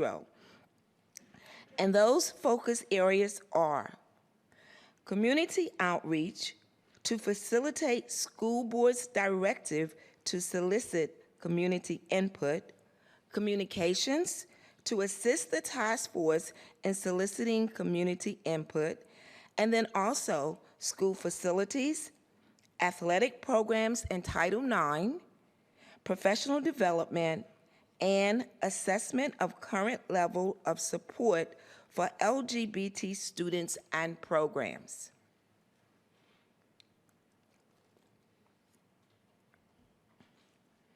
The steering committee agreed that in order to carry out the school board's primary directive to provide mechanisms for further community input on the issues and concerns arising out of the proposed revisions to Policy 060, that the task force should have a community outreach subcommittee. Once that subcommittee is in place, it can make recommendations such as town hall meetings, presentations, or other opportunities for community input from all representatives of the school community. The Community Outreach Subcommittee will need to remain relatively small in order to expedite the process needed to procure community input prior to June of 2017, when the school board intends to revisit the proposed revisions to Policy 060. We seek further direction from the school board on the timeline and activities of the Community Outreach Committee. Additionally, the steering committee discussed the best ways to identify school personnel and members of the public who could provide expertise and differing perspectives to the task force and its subcommittees. With that in mind, we initially reached out to a small number of individuals suggested by the school board and to others who have expertise related to the 6 focus areas to determine if they were willing and available to serve on the task force. In the interim, however, the steering committee determined that it needed further direction from the school board relative to the size and membership of the task force. The steering committee met again on January 12th. Our recommendation is to form 6 subcommittees for community outreach and the other focus areas in an effort to do the following: identify mechanisms to solicit community input prior to June 2017, identify issues and concerns for each focus area, benchmark other school divisions who are grappling with the identified issues and concerns, provide recommendations to the school board at their last meeting in June. Again, we ask the school board to provide further guidance and direction regarding this recommendation as it relates to the timeline, role, and expected activities of the task force.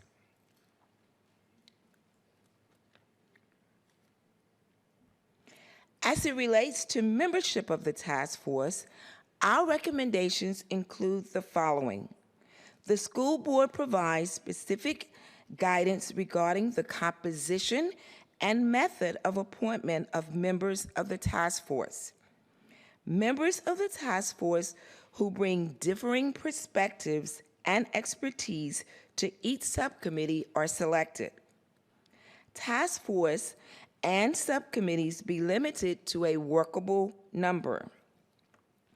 To ensure a workable number, we recommend that the school board limit its appointments to only 1 individual per school board member, and that the steering committee be given authority to exercise its collective judgment to invite other community representatives and school staff to serve on the task force in order to achieve a manageable and balanced membership. Thank you. Thank you.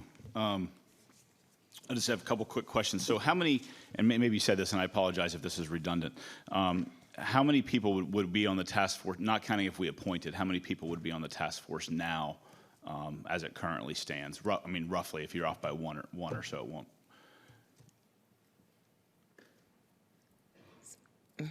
Chairman, I'm sorry, Ms. perhaps I McGill. could answer that question right now. Yes. We don't have a definitive number for the task force. Okay.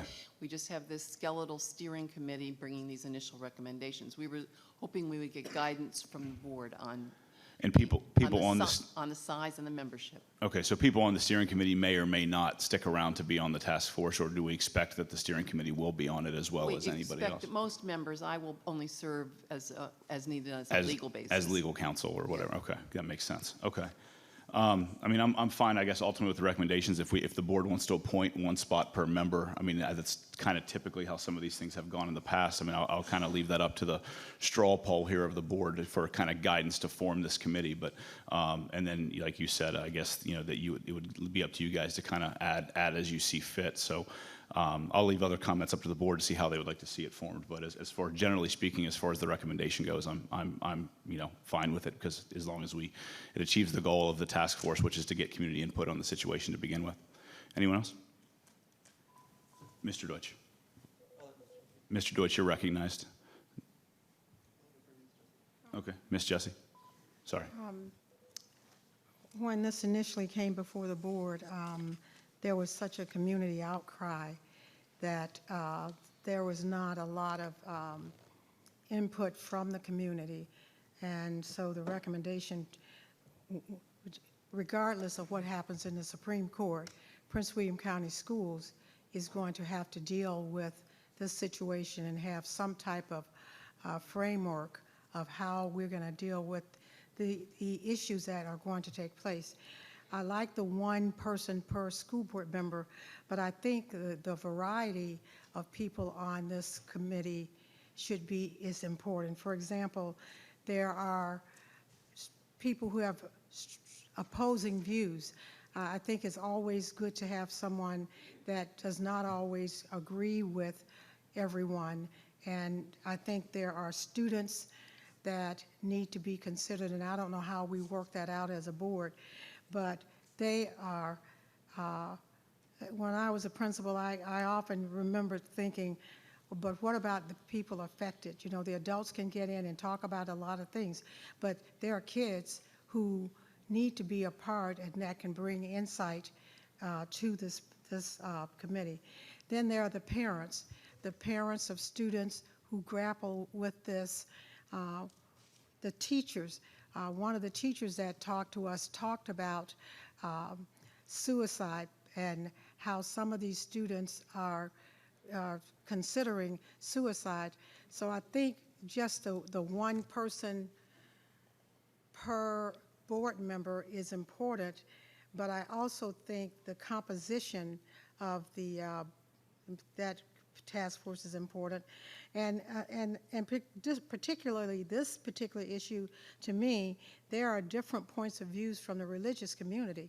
The religious community, when I listened to all the people that came that night, there was large numbers from the religious community, and I think that we need to think about people in the religious community. I don't know if you need to rotate it or how you might deal with that, but I think each board member maybe should have some input on there, but I think that the variety is also important. And there may be other categories of people, but I just think that those are some of the people who, and may I also say that that night, I kind of watched who came up to the mic, and there were friends of students in the community who were advocating for their friends because their friends were too embarrassed or afraid to come out into a public setting. So I know the kind of work that you guys do, and I would hope that someone from your office with your expertise you've put together some preliminary kinds of framework already in Prince William County. It's not that we have not been thinking about this at all, not as formal, but I would think that the people in the school division who have expertise in counseling and all these things would also consider. Then there's, of course, the bullying part of it the social media, how that affects many of these students, and you hear all the time about students who are considering suicide because they're grappling with that issue. And these kids are going to need support groups around them to watch them in a professional way. And I really like the fact that you have professional development and training for staff. I think that's really important that you have that. So those are just my thoughts. Thank you. Mr. Chairman? Thank you, Ms. Jessie. Ms. Ralston. Thank you. What are you offering? What are you asking or telling, or what kind of things have you come up with? Any ideas? You mean as of right now? Well, right now, Ms. Rustin, we are just in our preliminary stages, and that is, tonight we would like further guidance and direction from the school board as to what you would like for our steering committee to do so that we will be able to move forward. Is that what you mean? No, because if that's the, I thought, now I'm probably wrong, but I thought that this task force was coming together to put some ideas out there that you could give back to us just in your preliminary state. So you have been meeting, correct? We had 2 meetings. You've had 2 meetings? Yes, No, ma'am. let me just point of clarification. The steering committee has met in order to try to shape the task force. The Yeah. task force is not yet formed Right. to come up with the ideas that you're asking, that I think you're asking about. All they're doing is just trying to shape the task force at this point, and then the task force will reach out to the community and go from there. Okay, so in the 2 months, do you feel that you have anything that you could tell us that we don't know? Probably a lot.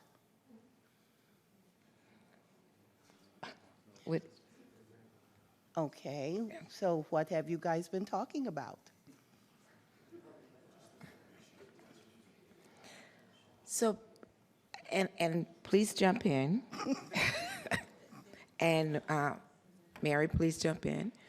I think like at our first meeting, we just wanted to make sure that we were clear with what was expected of us. Okay. And then at our second meeting, jump in, we wanted to ensure that we had your approval to create subcommittees to be a part of the task force for differing perspectives and different parts of the community, and so that we could gain community input. So would you like to add something, Becky?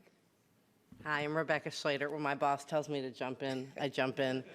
One of the things I also just wanted to bring up was that, we did discuss these areas of focus. And in looking at, what we've learned from our experiences so far, what do we need to look at? For example, professional development. We have staff in our buildings that are dealing with a lot of different issues, so we need to work with those staff members. We need to reach out to the community. We need to hear from parents. So a lot of the areas of focus were from just our very practical dealings with this over the past couple school years.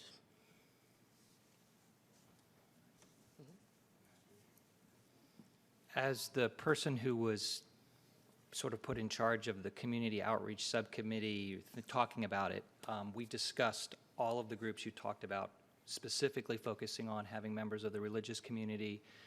I also have done work working with students, training them against being peer educators to stop bullying in the schools. And so I have many contacts with students in the county.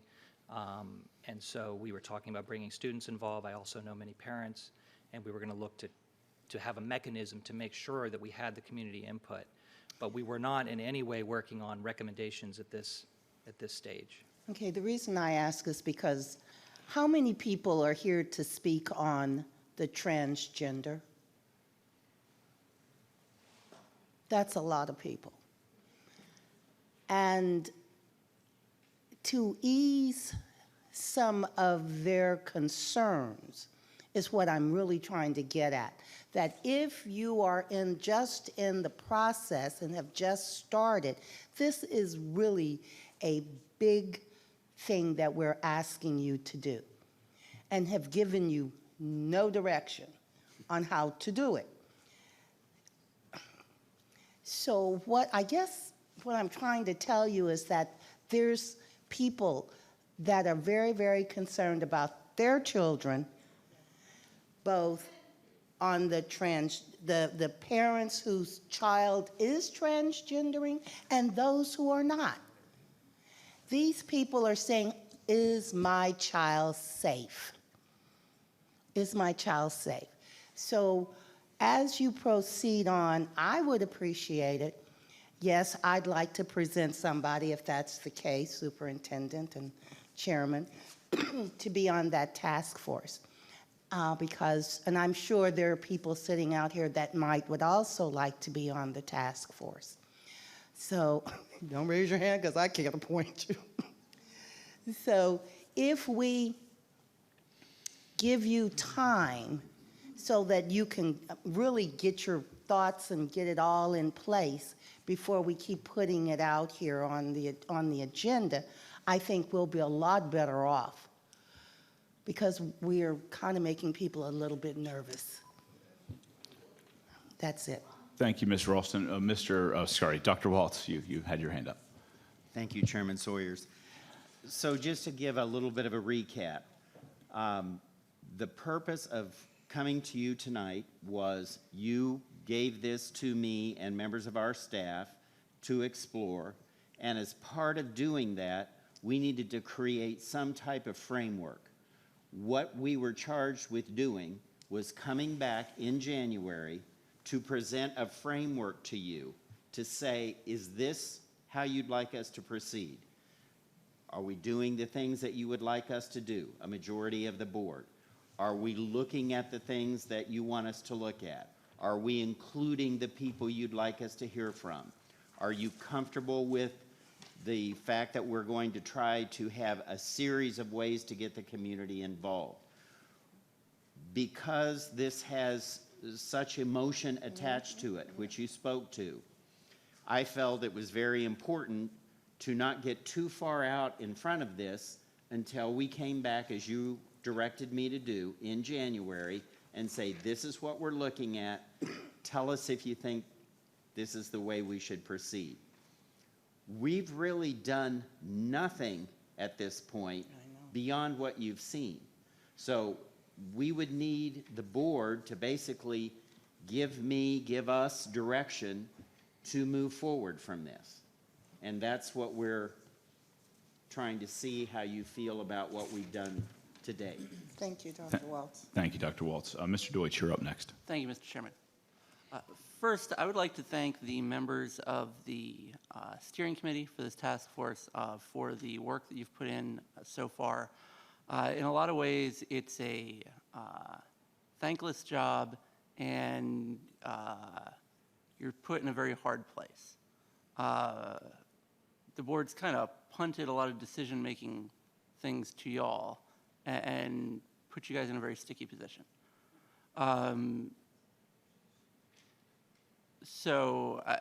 Anyway, thank you for what y'all have done so far.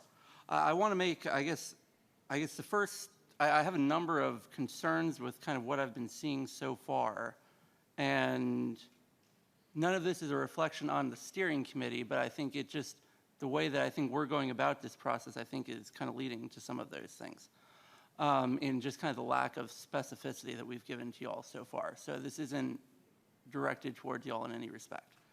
But I think, first of all, I'm always concerned when, the public, when board members don't really see the presentations we're getting well in advance. I don't think this was finalized till maybe Friday, and even now I'm seeing slides that weren't emailed to me when it was emailed. So just this getting things out to the public is always important so everybody knows what's going on. It's also, I guess slide 6 says, reached out initially to a small number of individuals suggested by board members. It was my impression that what we had agreed upon was for the superintendent to pull this together. The important part behind that was to kind of keep some of the politics out of it. And so I'm actually surprised that board members were suggesting members for this committee. And, you know, myself, I've talked to other board members, weren't consulted on who some of these people who were suggested, which begs the question of who's funneling what in. The other concern I see is, I guess, this assumption that we're definitely going to have a vote at the second June meeting. Now, we could, and given the way things are, I think there's probably a decent chance, but the board didn't say that we would. It said we wouldn't discuss it until then at the earliest. So I guess I'm kind of concerned by that assumption. I guess the other thing that's been very odd is the process for the creation of this committee. I think for the steering committee, we have a lot of different opinions on this board. And sometimes reading the tea leaves can be challenging. This is up for info today. I don't think that there should be any expectation or understanding of the voice of the board until we actually vote, because that's the mechanism by which we actually express our voice. So we haven't given any response or guidance to the steering committee until there actually is a vote. And the other, right, which, you know, is what is kind of the process that we were establishing. And honestly, this isn't a very abnormal process even for this board. We did a very similar thing with the Infrastructure Task Force Committee. You know, we directed staff to create a committee structure. Staff came back with bylaws. I think we just straight approved it. And then, you know, over a course of I think over the course of the summer, we added members, and then it started to meet. So from the motion we had, I think that was a very similar thing. So those are a couple of my concerns so far. I think at the end of the day, for this to work on a very delicate subject, it takes people of goodwill who are going to listen, hear, and try to understand each other. It's been done before, even on this very difficult subject. The state of Utah was able to bring at the state level the religious community, the LGBT community together, both activists and legislators. They're able to sit down, hear each other out, come to an agreement, and something that both sides were happy with at the time. So it is possible. The challenge is, at the end of the day, it has to come to this board. And I think this board has to look at itself and go, are we up to that kind of challenge? And, you know, I think as we as the board keep punting things to staff and really burdening up y'all's plates, you know, we had staffing study earlier. I mean, we keep adding more work on your plate, and like I said, I think this is a very challenging position this board decided to put you in, and I'm not sure that it has a positive outcome in the end because of where it has to come. But at the end of the day, you know, as well, I think this has to be predicated on a discussion of public outreach to even determine if changes are needed and what those changes should be, not assumptions that we're going to be making changes. But anyway. Thank you, Mr. Deutsch. Mr. Brand, you're next, then Mr. Wilk. Okay, thank you, Mr. Chairman. Actually, my comments tonight are twofold. Ms. Satterwhite, as you know, couldn't be here tonight because she is recovering from total knee surgery, so she could not attend tonight's meeting. She did type up a prepared statement that she did ask me to read, so I am going to do that for her. This is from Mrs. Satterwhite. She created this last night and emailed it to me. From Mrs. Satterwhite, on September 7th, this board was discussing proposed changes to Policy 060. I had a prepared statement that evening expressing my concerns and questions. The following is from my comments that evening. I quote, "I highly suggest that we wait until the federal courts and probably the Supreme Court weigh in on the current cases. With so much existing litigation, even Fairfax County Public Schools, whose board rushed to pass the policy change in 2015, are now at a halt in their implementation as they wait for the courts. If we make a decision now and the courts later change rulings, then we are taking all of our constituents on a legal and very emotional roller coaster. We owe all of them better than that. In bold, this decision must be thoughtful, well planned out, and deliberate, unbold. Our students cannot be used as pawns to try to make political points. We are talking about the lives of our students. I do not in any way take that lightly. I propose that this board ask the superintendent to form a task force of employees and community members in bold. After we have more guidance from the courts, on bold, this task force can evaluate and plan how we as a division need to incorporate any updates into our policies and regulations in regards to what has been proposed for Policy 060. They can formulate a plan for the school division on implementation. They can take their time to evaluate what the full impact of those policy and regulation changes will be to the division and assess any costs associated with the changes. The task force can also formulate a plan on how to begin to implement any proposed facility changes or updates. After this process, the school board can be presented with a proposal that encompasses a comprehensive approach, end quote. Today, as a suggested framework for the task force's schedule to be presented, I am still of the strong opinion that other than the organization of the task force, the real work of this group should not begin until we have rulings from the courts. To move into the full work of the task force before even knowing the scope of the decisions just does not make sense and is a waste of time and resources. Thank you, Allison Satterwhite.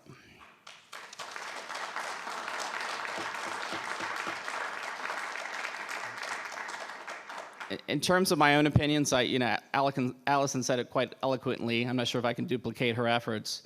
I'm of the mindset as well that we're put in the court. What's this statement? I think Ryan actually emailed it to me once. The cart before the horse when it comes to this policy and what we're doing here. I do believe we should be waiting for court decisions before we go too far down the road.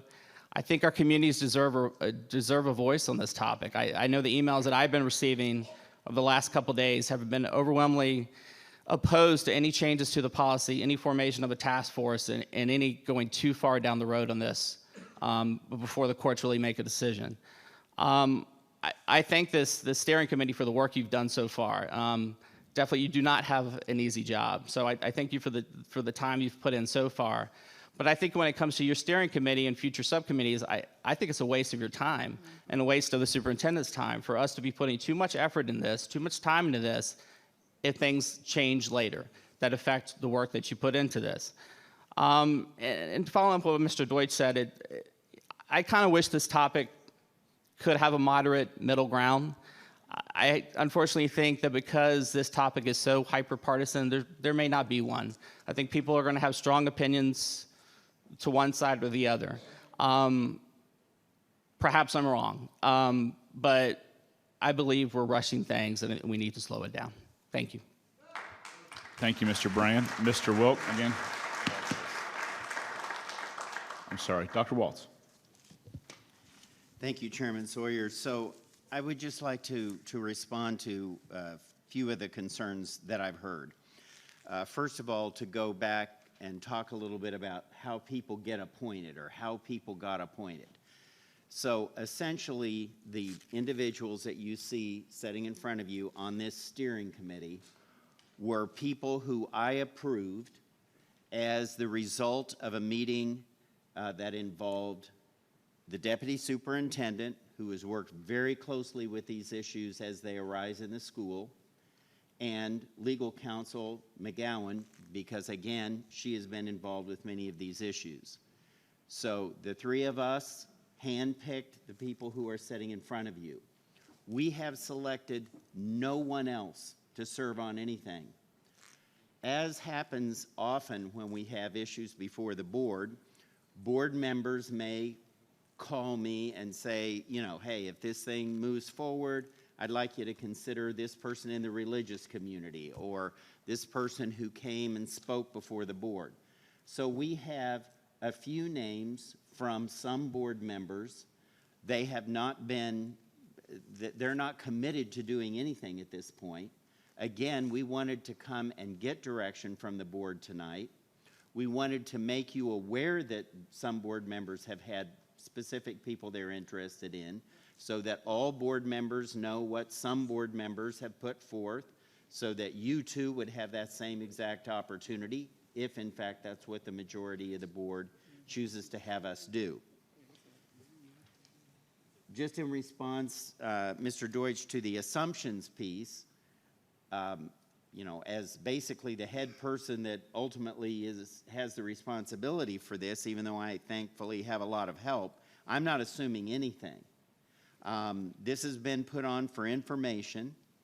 It is not on a future board agenda. It may get put on the next one. I don't know what the board officers will choose to do. But it is only on this tonight for information. And again, we serve at the pleasure of the board and are willing to do whatever the board would ask us to do. Thank you, Dr. Waltz. Mr. Wilk. Yeah, a couple quick questions. And this is probably, you've answered actually a couple of them for me actually already. When you guys say solicit further community input, is that strictly an overall arching goal, and then you're looking for the board to tell you, for example, how many, I don't know, X number of town halls or things we'd like you to do, or is that something that the task force would ultimately determine? It would basically be the steering committee, and again, I would be kind of an ex officio member of that. But if you like the concept that we presented of town hall meetings, then we would make sure that we had multiple town hall meetings so that we didn't just have them in one place, but that we had, you know, multiple opportunities during and over multiple areas of the county.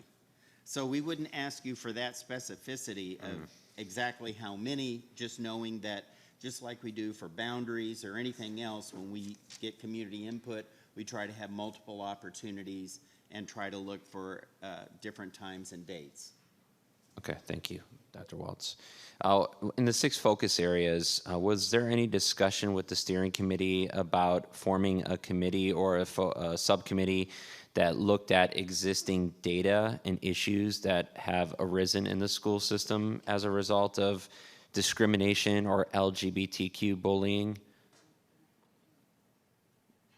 Thank you. The area of focus where we were looking at kind of our current level of performance in this area, support for students, I would envision that that would include an analysis of data and looking at what do we have reported to us. Are there certain schools that are having issues?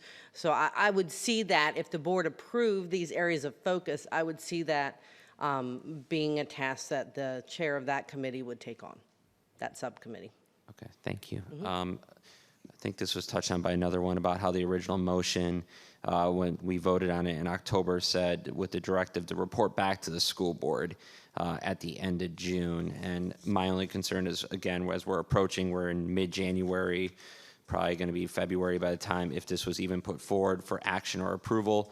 So that 17th, it's very likely the task force or the committee could come up and say something like, we are not ready to make I mean, it's not definitive that on the 17th of June that there would be a recommendation brought before the school board. I guess that's it. Dr. Waltz. Well, again, I would defer back to the chair for the direction. I believe that's what was directed, that there would be information coming back then, but I don't have it. Correct. I mean, that's my understanding as well, Mr. Wilk, that ultimately the task force would ultimately come back with what they come back with, and if it's not ready for a recommendation, then it is. If or different, it could come back with anything essentially, or nothing. Ultimately, depending on the time and everything else. But just to be clear, the task force would not have any authority or any power to implement these decisions. That would ultimately be the purview of the board to accept all, any, none of the recommendations, or create our own, I guess, for that matter too. So option 4, but just to be clear on that as well. You still have the floor, Mr. Wilk. Okay, no, I appreciate that clarity. I think a lot of people probably want to know a little bit more detail. And then just a couple general comments about the recommended number or size of membership. I have concern about only 1 member per school board member. I like the idea of 2 at least for diverse viewpoints as was recommended by Ms. Jessie, if that was going to go forward. And then it was also mentioned about having students possibly sit on the board. I'm not comfortable putting a kid or a student on something like this, and that's just my opinion. The heated and the nature and the emotional component of it, I think getting their input, as one of the gentlemen said out there, is a key thing. But having a student be actually on the committee, So I yield the remainder of my time. Mr. Chairman? Hold on one second. It's Miss Williams is next. Miss Williams. Thank you, Mr. Chairman. A few things. I would just like to remind everyone as we discuss this and this topic of LBGT that these are people's lives and it's not to be taken lightly. It absolutely is a life issue. It is no different than when we discuss how the color of your skin, your disability, or your abilities affects your day-to-day life. So I would caution my board members when they, or anybody else in the public, when they are very dismissive, because you are actually dismissing someone's quality of life. And we should be very respectful of that when we talk about these issues. Whether we're in agreement of the lifestyle or not, it is still a matter of respect for people's lives. And having said that, I'm concerned because I feel like as a board, when we've asked in the past for a committee or a group to be formed, it was done. And we were just asked simply who we would like, how we would like the appointment process. The committee was formed. They would come ask questions, make reports back to us. We would make modifications as we go along. As always, the board had the final decision and there was no decision-making authority with these committees, but I feel like with this one, we're almost tripping over ourselves, it seems like to me, and making this much more complicated issue than it has to be. I think what we're losing focus on is this is not just about transgender community. The task force is for LGBTQ, which is inclusive of a large variety of people, not just transgender people. B, policy 060 is not a transgender policy. This is a non-discrimination policy. This is not reinventing the wheel. We are not making this up as we go along. I'm not sure if anybody realizes, but these are people who exist and we interact with on a day-to-day basis every day right now, whether you know or not, because it is up to the individual to self-identify and let you know whether they are a member of the LGBTQ community. So I would just ask for the public and the board to be respectful always when we talk about this, because it's very important. And it's a reflection of ourselves and our reflection of how we view the community and the people that we interact with when we are not considerate. I'm also confused as to why I'm not seeing anybody why I'm not seeing in these area of focus or how we are getting input from the community. I'm not seeing any specifics to mention members of that community having a voice on this task force that's about them. So I would hope that we would be mindful of that at all the various levels of that. Students should be involved because they are directly affected by this. And this is, that community, the last time I checked statistically, is the highest rate of teen suicide. They're in that group. So absolutely they deserve a voice on this committee, whether they are directly there when you meet, whether it's by email, by FaceTime, I don't even care, but they absolutely should have a voice on this. My understanding also is when you say further input from the community, it seems that from the emails and the things that I received today in the past few days that our community that has been responded to me seems to feel that that is the only way that we have community input. I would just like to remind the public that community input for board members can be received in multiple ways. So it's not just coming to the meeting for citizen comment time. You have the option to call your board member. You have the option to write a letter. You can send an email. Those are all ways that the community can get into contact with your board member. I would also caution the community and the public as we travel down this road, not to assume that the people here are the majority of the voice that is being heard by the board. What you don't see are the emails and the calls that we get. The people that we run into in the store or on the street, their voices are also just as valid as the amount of people who show up physically at a board. I mean, I'm just saying over here. Just kidding. I'm just kidding. I just want us to all be mindful because as my fellow board member said, that this is an emotional issue, but it is also an issue of reality that we have to deal with. And as a board, we're human, of course, our emotions will get in the way, but our job is not to vote based on our emotions. Our job is to vote based on our responsibilities to our district and to the school district itself and to the school system itself. And that's very important and should be taken into consideration as we travel down this road. I personally would like to see a more developed framework. I feel that our staff here is highly competent and can do and report back to us, and we can then, as a board, as we should do, take the $50,000 50,000-foot view, excuse me, and look down and be able to make line item adjustments or say to the task force, it should be this way or that way. I think that we haven't had an issue with that prior to in any committees that have been developed, so I'm not quite sure why we're here with this one. I would like to see that changed. And I also, while I have the time, I did respond to a constituent today because I was under the impression that the task force was being formed. So that's what I had said. I didn't realize that we were still at the steering committee portion of it. So I wanted to make sure that I made that correction publicly while I had the opportunity. I just hope as we travel down this road that we're mindful of those things and that we can move this further along. And I just want to again state to the public that committees and task force are not the decision-making body of the school board. It is the school board's authority to make those decisions. Thank you. Thank you, Ms. Williams. Ms. Jessie, you have your mic on. Would you like to speak? I have an expression that says that you are who you were. There are people in this room who grew up having points of views. And I grew up in South Carolina, and people were called all kinds of names. My daughters have helped me grow in this area. Whether we wait for a date or wait for a Supreme Court ruling, this group of people will exist, and they exist right now, and I doubt very seriously if many of them are in this room right now, because they know what's going to happen to them and what's going to, I'm told that one of the students that came really had a hard time when she went back.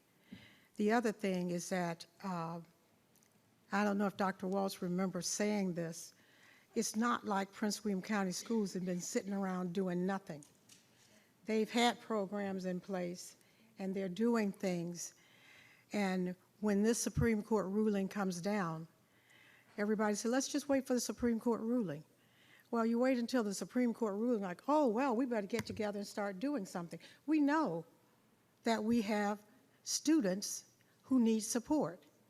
We know that we have firm opposition to certain kinds of things taking place in our schools. And I understand that. When I was a principal, I always told the teachers, you can do a lot of things, but if you don't keep people, parents, kids safe, we can talk about learning. You cannot teach a child how to read, and they'll forgive you, but they will not forgive you if their children are not safe. So I understand all of your feelings out there. But when you look in this room, there's probably not a lot of people who are affected that are here. There are other people who want to tell them how they're going to fit into our society. And so I think a lot of growth has to take place, and I'm in a growing stage, and I've grown a lot. But I had to grow out of how I grew up, and also out of the views in churches. And you'll find that there's not a lot of African-American churches here now. The African-American church has a very strong view, and they'll start citing scriptures on you. And my girls said to me once, like, ooh, we don't share those views, because the 30-year-olds and the 25-year-olds are not us. They have a totally different view. But I understand the people. Someone called me today and said, well, I was surprised you answered the phone, and two, that you were pleasant. I am pleasant about it because we've got to establish a balance. And no, we can't just wait until something happens and react. I would say to the committee and to Dr. Waltz to go back and look at some of the things that you already know, because you've not been sitting around for a task force. You've done things without it being called a task force, and you know, and I know Rebecca Slater, and I know how she works, and I know how Carolyn Custard works.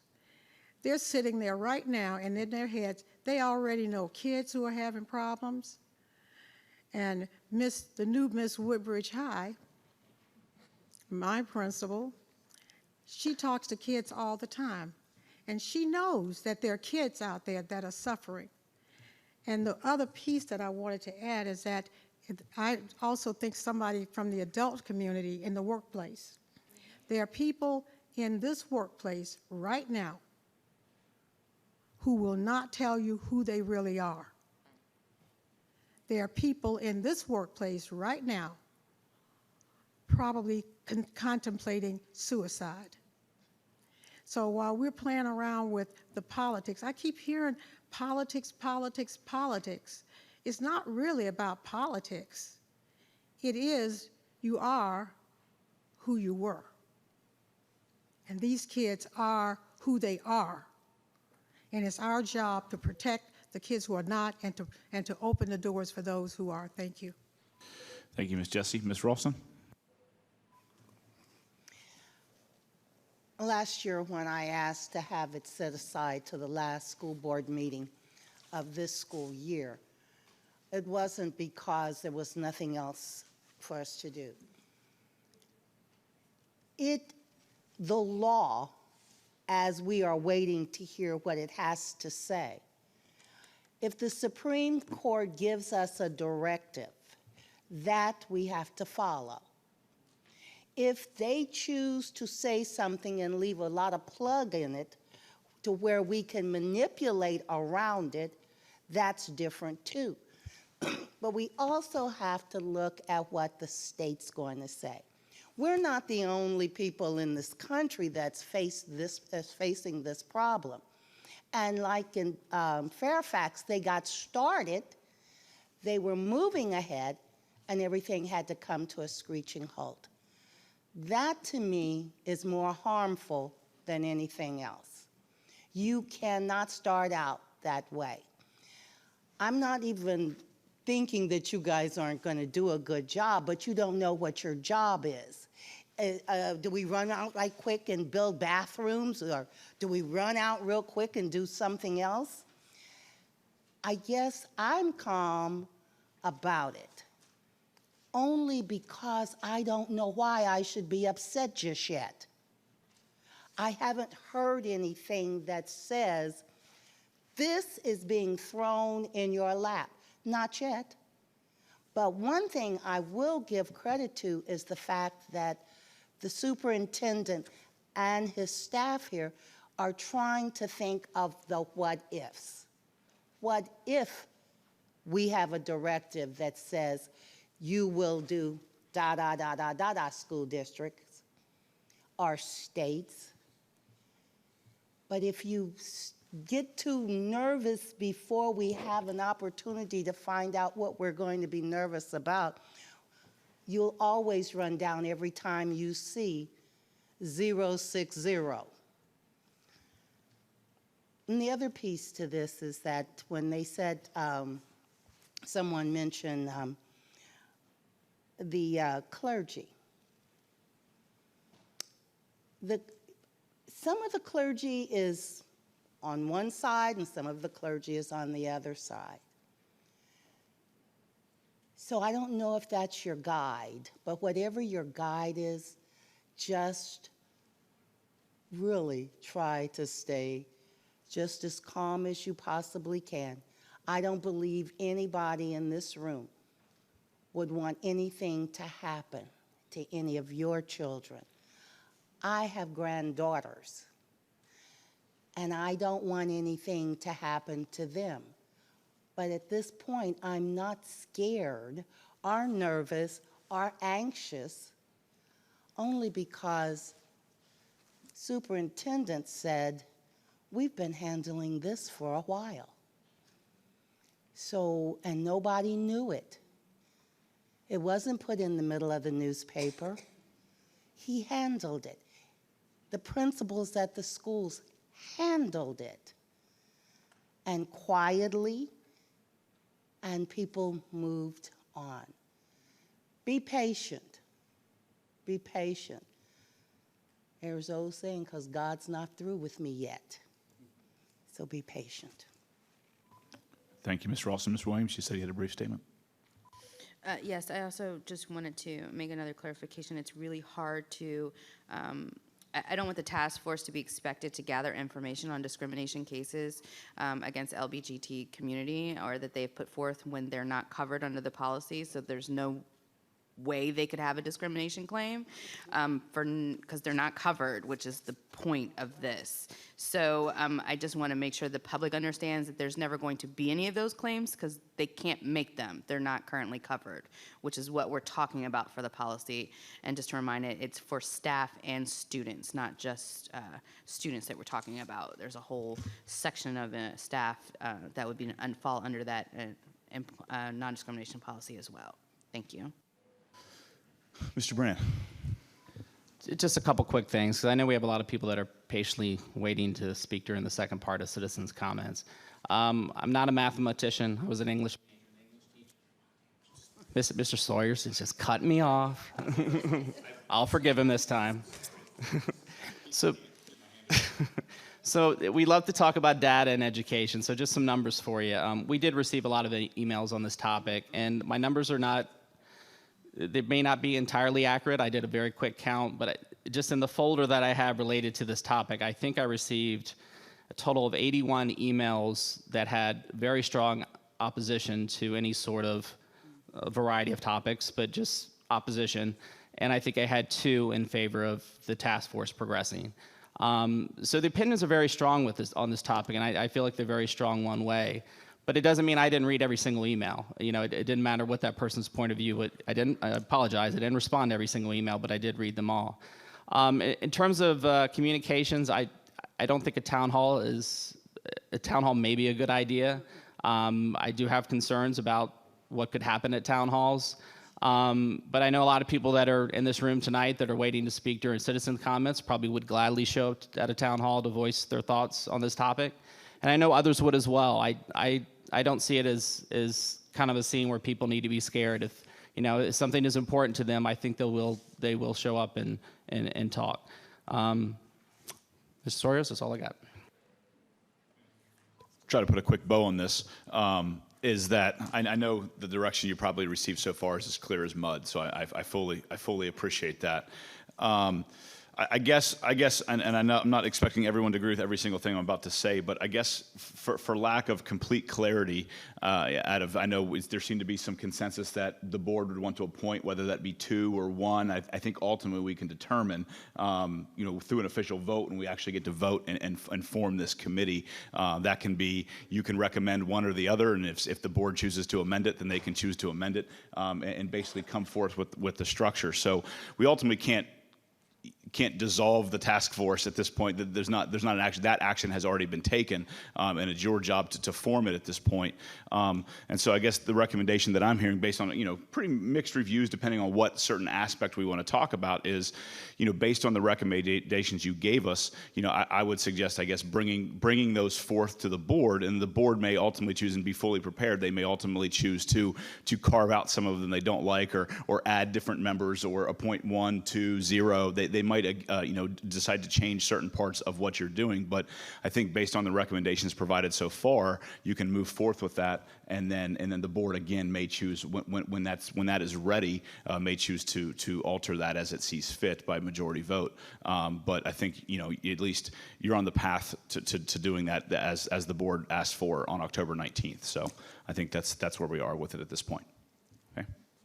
All right. Thank you. Thank you. Yes. We're moving right along as we traditionally do. We'll let the citizens, before the board matters side of things, we'll get to the rest of citizens' time. We had, like I said, 35 speakers at the door, another 15 sign up or so. 35 ahead of time, 15 at the door. So the same deal ahead of time, 3 minutes, 30 seconds, 0 seconds, yellow, red, decorum, all that stuff, right? So we can go back to it. So I'm going to call up the next 10 speakers and go from there. So we got Arthur Denagam, David Schrock, Mary Romiller, Frank Rogala, Bob Martin, William Card, Mark Bolin, Andrea Delavon, Deborah Hunter, and Mark Hunter.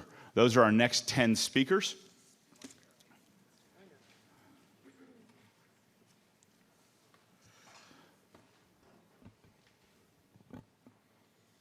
Mr. Denogam, you have the floor. Thank you. Mr. Chairman and members of the board, last fall I came here to voice my concerns over the actions being taken to vote on a change to the 060 discrimination policy. The people spoke and the board heard, or at least the board delayed the decision to this June. Some progress was made because a compromise had been reached.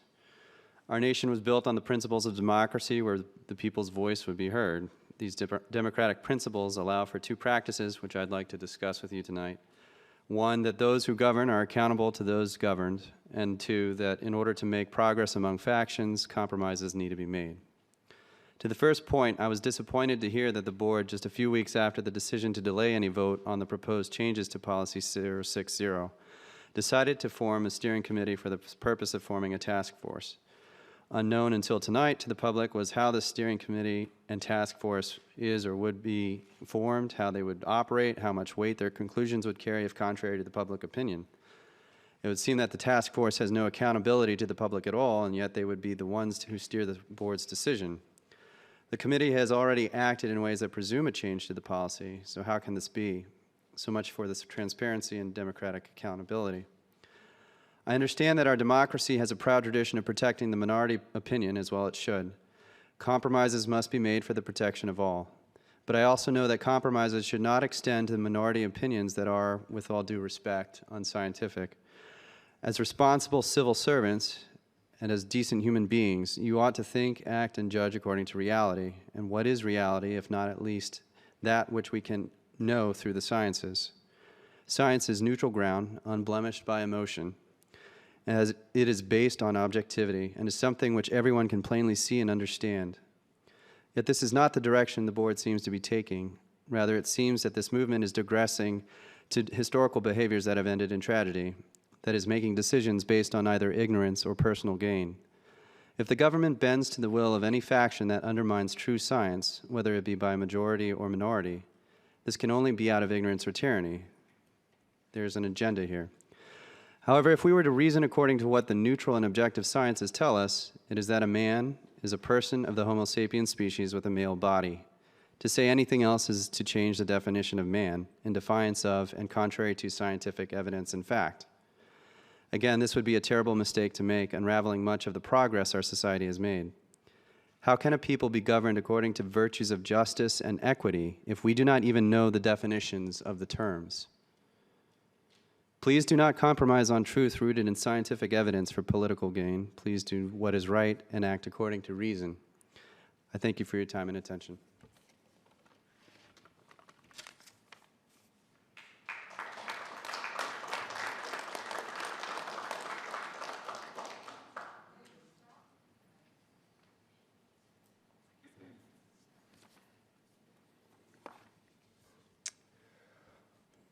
Board members, Mr. Waltz, Chairman when he returns, and it's good to see you this evening, now to this morning. I prepared remarks, but I just want to thank you for clarifying a number of things. I came in this evening with great concern that of lack of transparency with the task force coming present, as well as what the framework would look at. Mr. Waltz, thank you for sharing a little bit more about that. I think many of us are still concerned that the task force would be used to implement instead of to discuss and to receive the diverse opinions, diverse convictions of those among Prince William County. And so my desire and my encouragement is to continue to allow that discussion to happen before implementation. Because it'd be very easy to slide into implementation instead of continuing to have the discussion that is needed. I think at the same time, to continue transparency is important as well. We're talking almost at midnight now, beyond midnight. To be able to have this conversation in full view of the public, it needs to be earlier in the day. To push it to the end of the night gives the appearance that it is not in front of the community. And so as the task force is assembled, I would encourage you to have as many open door conversations as possible and to do it in the beginning of the sessions as you talk about it in the future. I think that would help immensely. I'm going to cede the rest of my time because it is late. Have a good night. Thank you, Mr. Schrock. Next person is Mary Romiller. Mary Romiller. Next on our list is Frank Regala. Thank you. This has been quite an evening for my wife and myself. This is the first opportunity we've taken to attend a school board meeting, and it's been quite an experience. I'd like to thank you for allowing me to speak here this evening on the revision of policy 060. I'd specifically like to address the task force and the policy itself. I prepared my comments prior to coming to the meeting, of course, and I had limited information about what was going on with the task force. Excuse me. Frankly, I was confused in many ways. As I understand it, at the 21st of September meeting, the board voted to postpone any change to the current policy that's in effect until approximately June of 2017, which it was understood that by that time, perhaps the Supreme Court would have had some input into the decision. In the October 19th meeting, the board established a task force to address community input.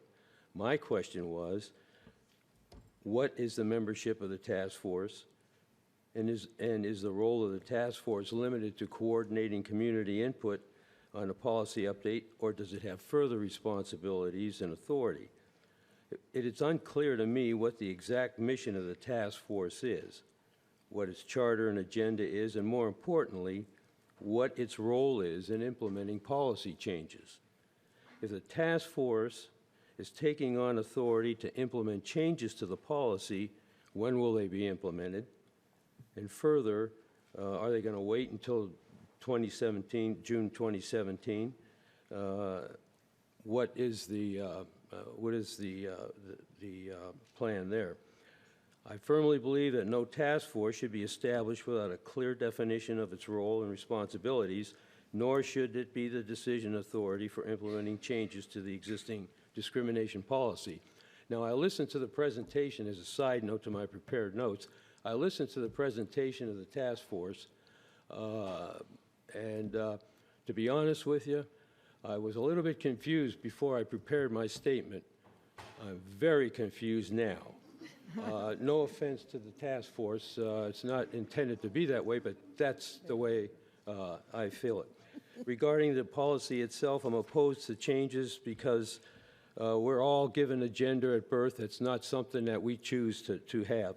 As a closing statement, I'd like to say my wife and I had the opportunity to take our granddaughter to a military facility, and as a 3-year-old will do, I got to go to the potty. My wife takes her into the bathroom. My granddaughter says, boys go that way, girls go this way. As she's sitting in a stall, she sees a set of combat boots in the next stall, unaware that that's a female soldier. The point is, the 3-year-old Thank you, Mr. Mark. understood where boys go and where girls go, and it's unfortunate that the grown-ups don't understand the same. Thank you very much. Thank you very much.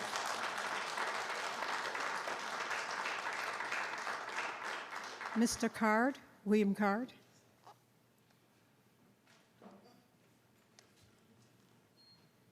Thank you.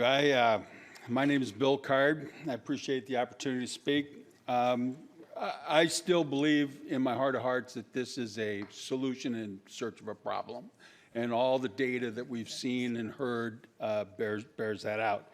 I'm, reminded, of the guy that goes to the doctor and he says, "Doctor, it hurts like this when I do this," when he hits himself in the head with a hammer, which is exactly what you all are doing. And the doctor says, "Stop." And I think that where you're going, where you're headed is very, very wrong-headed for a lot of reasons. I'll share with you that back a couple of things about elections. Some people are citing this as a partisan issue.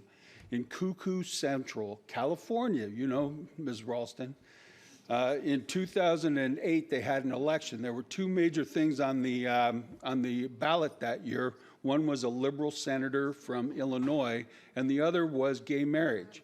The liberal senator from Illinois won an overwhelming victory in California, and gay marriage received an overwhelming defeat. So I can tell you, if it isn't already obvious to you by the responses that you've gotten, that you are out of step with your county, and you can't take it any other way. If you were sitting out there listening to how you're making decisions, I can't understand how any parent at all would surrender their children to you. And you've got to get in step and align yourself with the majority of the people of the county that are not in common with your views. A few people from a couple of neighborhoods came up here and talked to you, and you threw out the policies of the staff, and you threw out the study that had been done about the school teacher. The world-class meeting of this body has been on this topic. You might remember the overflow crowds into the side room, out in the atrium. The county is not with you. Thank you. Thank you, Mr. Cart. Just to be clear, we were making sure we didn't want to skip over somebody. Did Mr. Martin, have you spoken? Mr. Martin, we did a jump ahead of you one. I apologize. It is your turn to speak, Mr. Martin. My name's Bob Martin, and somebody already stole one of the lines I was going to use for you. You got the cart before the horse. If you distance yourself from proposal 060, Dr. Waltz's staff is well positioned to take care of any problems or issues that come up. That's my opening comment. I would like to say it is a pleasure to be here because I'm a citizen and I have the right to be here and to speak openly. I want to exercise my obligation to speak out against erroneous and egregious actions that have been and are being taken by this board that violate my God-given responsibilities and represent social engineering, which is not the purview of this group. Instead of directing time, energy, and tax dollars toward improving the overall education of our children and addressing the needs of specific underachieving schools and schools with trailers, you've engaged in an effort to address perceived needs for indefensible purposes. The proposed policy 060 was a mistake, misguided, disruptive to the schools, the community, and the children in our schools. The proposal to delay voting on policy 060 was equally misguided. The presumption that the issues involved gender identity would be resolved in the federal courts by June 2017 is erroneous. Those issues have already been resolved on November 8th, 2016. The task force that was created following the misguided policy of 060 to delay that decision was another waste of time, energy, and tax dollars that could have been spent in the construction of schools or buying textbooks. And this board's responsible for that waste. Specifically, what I heard this evening was a last-minute change to the original agenda item, because the policy, the agenda that came forth, did not address its charter, soliciting further community input relative to issues and concerns arising out of the proposed revision to policy 060.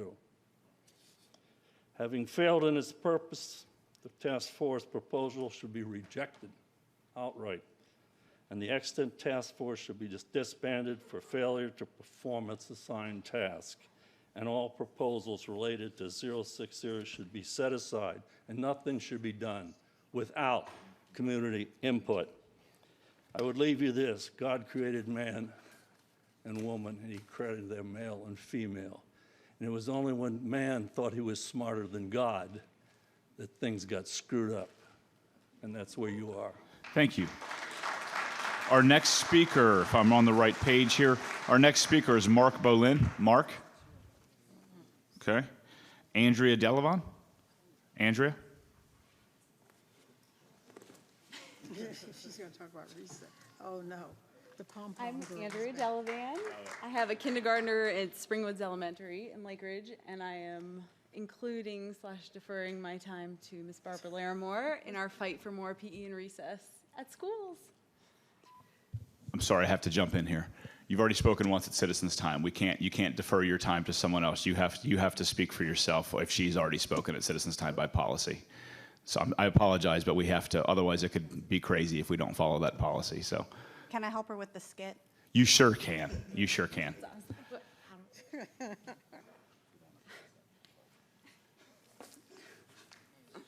I don't like you. You're I don't terrible. like you at all. You're the horrible. worst. You're mean. It's so late. I don't like it. You should do that on the All right, let's go outside and play together. That's a great idea.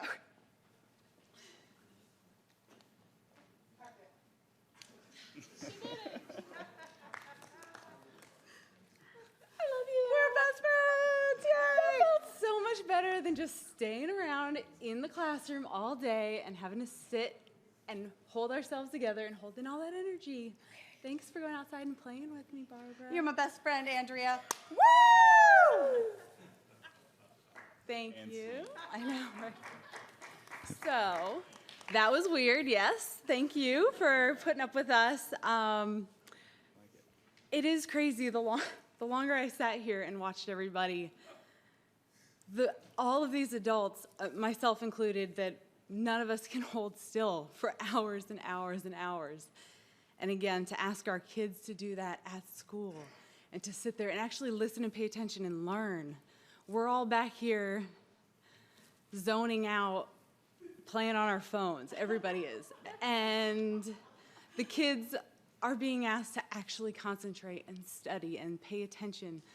And they cannot do that. They cannot do that without exercise and recess. I mean, attention deficit, like you can't be expected, you can't ask people to pay attention when we can't do that either. It's not enough. The kids need more time, the little kids especially, they need more time to get up and run around.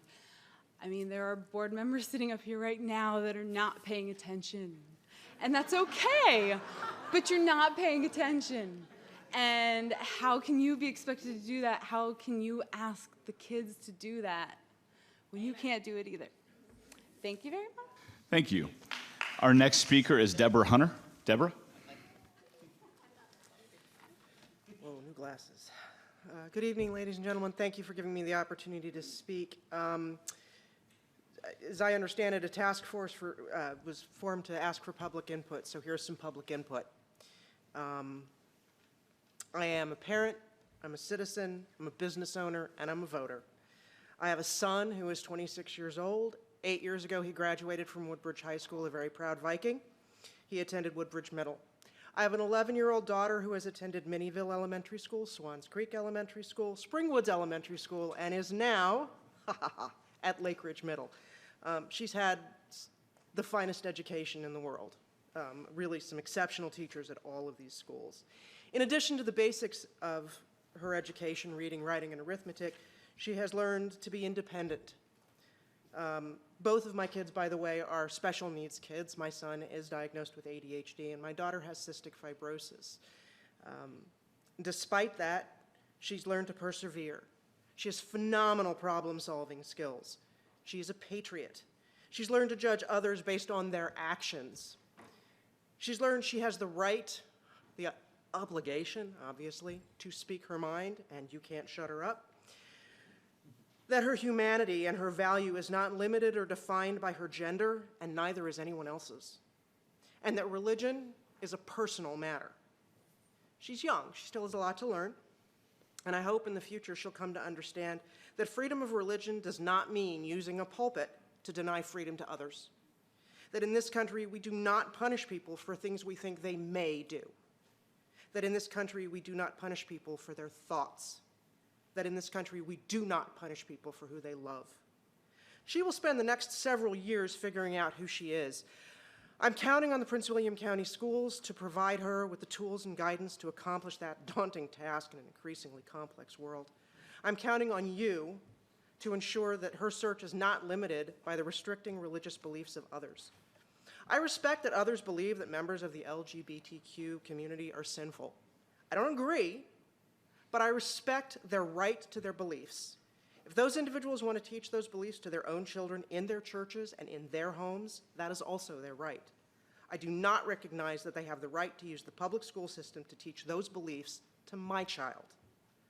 I hope that our public school system continues to teach the history of our great nation and includes the lives of George Washington Carver, the agricultural pioneer, Oliver Sipple, a highly decorated Marine and Vietnam veteran who saved President Ford's life, Bayard Rustin, advisor to Dr. Martin Luther King Jr. and planner of the first Freedom Ride in protest of interstate bus segregation, Daniel Hernandez Jr., and Staff Sergeant Eric Alva, the first Marine injured in the U.S. invasion of Iraq.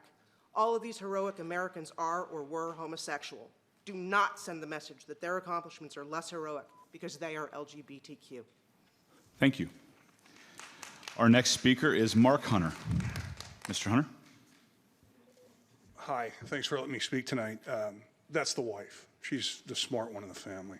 So I'm more the emotional one, the guy that gets kind of fired up, and I've been pretty fired up all night. Mainly because I forget how government works, and it's slow, and it's methodical. And sometimes it works for you, and sometimes against you. I get that.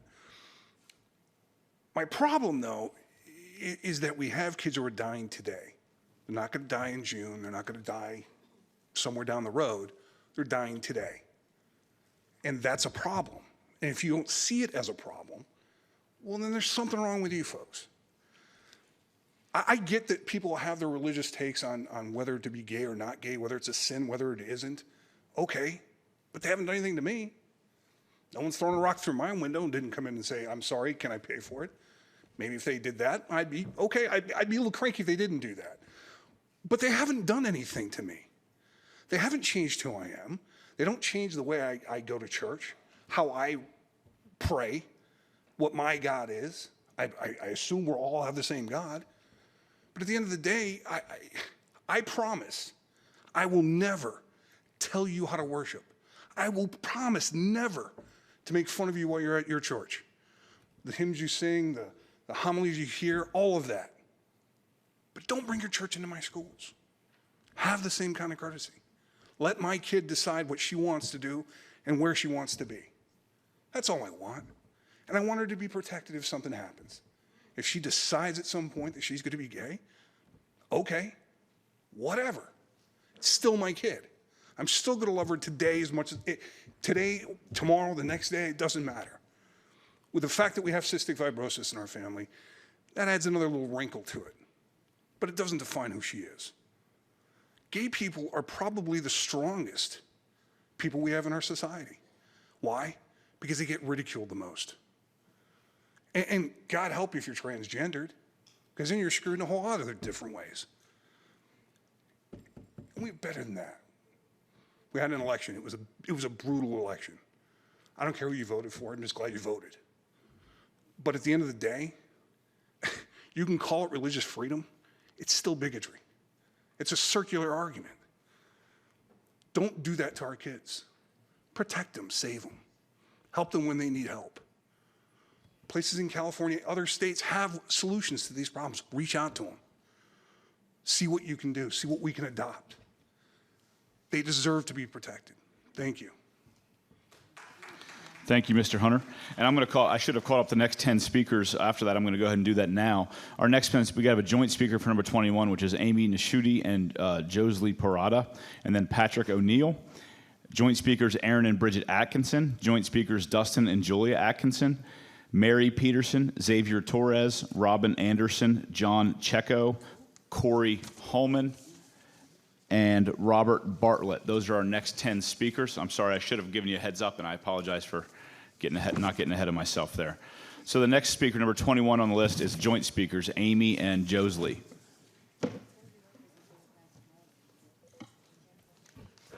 Hello, good morning. Hi, thank you for giving me this opportunity to speak. My coworker Josley had to leave early. I have lost attention myself. It's been a long night. I'm a nurse. I'm a registered nurse at All Pediatrics. I have been a nurse for 10 years. I work with children, so my job as a nurse is to advocate for children, not only my patients, but all children in my community. Again, I've been working for 10 years with children. As each year, I see increased number of children with ADHD. During the first couple months of school, we receive calls from parents because the teachers are complaining that the children are not paying attention in class. I mean, I was just wondering what is going on with this community, what is going on here in the U.S. I mean, I grew up mostly in Africa, no food, no clothes, but we went to school, 60 children in class, 80 children in class, but we're able to stay quiet and pay attention to our teachers and do well academically. Why not here where they have everything? I came to think about here, of course, children are sitting like we're sitting here all night. You just have a bathroom break. You don't have there's no recess time. So that just from experience or from what I see, also the CDC has done some studies, about 5 studies on physical activity affect children. More children who have more physical activities, they perform better. They pay more attention. Also, it helps them, with their health. We can say all this, try to make everything better for our children, school boundary, all kinds of stuff. But, if we are not taking good health care of our children, physically, then nothing is going to be accomplished. We're just going to raise children who's going to end up being obese, die early, not live longer as they should, not be able to see their grandchildren because they have diabetes. They develop type 2 diabetes, hypertension, all stuff of disease out there. I'm sure each one of you have went to a doctor's appointment and the doctor have told you, okay, eat better and exercise. If none of you have received the recommendation, you can raise your hand. Each person, from now on, we do assess our children. We do blood work to make sure their cholesterol level are fine. We tell parents you need to take your children outside for exercise, a couple times a week. But that doesn't happen because at home, of course, children are glued on video games and TVs. Parents are busy. So while we decide to help with our patient in the community, we have developed a program called Walk with the Doc, which the third Saturday of each month, we take, we pass our flyer to our communities, not just our patients, just to go to the mall or some school, just walk with the patients. If they have questions with the doctor, they talk to doctors. So we ask for the community board to please give our children more time to exercise, more physical activity and research. Thank you. Thank you. Our next speaker is Patrick O'Neill. Patrick? Wasn't quite expecting to be called so soon. I'm sorry. Well, good morning. I hope you've had time to prepare your remarks. I don't know. It's going to be tough. We've had maybe just a few hours to For sort of sure, go. for sure. I haven't had a lot of time in response to the task force, but Mr. Chairman, members of the board, my name is Patrick O'Neill, and I was born, raised, live, and own a business here in Prince William County. I'm going to take a different perspective than perhaps some other people have. This task force is, quite frankly, completely unnecessary. The board's ruling on this is completely unnecessary. We have a policy in place. The policy has received 0 complaints. As of, I believe Bob Marshall had a FOIA request that showed 0. And I understand what you said, Ms. Williams, that these folks aren't covered. Our policy states that we don't discriminate based on race, sex. That's in there. So that leads me to sex. Sex has always been binary. That's male or female. You can take hormone treatments, you can have surgeries, but if you're a man, you're going to genetically test as a man. Same for a woman. If sex is not fixed at birth, utilizing a binary definition, but is based on a person's private sense and subjective feelings, there's no workable definition anymore. Are you guys aware of what the real problems here are? A recent idea of gender, the recent sort of view of this, is fluid. It's continually evolving. It has evolved so much that Facebook had identified 71 different genders. 71. That's a lot to work through. 71 before they stopped. That leads me to perhaps the Native Americans who believe in 2 spirits. Some believe this.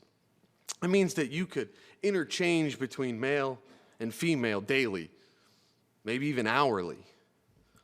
Which bathroom and locker room do we allow these folks to use? Are we going to end up with 71 porta potties? We already have issues with trailers. What's 71 porta potties? Just line it up.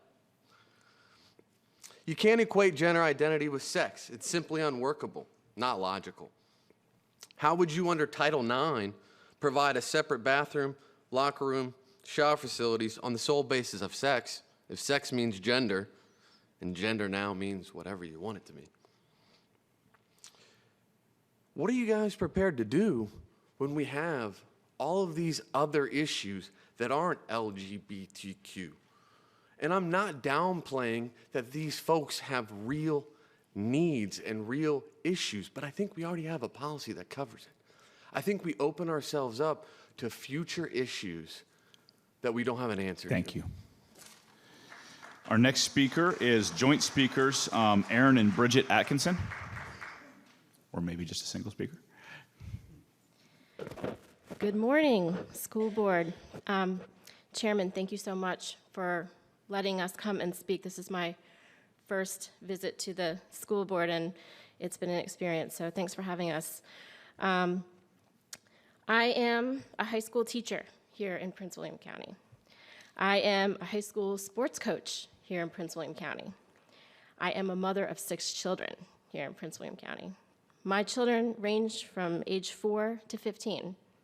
So you can imagine that we have a lot going on, and it took a lot for me to get here tonight. And I also represent many, many families, of course, here in the county. So many that I know of and have heard overwhelmingly since the last meeting. These are families that really do rightly feel threatened regarding the safety of our children in regard to policy 060 going forward. You have heard through the meetings and through the many emails and the calls the very serious concerns from the majority of the people in the county. And I think ad nauseum, from what I heard from the last meeting, there was a lot of issues that were brought up about inevitable abuses of the policy that would come about. And that's a huge, huge thing. And my biggest point today is that this isn't in the hierarchy of issues about discrimination against anyone, or judging or bigotry or anything like that. It is about safety first. So in the hierarchy of issues, you really have to be, I think, worried about the safety of all of our children when something like this, with a lot of abuses that can come about, goes into effect. And that has to come before the non-discrimination of a minority group, plain and simple. Again, the safety of our children has to come before a non-discriminate accommodation for the minority group in the hierarchy of things. So school board, you have heard the issues and concerns, again, about sexual predators, whatnot, taking advantage of this non-discrimination policy if it goes forward, and a lot more. Mr. Chairman, you saw your own school board affected by what people were saying in the last meeting. I wasn't at that one, but I know that you were affected by that, and the board and the vote was postponed. So I really implore you to take that into consideration. And please listen, give me a chance, listen to what I'm saying and everyone else here. Thank you so much. Thank you. Our next speaker is, again, another joint speaker I have listed at least, is Dustin and Julie Atkinson. Not here. Okay. Mary Peterson. Mary? Thank you for letting me speak today. I'm here as a concerned grandmother of 6 children, my daughter's children, and I'd like to reiterate her position. I am concerned about the safety of our children, not because I don't like LGBT people, or I think they're bad. It has nothing to do with them. It has to do with the safety of somebody who is not gay, but misuses the opportunity to use a common bathroom to sexually prey on children.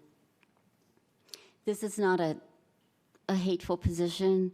This is not discrimination. This is not bigotry. This is a right to privacy of all children.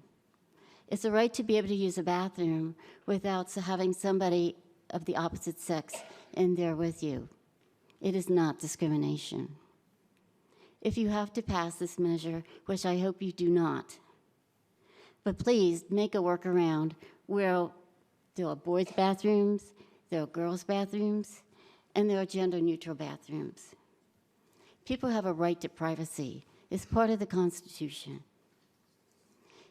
If no workaround is done by this committee, or if this is passed without it, it's quite possible with the new administration coming into Washington, D.C., that there may be a school choice, a voucher system. There will be an awful lot of parents who will use that voucher to go to a school that has separate bathrooms. Thank you. Thank you. Our next speaker is Xavier Torres.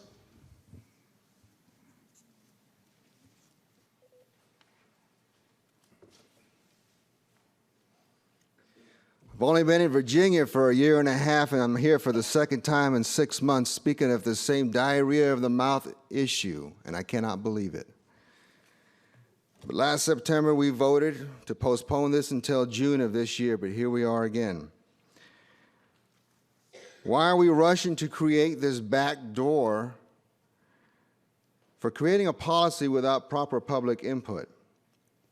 You're going to argue it's not back door, but I'm going to tell you, if you look up a definition of what a task force is, it is by its very nature a path to overcoming impediments in order to implement a policy or a plan or a goal.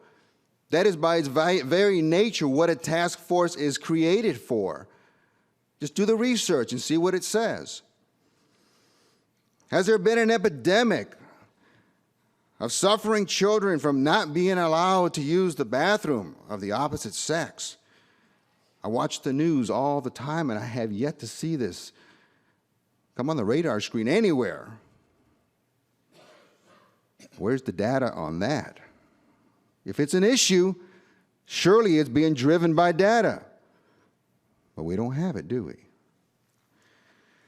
People in this room know who the main proponents of this are, even on this school board.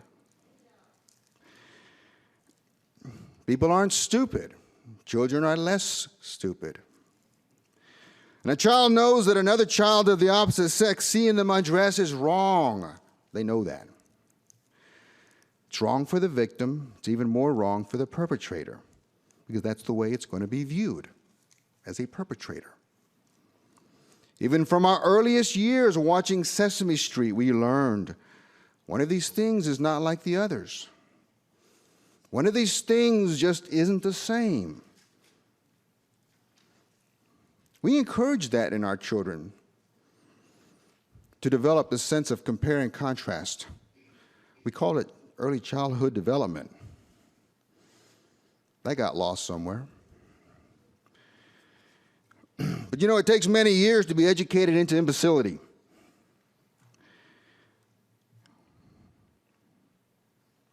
You ever try to row a boat with only one oar? It takes 2 oars. Like the oars that represent faith and reason. You take away reason, you end up going in circles. Mr. Chairman, you may think you're doing the right thing, but without reason, there never will be a straight line. You can spin in circles and hope that somehow the current's going to take you where you want to go, but unless you have 2 oars, you will never know with certainty.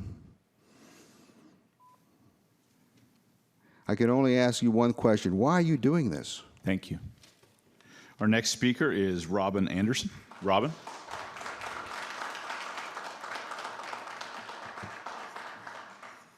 Good evening.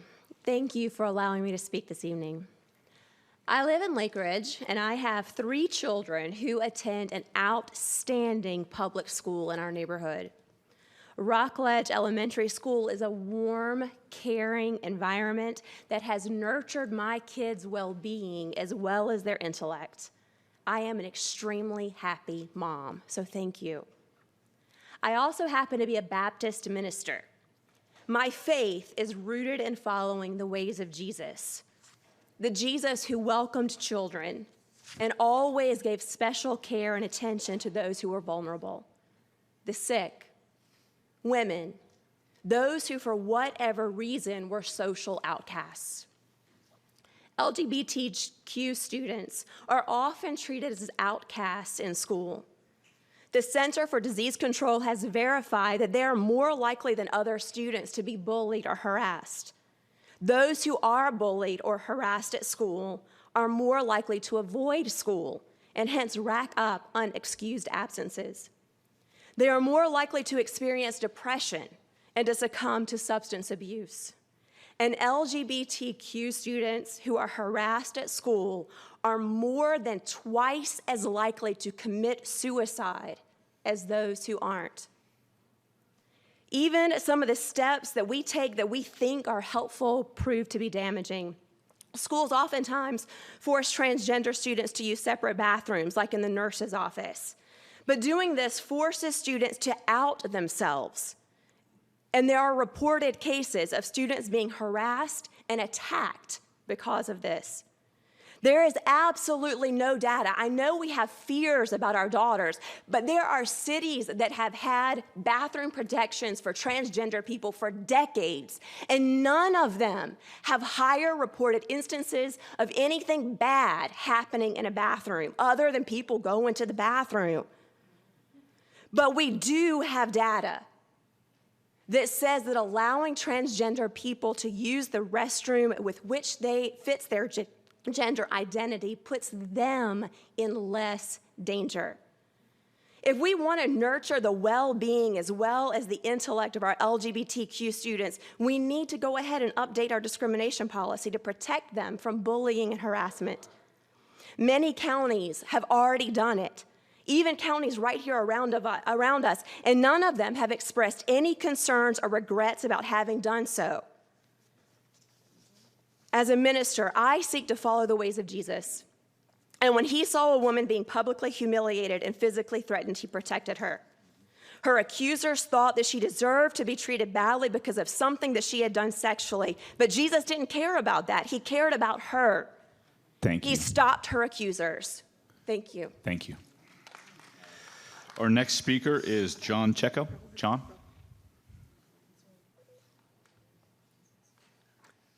Good morning, Mr. Sawyer, board members. It's with disappointment and regret that I'm here again speaking about Proposition 060 and the fallout thereof. I came here tonight in ignorance. I couldn't figure out what was going on or what was going to happen tonight or what the issues were about. I couldn't find out, so I came here to find out. And I'll tell you that there was a perception, right or wrong, that there is an agenda to implement change. I think that goes to show a lack of communication between the board and the members of the community, which is what we spoke out against back in September. It was I think our outcry was, let us know what's going on, let us be heard, let's move forward in a prudent manner. But here we are again. Why? I don't know why it comes to this. But there seems to be a lack of trust between members of the community and the board at this point. And I don't know how you overcome that. But we got to talk. As we develop, form, and direct this task force, please keep in mind what we've asked it to do. What I've heard is solicit information from the community. I believe that we are trying to define the situation, identify problems that the board can actually address, not necessarily implement policy, as the board has already identified. In closing, I would like to remind you that it is critical to listen to the community and also to act in good faith. And it seems like we haven't had a whole lot of good faith tonight. Remember the issues we brought forth in September. We were concerned for the safety of our children, not just the East Side children or the West Side children, not just the type A children or the type B children, but all the children. we were concerned about safeguarding against the abuse of any new policies. And we want to make sure that we protect the rights and dignity of our children. I think we can agree on that. So let's move forward in a civilized manner, like adults, and like Jesus would ask us to do, and get the job done. Thank you. Thank you. Our next speaker is Corey Holman. Corey? Good morning. I promise you I will be extremely short. My name is Corey Holman, and I am happy to be a Prince William County resident. My address is on file. I'm here to talk about a subject that has not been addressed yet today. It's not even on the agenda. I know you have a lot to do with the zoning issue, and I know that's the most important decision right now with the Potomac Shores School. But I would also like to remind you that the next decision you will make is what to name the school. I would like to submit the name of John Harper. Mr. John Harper's resume, which you will see very soon, is loaded with service to our country and service to our community. I'm not going to go over it in detail, but you will receive emails and you'll receive plenty of information on it. But I just wanted to say that it's very easy to name a school after the community. Mr. John Harper never took the easy road.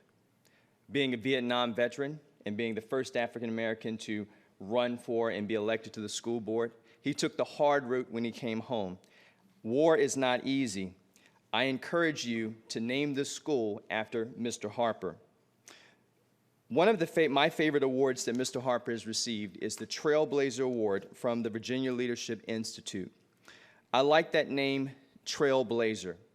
I want to encourage you, don't name a school after a golf course. Name a school after a trailblazer. Thank you. Thank you. Our next speaker is Robert Bartlett. Robert, are you here? Robert? Okay, I'm going to call. I have the remaining 5 from the signups ahead of time, then we'll on to the at-the-door signups. Jay Tolato, Wally Kubitz, Cozy Bailey, Patrick Fucci, Harry Wiggins, and then on to the signups at the door. And again, this one always gets me, the handwriting sometimes, and I apologize. Steve Bender. Is it Steve Bender? Okay, Steve Bender, Pete Block, Hayward Stackhouse, Andrea Miller, and Ruth Thorne. Those are our next 10 speakers. Jay, you have the floor, sir. Good morning. Jay Tolato, my address on file. Pretty much everybody took the great lines already regarding. I'm just going to keep it real short. Probably the shortest one is, number one, your constituents spoke already to you guys and told you what they wanted. Okay. You decided to form a committee to form a task force who then is going to go and form subcommittees to go get people's opinions. You guys got offices and you got staff. I think you can go directly to your constituents and interview them and get information, okay? To get these committee people to go out and get make more subcommittees to get more opinions, seems like you're putting a lot of buffer between yourselves and your constituents, number one. Something I was very disappointed on. Let's say you're going to go with this committee or this steering committee. I think the least they should have done was kind of waited around and hear their opinions, our opinions, if that's what they're being formed to do. I'm not going to speak about, I don't think this issue has to do with, a lot of people spoke about LGBT and religion. I'm a retired captain from the New York City Police Department, recently retired. So bullying, by taking a male who identifies as a female and allowing them to use the female bathroom, it's not going to stop them from receiving bullying. Female thinks it's a male, goes to the male bathroom. They're not that much safer. If the issue is safety, you're going about it the wrong way. Now, I know that's a different issue that's probably going to end up in the Supreme Court, but almost 25 years being in Brooklyn, Manhattan, the Bronx, I seen bullying. I seen what drives it. Okay, you're not going to stop it by allowing them to use the bathroom that they choose. And I'm going to posit to you that's actually going to be, it's going to make it worse. And what the Baptist lady said, minister, wish she would have stuck around, by allowing them to use the nurse's bathroom is going to out them Well, then what's going to happen when the girls use the boys' bathroom and the boy use the girls' bathroom? That's not outing? That's outing, and it's putting them in a place where they're not being supervised. Years ago, and in the high schools, people were going into each other's bathrooms and problems were starting. In that amount of time, just before I retired, I was seeing it at the elementary level. Boys going into girls, girls going to boys, and assaults were happening. And they weren't supposed to be there. Now you're giving them permission to be there. How do you think those numbers are going to go? And ultimately, you're responsible. All right? Thank you. Thank you. Our next speaker is Wally Kubitz. Wally? I ask you tonight why the frenzied push to ramrod through this gender identity policy change. Briefly, by way of historical parallel, 30 years ago, in 1987, our State Board of Education proposed sex education for all Virginia public schools. This resulted in a huge controversy.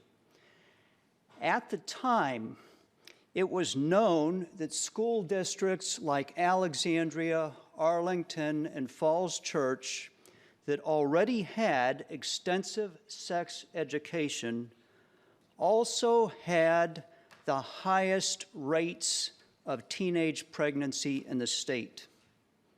And yet, in spite of that, our State Board of Education mandated extensive sex education for all school districts in Virginia, including down to the lowest elementary grades, which seems quite counterintuitive. Today, 30 years later, it's a different battle, but the principles are the same, those being an obsession with sex and a throwing to the winds of all sense of caution. Today we debate a policy that we know will lead inevitably to schoolgirls having to undress before their male peers, and that we know will lead inevitably to rape and humiliation. Board members, it is hard to believe that an intelligent society would consider such a dangerous course of action, and yet that is what we are considering tonight. That's what Fairfax and Loudoun and other places have considered. We can say it's because the federal government has mandated it, and that's partially correct. But what an evil like this bears out is that the movements toward gender identity rights and toward homosexuality are the hand of hell. We all know that this old world can be a pretty bad place. We've all sensed the decadence that seems to just keep coming at us. Christ himself hinted at this in Luke chapter 17 when he said, "It is impossible but that offenses will come." He went on to say, "But woe unto him through whom they come." And he said this in the context of making comments about children. Board members, this gender identity policy is too much of an offense and too fraught with peril to be allowed to go through. Thank you. Thank you. Our next speaker is Cozy Bailey. Mr. Bailey?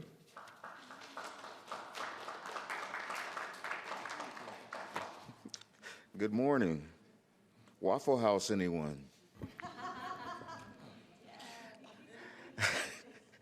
I come before you this morning, okay, to inform you of an opportunity to recognize one of the true jewels, yeah, dare I say heroes of Prince William County, and I speak of none other than Mr. John Harper.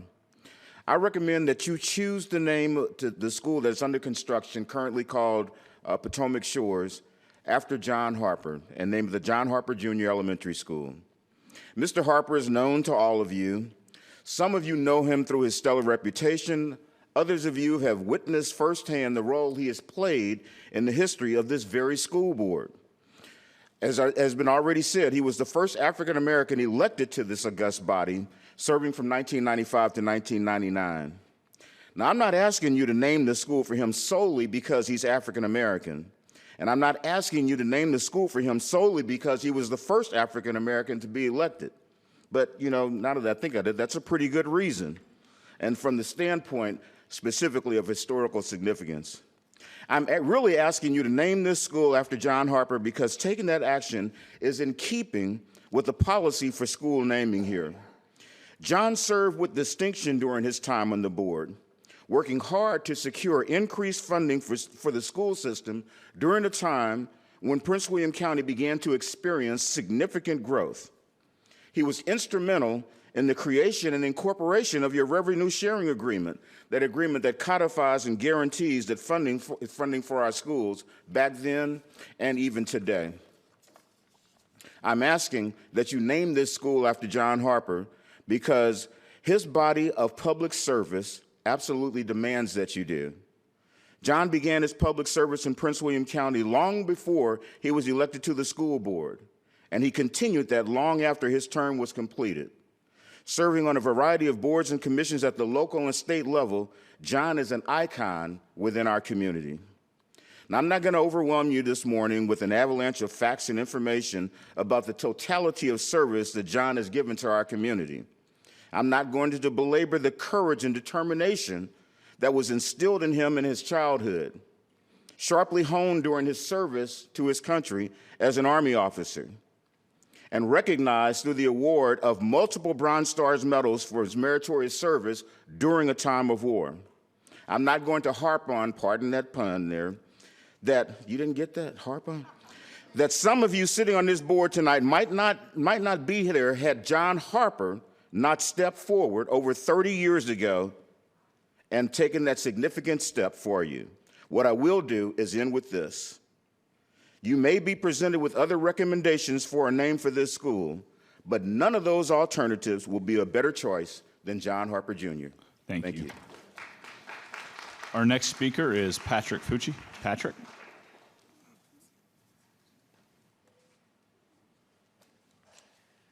I'd say good evening, but it's more like good morning.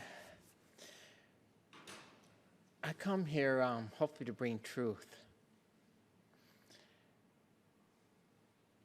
What do y'all have in common? When y'all were born, conceived, and brought forth, we were brought forth as a baby girl, baby boy. And as a girl, you had all that you needed that made you become a woman. You had all your ovaries, your eggs, everything, the complete gender right there. If you're a man, the same thing. You had everything you needed to become a man. But let's look at transgender. Today, a man can never truly become a woman.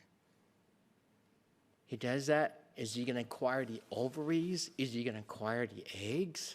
Is he going to acquire all the 100% completeness that makes a woman special at the moment of conception and birth? Can a woman truly become a man? 100% man, internally and externally. You see, some people have these feelings, emotions, euphoria now. They may think they don't feel like they're a man because they don't measure up to what a man should be like. I've carried these soft feelings a lot in my life. But you know what? They're just emotions. They're just feelings. That's all they are. They come and go. I'm a man because I was born at birth. And people have to look at this. But why do we have such issues? Lesbian, gay, transgender thing? Why? I think it goes back decades, you know? Perhaps we've given up on these people. A man and woman, if a man and woman in marriage have a stable family, you have children, and if you raise them in the faith, you know, they receive that mark of baptism of Christ as a child, and you keep that to them, that mark in Christ they will know, it will prevent them from going haywire, it will prevent them from becoming gay, whatever you call it. They will keep their chastity as well until marriage. See, I don't believe in hating anybody. I believe Christ can be found in all people. But are people willing to give their lives over to Christ? I believe gays, I think everybody can be rescued from their sinful lifestyles everywhere. But do we want him to? Do we want to keep it? I pray, I've been praying a lot for Muslims, that God will open up a pathway to heaven for Muslims. If I have to pray that way for Thank you. gay, lesbian, transgender, I will do that too. Thank you. Our next speaker is Mr. Harry Wiggins. Mr. Wiggins. Thank you, Mr. Chairman, members of the board. I'm going to actually speak about something different. I attended a meeting at Lake Ridge Elementary School last night. Louis Jesse was there as well. And I attended as a grandparent of 3 kindergartners at Lake Ridge Elementary. And the presentation made by the facility staff was proposing 13 addition classrooms to Lake Ridge Elementary, 13 classrooms to Antietam, which is 2 blocks over, and 13 to Springwoods. The 39 classrooms are actually a school. And there was universal opposition to this proposal. I think most of you know Lake Ridge Elementary just completed a 2-year add-on, and now there's a proposal to add on again. That site is not conducive to adding on 13 additional classrooms. What needs to happen, you're creating 39 classrooms, build a new school. And that was what was universally proposed last evening. You need to go back, take the CIP that you put together, build a new school. Forget the 13, 13, 13. The cost is the same. A couple other issues. I think most of you know the Woodbridge district, Ms. Williams' district, 1,088 students over capacity. That's an elementary school, 1,088 over capacity. When you look at Occoquan, Woodbridge, and Potomac, just the elementary schools, 2,000 students over capacity. When I look at Tyler, Mullen, Sinclair, Sudley, all under capacity. When I look at Gainesville, Coles, those elementary schools are at roughly 80% capacity. When you look at Potomac, Woodbridge, Occoquan, you take out the trailers, you're at 160% capacity. You just approved a new high school, and you're going to approve another one. Something's got to be done at the elementary level. This board has done nothing at the elementary level that makes anything meaningful happen.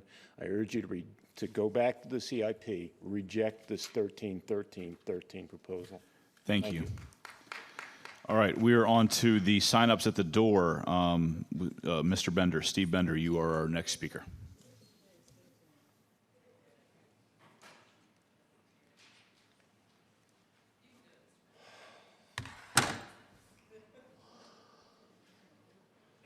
I'll try. It's been a bad week since Friday the 13th when I walked out of the house with a pair of 2 right shoes on my feet. Saturday I was hit by gunfire, and since this afternoon I've been exhibiting 4 different signs of a heart attack, so don't worry if I drop down dead. It wasn't the chairman.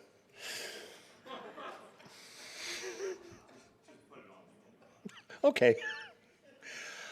I was going to talk about the agreement with the county and the meeting last week and the response of 3 members who, from what I learned from Mrs. Satterwhite, once again violated law by signing a letter without the direction of the board on board letterhead. And there were some statements in that letter that were not 100% clearly made, there was this claim that 10 million for a high school in a predominantly white district and 10 million for dozens of elementary schools in the east in a predominantly black and Hispanic district.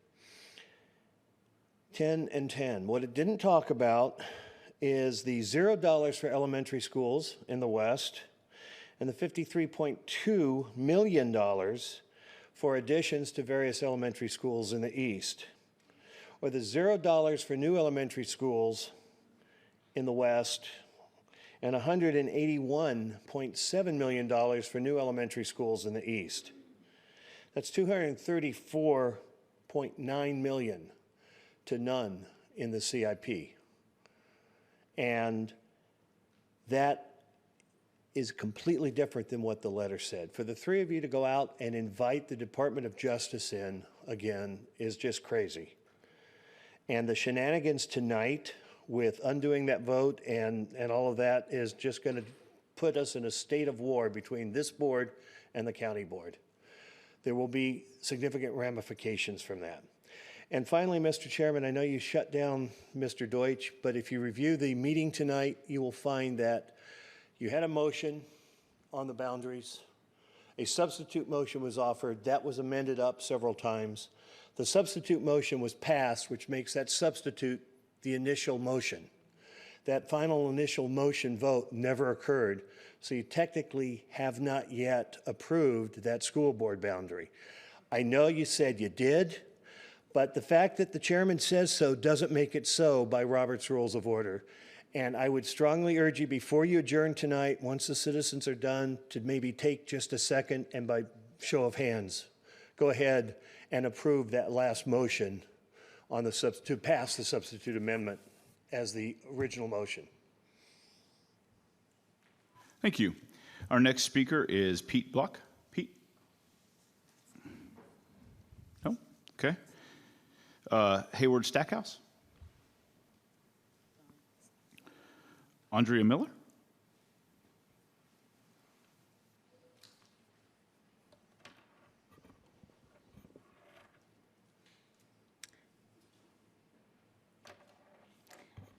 Good evening. My name is Andrea Miller. Board members, Mr. Chairman, it seems that a new level of absurdity may have been reached. I'm absolutely surprised at why a steering committee and a task force is needed right now. We are your community input. We, your red t-shirt wearing parents, students, teachers, priests, imams, homeschoolers, coaches, lawyers, drivers, computer geeks spent many hours here last fall telling you that we do not want you to force our daughters to undress and shower with biological boys. My teenage son, Joshua, was here with his identity issue, saying that he wanted to be called Your Highness. He and my daughter do not undress in the same room. They do not bathe together, and they have not done so since they were about 4 years old. It is just not done in our household and probably not in many households. We do not need a task force nor a steering committee right now to recommend to you that strangers be permitted to undress and bathe with our daughters. Please put your LGBTQ task force on hold and do what was decided and voted on in September and wait until the Supreme Court decides whether any changes be implemented on policy 060. Ms. Williams, you said that the LGBTQ issue is an individual issue. It is not. Not anymore. The LGBTQ agenda is shoved in our faces, shoved down our throats. If we do not agree with the agenda, we are called haters. If we do not accept their lifestyle, we are called bigots. I am not a bigot. I do not accept their lifestyle. I am called a bigot. Where is the acceptance of my difference in this issue? The LGBTQ issue is no longer an individual issue. When you or anyone tries to force my daughter to undress with teenage boys, when you or anyone tries to force my daughter to shower with boys, it is no longer an individual issue. You have woken a mother bear who will protect her cub. I may be 5 feet 3 inches tall, but I will protect my cub. Thank you very much for your time. Thank you. Our next speaker is Ruth Thorne. Ruth, are you here? Okay, I'm going to call up the next speaker. Before you get started, Ruth, I'm going to call up the next speakers behind you here.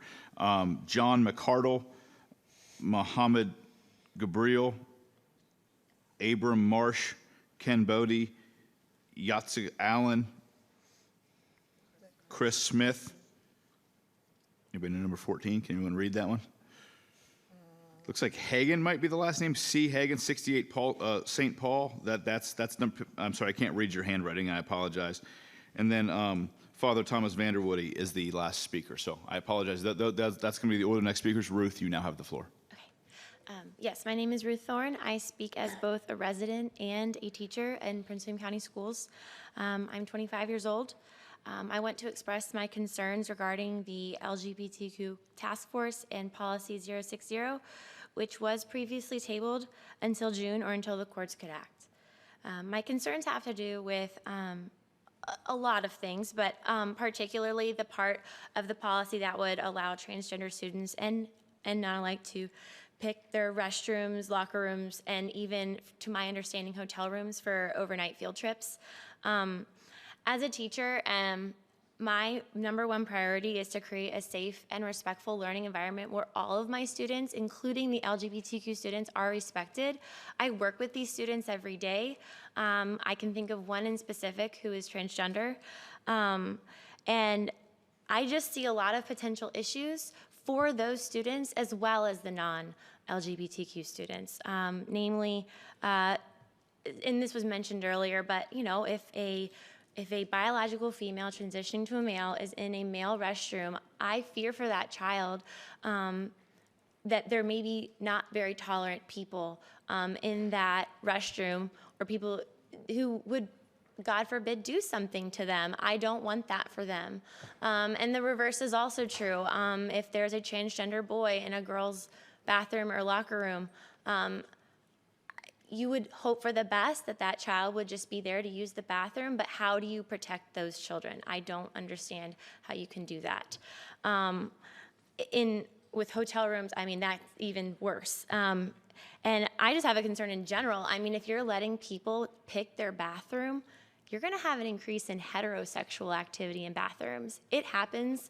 I mean, I've talked to other teachers about this who have said, my concern is more that there would be guys going in girls' bathrooms because they want to and because the girl wants them to. Maybe I'm totally out in left field on that. I just think that really what you're doing is creating a free-for-all with this idea that you can pick and that people will unfortunately abuse that. Ultimately, I just want everyone to feel safe, and I want everyone to feel respected, and I don't think that allowing transgender bathrooms, locker rooms, and overnight field trip issues, allowing that to happen is going to increase or allow for that safer, more respectful environment. I have friends who are LGBTQ, and they know that I love them and have the most respect for them. I just want there to be order and respect for the natural order of male and female, and keeping that separate. So, thank you. Thank you. Our next speaker is John McCardle. John? Good morning. So here we go again. And unfortunately, there is, somebody touched on this a little bit ago, there's a lack of trust these days. You guys are failing us in that regard. We were here 4 months ago, thought we had a lot of this settled, worked out. You guys voted and said, we're going to wait until June on this, we're going to wait for the courts. And now we feel like you're doing an end around on us. You're coming back, you have an agenda, some of you have an agenda, I guess, and you are forcing this on us. You're devoting a lot of your time, staff time, on this. You're devoting a lot of my money on this. It's taxpayer money. It's not your money to play with. So this task force / steering committee is out there. They've had a couple meetings, not well publicized. There's a lot of talk in the slides about there being public input. And at this meeting last week, I know there was no public input allowed. They were not allowed to speak. And again, that's something. We are, parents, we are the ultimate educators of our kids. We hand them over to the schools, on a daily basis. But ultimately, we are their educators, and we decide what's right and wrong for them. And at the same time, we elect you to help us in that role. But again, this task force, some of the things that scared me with that is on the agenda they had last week, their meeting, they talked about 6 different areas they were looking into, including facilities and hiring an architectural firm. This sounds a lot like going down implementation as opposed to discussion when you're talking about hiring an architectural firm. Again, very costly when we don't even know where this thing's going. One of the things that's really missing on that list, 2 things maybe, but one, safety. There is nothing on that list about addressing safety, nothing at all. And does anybody see a problem with that? I know it's getting late, but again, here we go again. There's nothing on there about legal issues. And if you don't expect there to be legal issues, they're going to be. We know that. It's happening in other states. Right around the time we were here 4 months ago, Virginia, Minnesota had a big lawsuit because people were abusing this. It wasn't a transgendered student who supposedly we hate. We don't. But again, it was somebody taking advantage of these laws and abusing the system, and there was a huge lawsuit, and that's going to be on you. So things need to change. What I've heard tonight, mess, dysfunctional, confused, lack of transparency. And those are words you guys have used to describe yourselves. That's not coming from us. That's words you guys have used. So, things need to change. If you want to regain our trust, the trust of the public, your constituents, the taxpayers, there has to be change. Mr. Sawyers, you've been outspoken and acknowledged you aren't going to let this issue go. It's your agenda. You've said that. And if the politics in this board are going to end, if you're going to put an end to this dysfunction, if you're going to clean up the mess, if you're really looking out for the kids, as you say you are, it starts at the top. And Mr. Sawyers, it's time for you to step aside and resign. Thank you. And if not, I ask the public to join the Recall Sawyers movement at recallsawyers.com. Thank you. Yeah, sorry. Our next speaker is Mohammed Gebrel. Mohammed? No. Abram Marsh? Sir. Good morning. I'm here to stand before you to ask you to consider renaming the new school in Potomac Shores with Mr. Harper, Mr. John Harper Jr. Many of my fellow citizens have come before you to talk to you about his many contributions to Prince William County. But I'm here to let you know that you have here before you your own hidden figure. Many of you know the movie that is the #1 movie in America today called Hidden Figures. You indeed have that here. And you have the opportunity to name a school after a hidden figure of Prince William County. As identified earlier in his being elected as a member of your august body, he helped lead and push through a cost-sharing deal with the County Board of Supervisors. We would not be having the opportunity to have a discussion of school boundaries had it not been for such a effort. Because of that revenue, we have a world-class education for all of our students here in Prince William County. We had a briefing on the pay. Even though the pay is lower than it is for our sister schools, it's much higher than most anywhere else in America. Again, providing our students a world-class education. The discussions of East versus West on 10 million here or 10 million there, you'd have no million anywhere had it not been for the efforts of Mr. Harper and the cost-sharing deal that they were able to work out 20 years ago, looking forward to where we would be today. Again, this is our hidden figure. And I implore you to look beyond all of those other things that may tend to cause us to look and snipe and not necessarily appreciate the work that you all do every day. You all are exemplary members of our community. You represent each and every one of your districts well. And we think highly of that. And I would like you to consider renaming Potomac Shores against or for a hidden figure, Mr. John Harper. Thank you very much. Thank you. Our next speaker is Kenny Bodie. Kenny? Good morning, board, Dr. Waltz, everyone else who's still here. I first wanted to thank Barbara Larimore and the folks that came out today to talk about recess. It's a fairly important issue, and that's what I'm going to talk about today. Recess is one of those things where it not only positively impacts the students, because, you know, as been said several times by a lot more folks who are a lot more specialized and knowledgeable than I am, it helps attention span, helps performance, helps all sorts of things for the students. But the other side of that is it also helps teachers too. Because if the teachers are spending more time just instructing students as opposed to dealing with disciplinary issues, that helps them.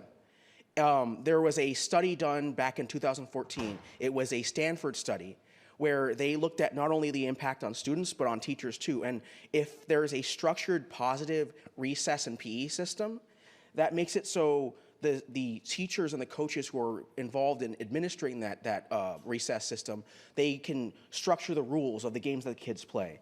Then they're on the same page. Because what happens is if you have these chaotic sort of free-for-all recesses, there's an issue there where, you know, kids make up their own rules and then there's disputes and all sorts of other stuff, and it's more stressful for the teachers. So that's the other side of it. The other side of it that hasn't been talked about very much is how recess and positive experiences can impact disadvantaged students. Because for a lot of disadvantaged students, they don't have a lot of stability at home. They don't have a lot of places where they can just have fun and they can say, hey, this is my stable place with folks that I enjoy spending time with. Recess is one of those places. And I know that because the family I come from, I come from a broken home. I didn't have a lot of opportunity to sort of have a safe place when I was at home to sort of just relax and unwind. So having a place where I was able to spend time with my friends, able to just hang out, able to have positive experiences with other people outside of all that craziness of home was actually a really helpful experience for me. The last thing I'll talk about is the fact that this sort of issue about us not having enough time for recess and PE is part of a much more underlying symptom that I don't think we've talked about a lot. We've talked about tonight, but it's over-testing in our schools.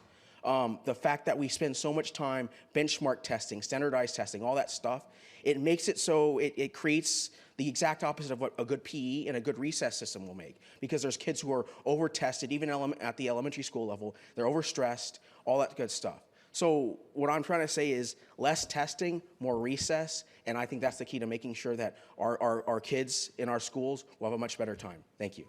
Thank you. Our next speaker is Yatska Allen. Yatska Allen. Okay. Chris Smith.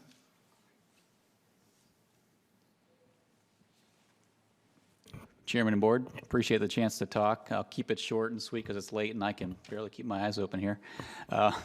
Speaking in concern about the task force for the issues surrounding non-discrimination policy 060 that was proposed back in September. About a week ago, I found out about this item being on the agenda. I had a number of concerns and I sort of wrote them up, and then earlier today, I think it was, I got a copy of the presentation that was presented from the steering committee, and so I ripped up that original one and wrote up a new set of concerns. And then after hearing the presentation and testimony from the different members, I have a whole new set of concerns.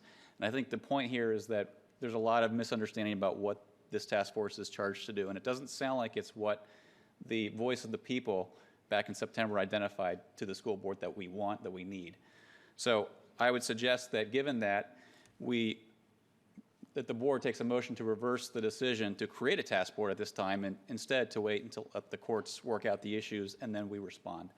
I would also urge everybody, because we all do care about the children and safety and making sure that we have an environment where our children can grow, that each of us sort of walk away from here tonight committing to individually reaching out to children, to teaching our children what it means to show respect, what it means to show understanding, to dialogue with other children, so that ultimately we can get to the heart of what these issues really are, right? And I think ultimately it's family members, it's school counselors, it's community, it's friends that are going to help each individual person, not necessarily a state and not a task force. Thank you. Thanks, sir. Our next speaker is the one I can't read. Looks like the last name may be Hagen? I'm sorry. Thank you very much. Your time will start when you come up. My name is Corinne Hagen, and I chose to speak to you because I'm from Holland, and I recognize some of the policy and procedures that you're trying to implement here with great difficulty from the country I was born in. I was born 20 miles northeast of Amsterdam, northwest of Amsterdam. And I can speak from personal experience that Holland is said to be very, very tolerant and very, very open and very welcoming. Yet there is a lot of unspoken violence in Holland, a lot of cliquish communities that if you're an outsider of, you cannot enter. Living there as a Dutch person is very opposite of what an American considers life in Holland to be.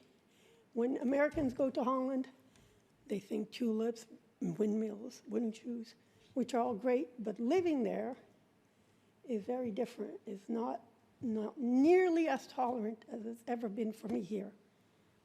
So I left Holland 25 years ago about, and this has been like a very good life for me. In Holland, I barely scraped by. It was very hard socially for me.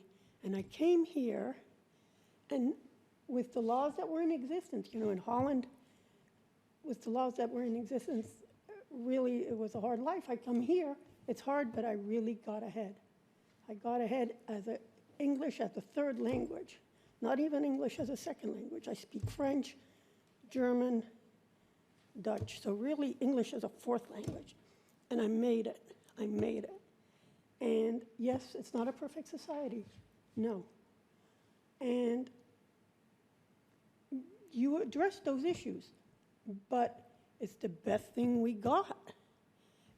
I've been in many places. I've lived in Africa, I've lived in Europe, I've lived in Holland, the most tolerant place. I come here, the doors open. It's as good a life as I can get. And I appreciate it, and I ask you not to change it too much. Because if you go back to where I came from, it's not as nice as it is now. Thank you for your time. Thank you. And our final speaker is Father Thomas Vanderwoody. Father? I think I pronounced it right this time. Close? You got it. Good. Yeah, that's good, yeah. Well, hello again, y'all. Good to see you. Just a few thoughts to perhaps consider on what the steering committee was sharing with us a little bit, and then going forward with the task force as it's considered. And then some other related topics, I guess, going back to 060. First of all, I guess the question is why a task force is what I have a question about. It seems as if there's so many people here last September to speak, hundreds and hundreds that were present, and then well over 100 that spoke. And it seemed like there was just such an outpouring of public sentiment on it that people showed up. So the task force is supposed to, the key is actually to gather more information. I wonder how would that happen. It seems to be almost a barrier. I've heard that a little bit tonight. between us and you, between the constituents and the board. Can we just come straight to the board, or do we have to, it's going to be a task force, and if we can go to one of the things that that is, offered to speak, but is that information going to be filtered? Is it going to get to you? After all, you're our elected officials. They are not. You have accountability. They do not. And it could almost be seen to just to build a case for when June 2017 comes around that, well, okay, we got this case built, so we have to go with what the task force is saying. And it's like, whoa, hold on a second. Is that the case? And definitely, hopefully, they're going to take a look at what Bob Marshall brought right before you back in September about the known cases of bullying and things that may have come up for those who struggle with gender identity. Now, let's be said very clearly. There are a couple of statements made earlier that, if this, somehow if this is religious, it becomes bigotry, and if somehow you don't agree with the way someone's living, that you're a bigot. And I know this is what we're taught is you love God above all things, your neighbor as yourself, and we all have different struggles. We're all sinners. I look in the mirror, we're all sinners. So we all have different struggles, but I'm called to love each person, as our Lord does. And so I'm sorry that some people have actually really perhaps haven't experienced that love. But that's no reason to really put others in danger, especially the young and our daughters. And when it comes to those who would use and abuse this policy if it were changed. And I'll just end with what you said earlier. The people have spoken. That was with 10 people for the school. But hundreds and hundreds came in September. Thank you. Thank you all. Thank you. All right. We are on to board matters. I've been starting to my right all evening, so Mr. Wilk, we'll start with you.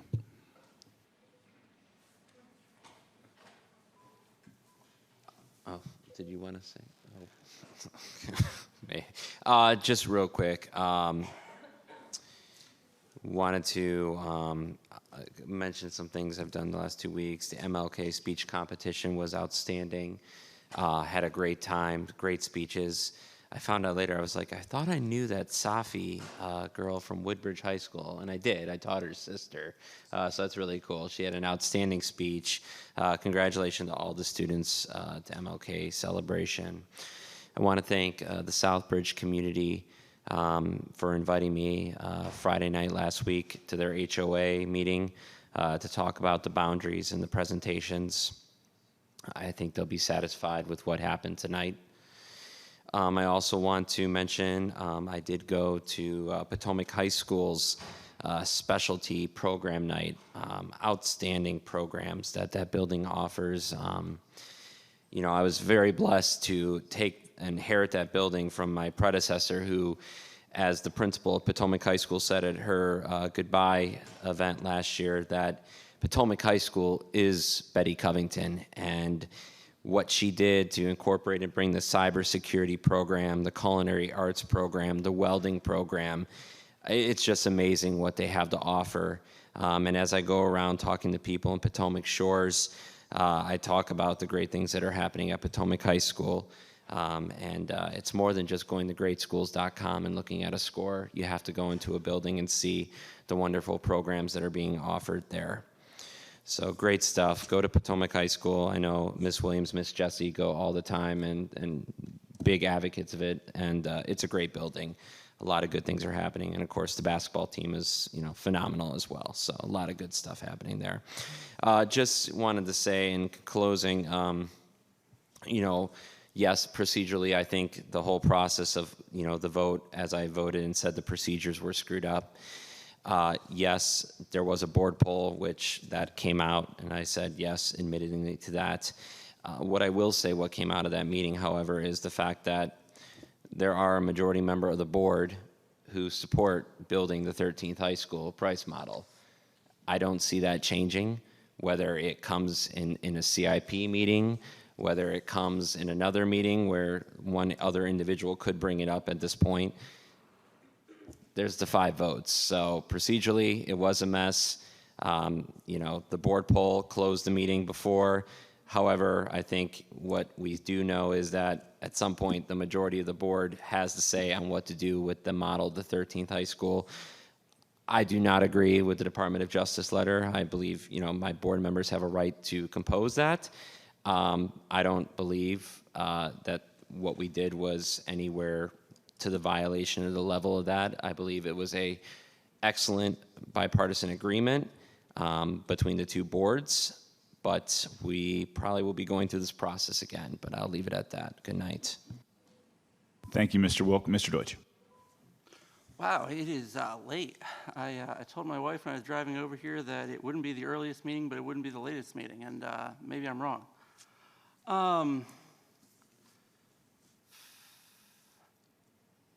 I guess I have for about the last week and a half keep thinking about what I'm going to say here, because what happened a week and a half ago was on a whole new level. At the end of the day, I'm reminded of a very famous quote from the presidential election cycle, and we probably all know it. When they go low, we go high. And what we saw was the lowest of the low. To have board members use letterhead with our names on it to call a majority of the school board and a majority of the board of supervisors racist. And then to go beyond that and to call on the DOJ to investigate our own division. Our staff and our administrators know what that looks like. They know the time that has cost to them when they've had a DOJ investigation before. They know the paperwork that mounts as it takes away from teaching time. And to wish that back again on the school division is quite incredible. A word like racism shouldn't be thrown around willy-nilly. And I mean, the way that it was thrown about is laughable, that it cheapens the term for when it should be used. At a time when we need to show to the community that as elected officials, we can be better than certain ones that are in DC right now, what we saw from certain board members was the ongoing normalization of ugliness. And it really was sad, and I hope that certain board members apologize to the school board and to the board of supervisors. You know, to go further on this allegation of racism, what was accused of being racist is that we would ignore students and trailers on the eastern side. And then at the end of the day, we left an elementary school at 150% capacity because we were listening to a community. So people really need to make up their minds on how they define racism here. Enough said on that front. Then I guess when I never think I can be shocked, we continue to be shocked. And what we saw today, now we continue to ignore legal counsel, and we've just run ourselves into even more legal issues. For a board to vote to eliminate its own recorded minutes without even talking to legal counsel runs you very quickly into a whole lot of FOIA questions. And Virginia State Code 2.2-3707, meetings to be public, notice of meetings, recording minutes, requires that minutes for meetings be recorded and requires that they be saved and retained. To take a vote to officially delete and destroy them without any consultation with legal counsel is quite something. And I know, because we've been here before, that I'm about to get hit up for you know, not respecting already made decisions of this board, but you know, at some point it's quite something when board members have now gone to the point of violating that by calling for a DOJ investigation because they lost a vote. So I really don't want to hear that again. You know, and you know, at some point we actually have to start sitting back and listening to the communities that our decisions impact. We're going to keep running into trouble when we keep running roughshod. And we're walking right back into it again. We just set the boundaries. So when we have a school naming, we should actually go ahead and listen to the people we just voted to go to the school that we just set the boundaries for. We're going to walk back through where we have people from outside those boundaried areas come in and campaign aggressively, again, for us to name a school after one of Miss Jessie's donors. Like, at some point, this has to stop, and we have to actually start listening to communities. Anyway. Thank you, Mr. Deutsch. Ms. Williams. Thank you, Mr. Chairman.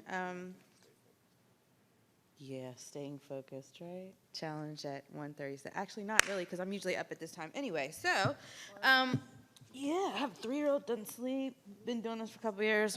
We've been here a few times at 1:30 something in the morning.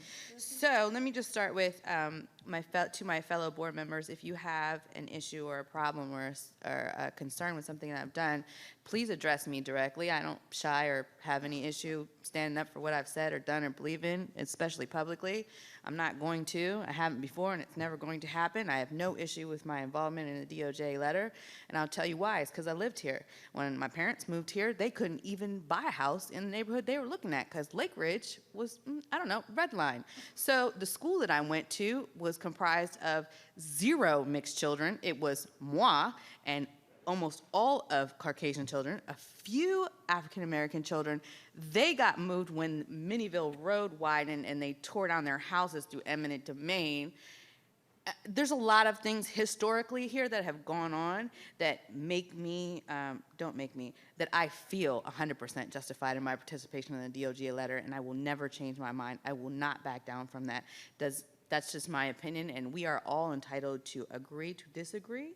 We do not have to like the things that our other board members do, but we should not be attacking them for it. That's just my personal opinion. If you don't agree with me, that's fine. We're allowed to do that. That's our right. To attack people, I think, takes it to a whole nother level and sets a bad example. I disagree with my children all the time, and my spouse, but I don't attack them for it. We try to have civil conversations, and in my house, if you don't want to be civil, we walk away from each other. That's how it should be done. I don't agree, nor will I ever agree to a situation where you're talking about a high school versus an entire half of a county. And I have not said this before, but our action here, for some reason, makes people feel like as boards, we can't ever get along because we made a disagreeing vote. I'm not sure if you're aware, we weren't really getting along prior to that. We made progress to that after the vote and the resolution. Having a vote does not mean now that we can't proceed in a positive direction. It means we disagree. Disagreeing doesn't mean you can't learn to work together. It doesn't mean we're on opposite ends of the spectrum for the remainder of our lifetimes. I mean, I'm not sure when we got so concerned with or and forgot the word and, because and is a very real thing. You can agree to disagree and still move forward and still work together. That is the point of all of it. I don't know. I would just like to ask my fellow board members if we could just be a little bit more conscientious and respectful of each other. Mr. Braun and I had a disagreement earlier. I don't like Mr. Braun any less. I'm not going to interact with him any less. I'm not going to whatever. If I see him and he's stranded by the side of the road just because he didn't vote the same way I didn't, I'm not going to not stop and pick him up. That's our job here. We're not all going to get along all of the time. It wouldn't make any sense if we did, but it doesn't mean we have to attack each other. And like I said, please, if you have commentaries, don't include me in the board member. I'm right here for you every time, all the time. I don't change in what I say in regards to that. Moving on from that, MLK Day celebration. Thank you to Delta Sigma Theta Sorority Incorporated again for a wonderful program. I was there. I was very moved. I want to thank Dr. Hampton and Mr. Fletcher for allowing my son and my godson to sit next to you I'm sure they don't understand the significance of that right now. I know my son did not at his lovely 15-year-old self. My godson a little bit more because he's an Omega U. He's still grinning. So I just wanted to thank you. Yes, I wanted to thank you for that. And I also wanted to thank Omega Sci-Fi Fraternity's Omega U program for bringing so many youth to come and participate in that program. Little things like that make a difference, and we don't often speak about that. But that's how I got to where I am now, is because a parent or a concerned citizen said, hey, come join this program. Hey, come volunteer. Hey, come do this. And I was exposed to lots of different things as a youth, so that as an adult now I can have better informed decisions from what I was exposed to as a youth. And so I appreciate that. I also want to thank my fellow, it's late, so I'm missing a word, presenters, excuse me. At the Parent Summit, I presented as a parent, not as a board member, on transitioning from middle to high school. It was a lot of fun. I cannot think of, because of the late hour, my fellow presenters' names, but they were also parents and staff members in the county, and I had an absolute blast. I also want to thank our staff who presented on the same topic from the perspective of staff, because I've heard so many wonderful comments from the people who attended on how wonderful that session was. And I hope, Dr. Waltz, that next year we can have 2 parent summits, maybe one on one end and one on the other end of the county, so people don't have to try to get all there at once to fit everybody in at one time, because the information is definitely is just absolutely wonderful and necessary, I think, to all of our rising 9th grade and high school parents and students. In addition to that, I know I'm trying to go fast, but it's a little late. What else did I want to say? I just wanted to thank everyone who came out to speak tonight. I know that there's been a lot of confusion and sometimes often misinformation when the board does stuff. Like someone mentioned earlier, sometimes we are a little slow, and sometimes information gets out to the public before it's even being presented to us, like this evening with the task force. A lot of us couldn't answer you questions because it hadn't been presented to us yet. So it's kind of unfair to jump the gun, especially when we have a committee that's here to make a report to us, for us to have a response back on what it is they're going to do, if that's the purpose of them making a presentation tonight. So I would ask the public sometimes just to give us a little bit of a minute, where we may be a little bit behind, but it's not in a sense that we're trying to hide something for you, especially if it's on the agenda for presentation. And on that note, I also would like the public to understand that just because you come to a school board meeting does not mean that the people who attend are the majority of people who are voicing their opinions to the board. Because I want you to understand that where this building sits, there is no bus stop. There is no, if you do not have a car, if you do not have a friend to take you here, you're not coming. So, and I know this because there's plenty of nights before I was a board member, I didn't have a car, I couldn't come. So, I would like for us to always be mindful of the people who cannot make it here, or who do not have a computer to email, or maybe only have 30 seconds out of a day where they can call, and if they miss you, they're not getting to talk to you. Because trust me, I had a job where you couldn't call at all, any personal calls, during the work hour. And this was a professional work environment. So these things happen, and I think sometimes we get a little ahead of ourselves in assuming that just the people who show up are the people who are speaking for everybody.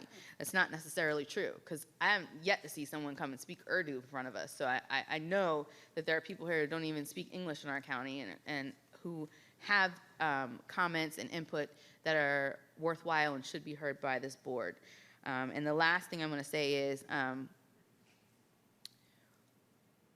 for me, it's a personal issue, and it's a big deal because our students aren't always here to voice their opinions, that when we do talk about issues that are sensitive to their daily lives as adults, that we be very mindful of that, especially when it comes to LGBT community issues or race issues or any of those things, because those are real life human being issues, and we don't know where someone else is on their spectrum of emotional wellness, whether a comment they may have heard inspires them or makes them want to retreat. And I think that we owe that to each other, to be respectful and dignified when we're talking about these issues. We don't have to agree, like I said, but I think we should be respectful and mindful of others at all times. So that's all I have.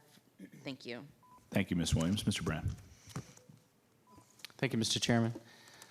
First of all, I want to say thank you to Pastor Barry White at Park Valley Church for taking time to attend tonight's meeting and give them vocation. Park Valley is currently holding their services in one of our Prince William County schools, Battlefield High School, and it's definitely worth a visit if you've never been to one of their services. I'm related to Prince William County education. I want to wish a belated birthday to one of my greatest teachers, my father, Ralph Brand. He turned 88 years old, I will say young, because he's still a working man, a few days a month, on Monday, January 16th. So I want to say happy birthday again to my father. I want to thank the Prince William County Board of Supervisors for a very productive discussion on Tuesday, January 10th, in our board-to-board dinner and meeting. I believe continued collaboration and communication with the BOS is definitely the best way forward for this board. Then I'm kind of all over the place. I will tell you, I always kind of type up my notes in advance, but this meeting definitely has brought out a lot of extra thoughts. So I'm kind of going to go off my game plan here and kind of go in many different directions. First of all, thank you to Ms. Larimore, for bringing up the recess. I saw you had a sign for me. Is that correct? Were you the one? All right, I really appreciate that. And I will apologize to you for not being in the room when you actually spoke. I will go back and look at the video. Unfortunately, I had to depart for a bit to settle myself down, we'll say. So we'll go back and look at the video, and I definitely want to hear what your words were, so I promise to do that. And I want to thank all the speakers that came tonight to talk about a variety of topics. Thank you for taking time. And those of you in the room, I don't want to call you nuts, but, it is late. I want to be in bed, but you're still here, so thank you for taking time to come here tonight. Boundary committees. As a boundary committee veteran, maybe I'm a little bit offended, but I'm kind of not sure why we have boundary committees for elementary schools, because we seem to have them go do all the hard work. They have many meetings. I know they get together on a weekly basis. They have community meetings, and then they send us their plans, and then we just change them all. So that may be something we need to look at from a policy perspective, because if we're not going to value the time and the effort that they put into creating their plans and coming down to a final plan or two, then maybe we need to change the policy. And I know we eliminated at one point for the high schools. Maybe we need to eliminate for the other levels. I don't want to do that, but if we're not going to kind of value their time and efforts, then there's really no point. Let's see, number 5 here, and I got a whole bunch of things. I'm on all kinds of directions here. Mr. Chairman, my Robert's Rule of Order is not perfect, but I think your motion to rescind the votes from the legal special meeting on January 4th was out of order. I'll do some more research on that, but according to the research I did tonight, it does require 2/3 vote or 5 votes based on Robert's Rule of Order to do that. So we'll do some more research on that. We'll definitely talk more about that topic. And the last paragraph I've here is a big bullet. And I will tell you, when I was pissed off earlier, and I'm sorry to use that word, but I definitely was. I took a big X and wrote it through this paragraph right here, because I'm like, you know what? I'm angry. I'm not going to read this. But I'm going to be a better man, and I'm actually going to read these words that I wrote prior to this meeting. I could probably talk for hours about the recent letter sent to the U.S. Department of Justice by 3 of my fellow board members, but I won't. Instead of throwing daggers, I would prefer to extend my hand. If, quote, walking in another man's shoes requires me to visit other schools around the county for a new perspective, let's make that happen. Invite me to visit schools in other districts of the county. I would love the opportunity for other board members to visit schools in my district with me. In the end, I think and I hope that our end goal is creating an incredible atmosphere of learning for all students in Prince William County schools. We can achieve this success if we work together more than working apart. I could be angry all night, and I'll probably drive home angry. But I know I have some great citizens in the Brentsville district, and they'll pick up the anger for me. And their voices will be heard, and they probably will be here in 2 weeks, and they're going to have a lot to say. So I'll let them be the voice. If they have some issues with some board members up here, they will definitely express it, and they will definitely show up. Thank you. Thank you, Mr. Brand. Ms. Ralston. Thank you, Mr. Chairman. I, too, attended the ML King event. The kids are just tremendous, just very well spoken. They're trained well, and they thanked their trainers, but I thank their trainers too, because they are fabulous. The organization itself is top drawer. So I really appreciate it, and I'm glad that Miss Jessie told me about it, and I'm glad to have been a part of this one. It's my second time, so I guess I'm a little bit behind everybody else. Oh, wait. You mentioned, I think it was you just now that mentioned, or it was somebody sitting up here, about the people that come out to the board meetings. And those, oh, I'm sorry. It was you. I'm sorry. I just remembered. If you don't have a car, no, you won't get here. So why should they have to come here? Why can't we go to them? Twice a year, we should have our school board meetings out in the community that we say we serve. But you can only be served if you can get here. That's not service. So you pick a school on the east and you pick a school on the west for those that can't drive here. And I think that's a great idea, so I'd like to put that on the agenda for discussion. I'm still trying to figure out what happened when, on this vote we had regarding the vote that we took, that 5 of us took. So since I'm so confused, I need legal help to help me understand exactly what happened and how it happened and why it happened. To some degree, we're just going to have to do better. I'm sorry. It gets to be tiring that we don't even have the compassion to work well together. We don't play good in the playpen. We just don't do it. So, and then the funny part about it to me is that everybody has great personalities. Great personalities sit up here. Dr. Waltz, I'm asking you if you would please get me personal letterhead so I can write thank you letters. I will not do it on the official school letterhead. Thank you. Thank you, Ms. Ralston. Ms. Jessie.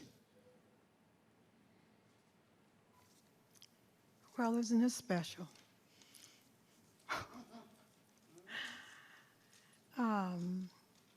First, I want to talk about the MLK Day, and we were above the fold. I'm a member of Delta Sigma Theta sorority, and the concept of MLK, you know, you guys can say whatever you want to say about me, but I have 40 years of high levels of service. So this board can't destroy who I am, because I know what I've made a contribution for. And for me, it's all about kids. And so these are my babies. And every day, I cared about the babies. Why Occoquan? Because Dr. Waltz says that he has a closing the gap formula. Closing the gap, you don't take a school that has achieved national recognition and send the kids whose parents know their kids will rarely get that type of level of achievement. 94% pass rate in math, the highest in the county. You don't penalize them by separating them and sending them to a lower, not low, but we know it's the lowest performing school. That's just not fair. So that's what I'm all about. There are always exceptions to the rule. On MLK, you know, our little guy Norman always wins. You know, not sure what's going on with the green tie. But anyway, it was just phenomenal. And this year, SunTrust, because of your neighbor, Dr. Waltz, Sheila Mitchell, do tell her I mentioned her name. That girl can take, what is it, blood out of a turnip, I think my mother used to say. Anyway, we were able to get $15,000 from SunTrust. And years ago, I was able to get $10,000 from Hilton Chapel, and they have sponsored that program every single year. I'm always looking for gifts in people, and these kids, people used to ask me, how do you select these kids? Do you select a gifted kid? I believe that all kids can learn at high levels. So when I saw a kid with red hair, I said, I found Malcolm. He was in the cafeteria, gave him the paper, he learned the speech. Kid walked down the hall, had big ears. I said, there goes Barack. He learned the speech. A little girl came down the hall with braids. And then I said, you know, I think I found Rosa Parks. You give them a speech and they can do it. All of these kids can learn. And so that's why Occoquan is so special, because I'm going to tell you something. It is just plain hard work when you get kids who don't have parents at home who can read like most of us in this room. You know, I was watching you with your baby, and there's just a love affair there. And you probably read to him, you're advocating for him. Those people in some of these schools, they're not going to come out. The people tonight, I know you guys feel like we have heard all the voices. We haven't. They're not going to come in here and be humiliated. We are the voice for the voiceless. So what you're doing, the task force was never designed to bring back something. The task force was developed because you said you don't get community input, and that's the purpose of it. Just jumping back to MLK, I want to thank, I hadn't worked with them in a long time, but my friend Danny Armstrong, because he and I used to hang out together, and he said, Lily, why do you have these people saying Mrs. Jesse's coming, Mrs. Jesse's coming? You know, you and I just hang out together. But he and Ben, and also, not Ben Swecker, I'm sorry, I wanted to say thank you to Sharon Henry, and I want to thank all of you, Dr. Waltz, and your staff. We look good. When they say stand up, people from Prince William County Public School stood up, and I truly, truly appreciate it. Now, to the issue at hand, which was not going to be my issue tonight. And I don't like calling names, but you know, this we go high and you go low. I don't know. There's certain people in this room who've been talking about people all night long. I don't know why you think that's high.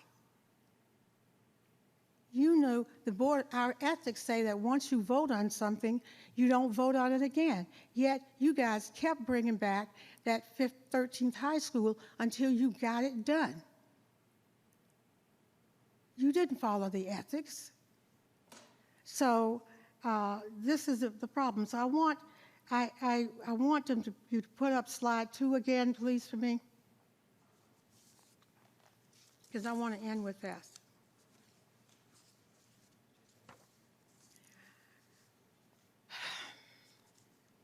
I've been in this county a long time. I've been on this board for quite some time. And David Klein knows, and you know, Dr. Waltz, I have tried to get these kids out of these trailers. And when I was written in the newspaper that, no, we don't go through the Board of Supervisors, the Board of Supervisors doesn't have any responsibility. We buy our land. You know how we've been working to get land through the Board of Supervisors down that Occoquan district. There is a role. So I was insulted when my name was in the newspaper. But I want to just say this. Look at this. While we're here late, I want you to look at this. This didn't start yesterday. This is 10 years of kids in the lower income areas and in the middle areas. Last night was revealing to me, because I started to realize, although I kept advocating until I got the extra wings, that at Antietam, you're here, Ms. Larimore, talking about exercise. We're not going to have a playground over there. because we are being renovated and an addition is taking place. If you're in a school that's undercrowded, one that's 68%, you don't have to worry about all these big boundary meetings. We do. Last night, one of the people said, well, I'm sure they're not going to move me, right? Because I live right next door. And I said, I can't guarantee that. So these people in middle-class America on our end, that school has had 3 renovations, 3. That principal is not going to have the luxury of a year to open her school. She's going to have new kids, and she's going to have to do that extra work. I've done that before. I was at Vaughan. I had renovations, I had additions, I had all kinds of things done, and I had to do my job. I had that thing where the kids go out for 3 months, and then they come back in. You haven't lived until you did that. I didn't have a cafeteria, and I accepted that. And I came up here, and I saw that certain schools had certain things. I did not know when I asked Dave Klein to give me this chart, that I would see this. 10 years where you had 123 trailers, 116, 111, and then you go down. The only time we were close to the west is in 2009, and then we took a steep incline, 79, 80, 84, 93, 100, 116, 118 trailers. We went from 123 to a low of 118. The other people on the other end, call it west, call it whatever you want to call it, started at 62 and ended up at 10. So one side of the county has 10 trailers, the other side has 118. And if you don't call that inequity, I call that inequity. No, I don't apologize, like she said, for going to the Justice Department. I don't apologize for that. If by now, if you haven't figured out I'm a civil rights person, I don't know what, you can't do anything to me up here. I was in jail 2 times. You can't hurt me. So all of this stuff that's going on, there's inequities in this county, and we know it. So this is my final saying on this. In summary, the straw that broke the camel's back for me, the straw that broke the camel's back, when the Board of Supervisors pretended that they were giving us money, $10 million, but what they were really doing was having another vote so that they could have a bigger school. We get $10 million for all of these kids over here, and you get $10 million to enhance the school. We get the renovations, we get the additions, we get the crumbs, you get the bread. So no, I don't apologize. I don't apologize for having concerns about the numerous trailers and second graders out and going outside. They're going outside right now in the rain. No, I don't apologize for that. And I never wrote the Justice Department about Prince William County Schools. Actually, I was saying that you have done your job. The Board of Supervisors has not. We've done our job. It's not about this.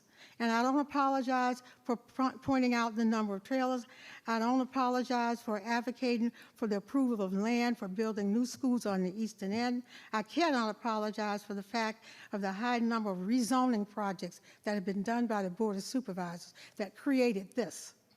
I can't apologize for questioning why 23 schools on one corridor have empty classrooms and empty space, while we are just adding, and having this big board meeting tonight because all these babies have to be moved around. It's not fair. And I don't apologize for pointing out that at Potomac View, even when I was a principal, had 37 kindergartners and 2 teachers because she didn't have the space. When you have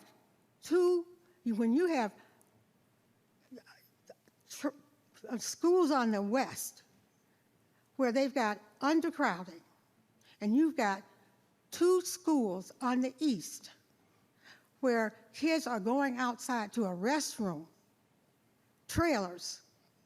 No, I don't apologize for that.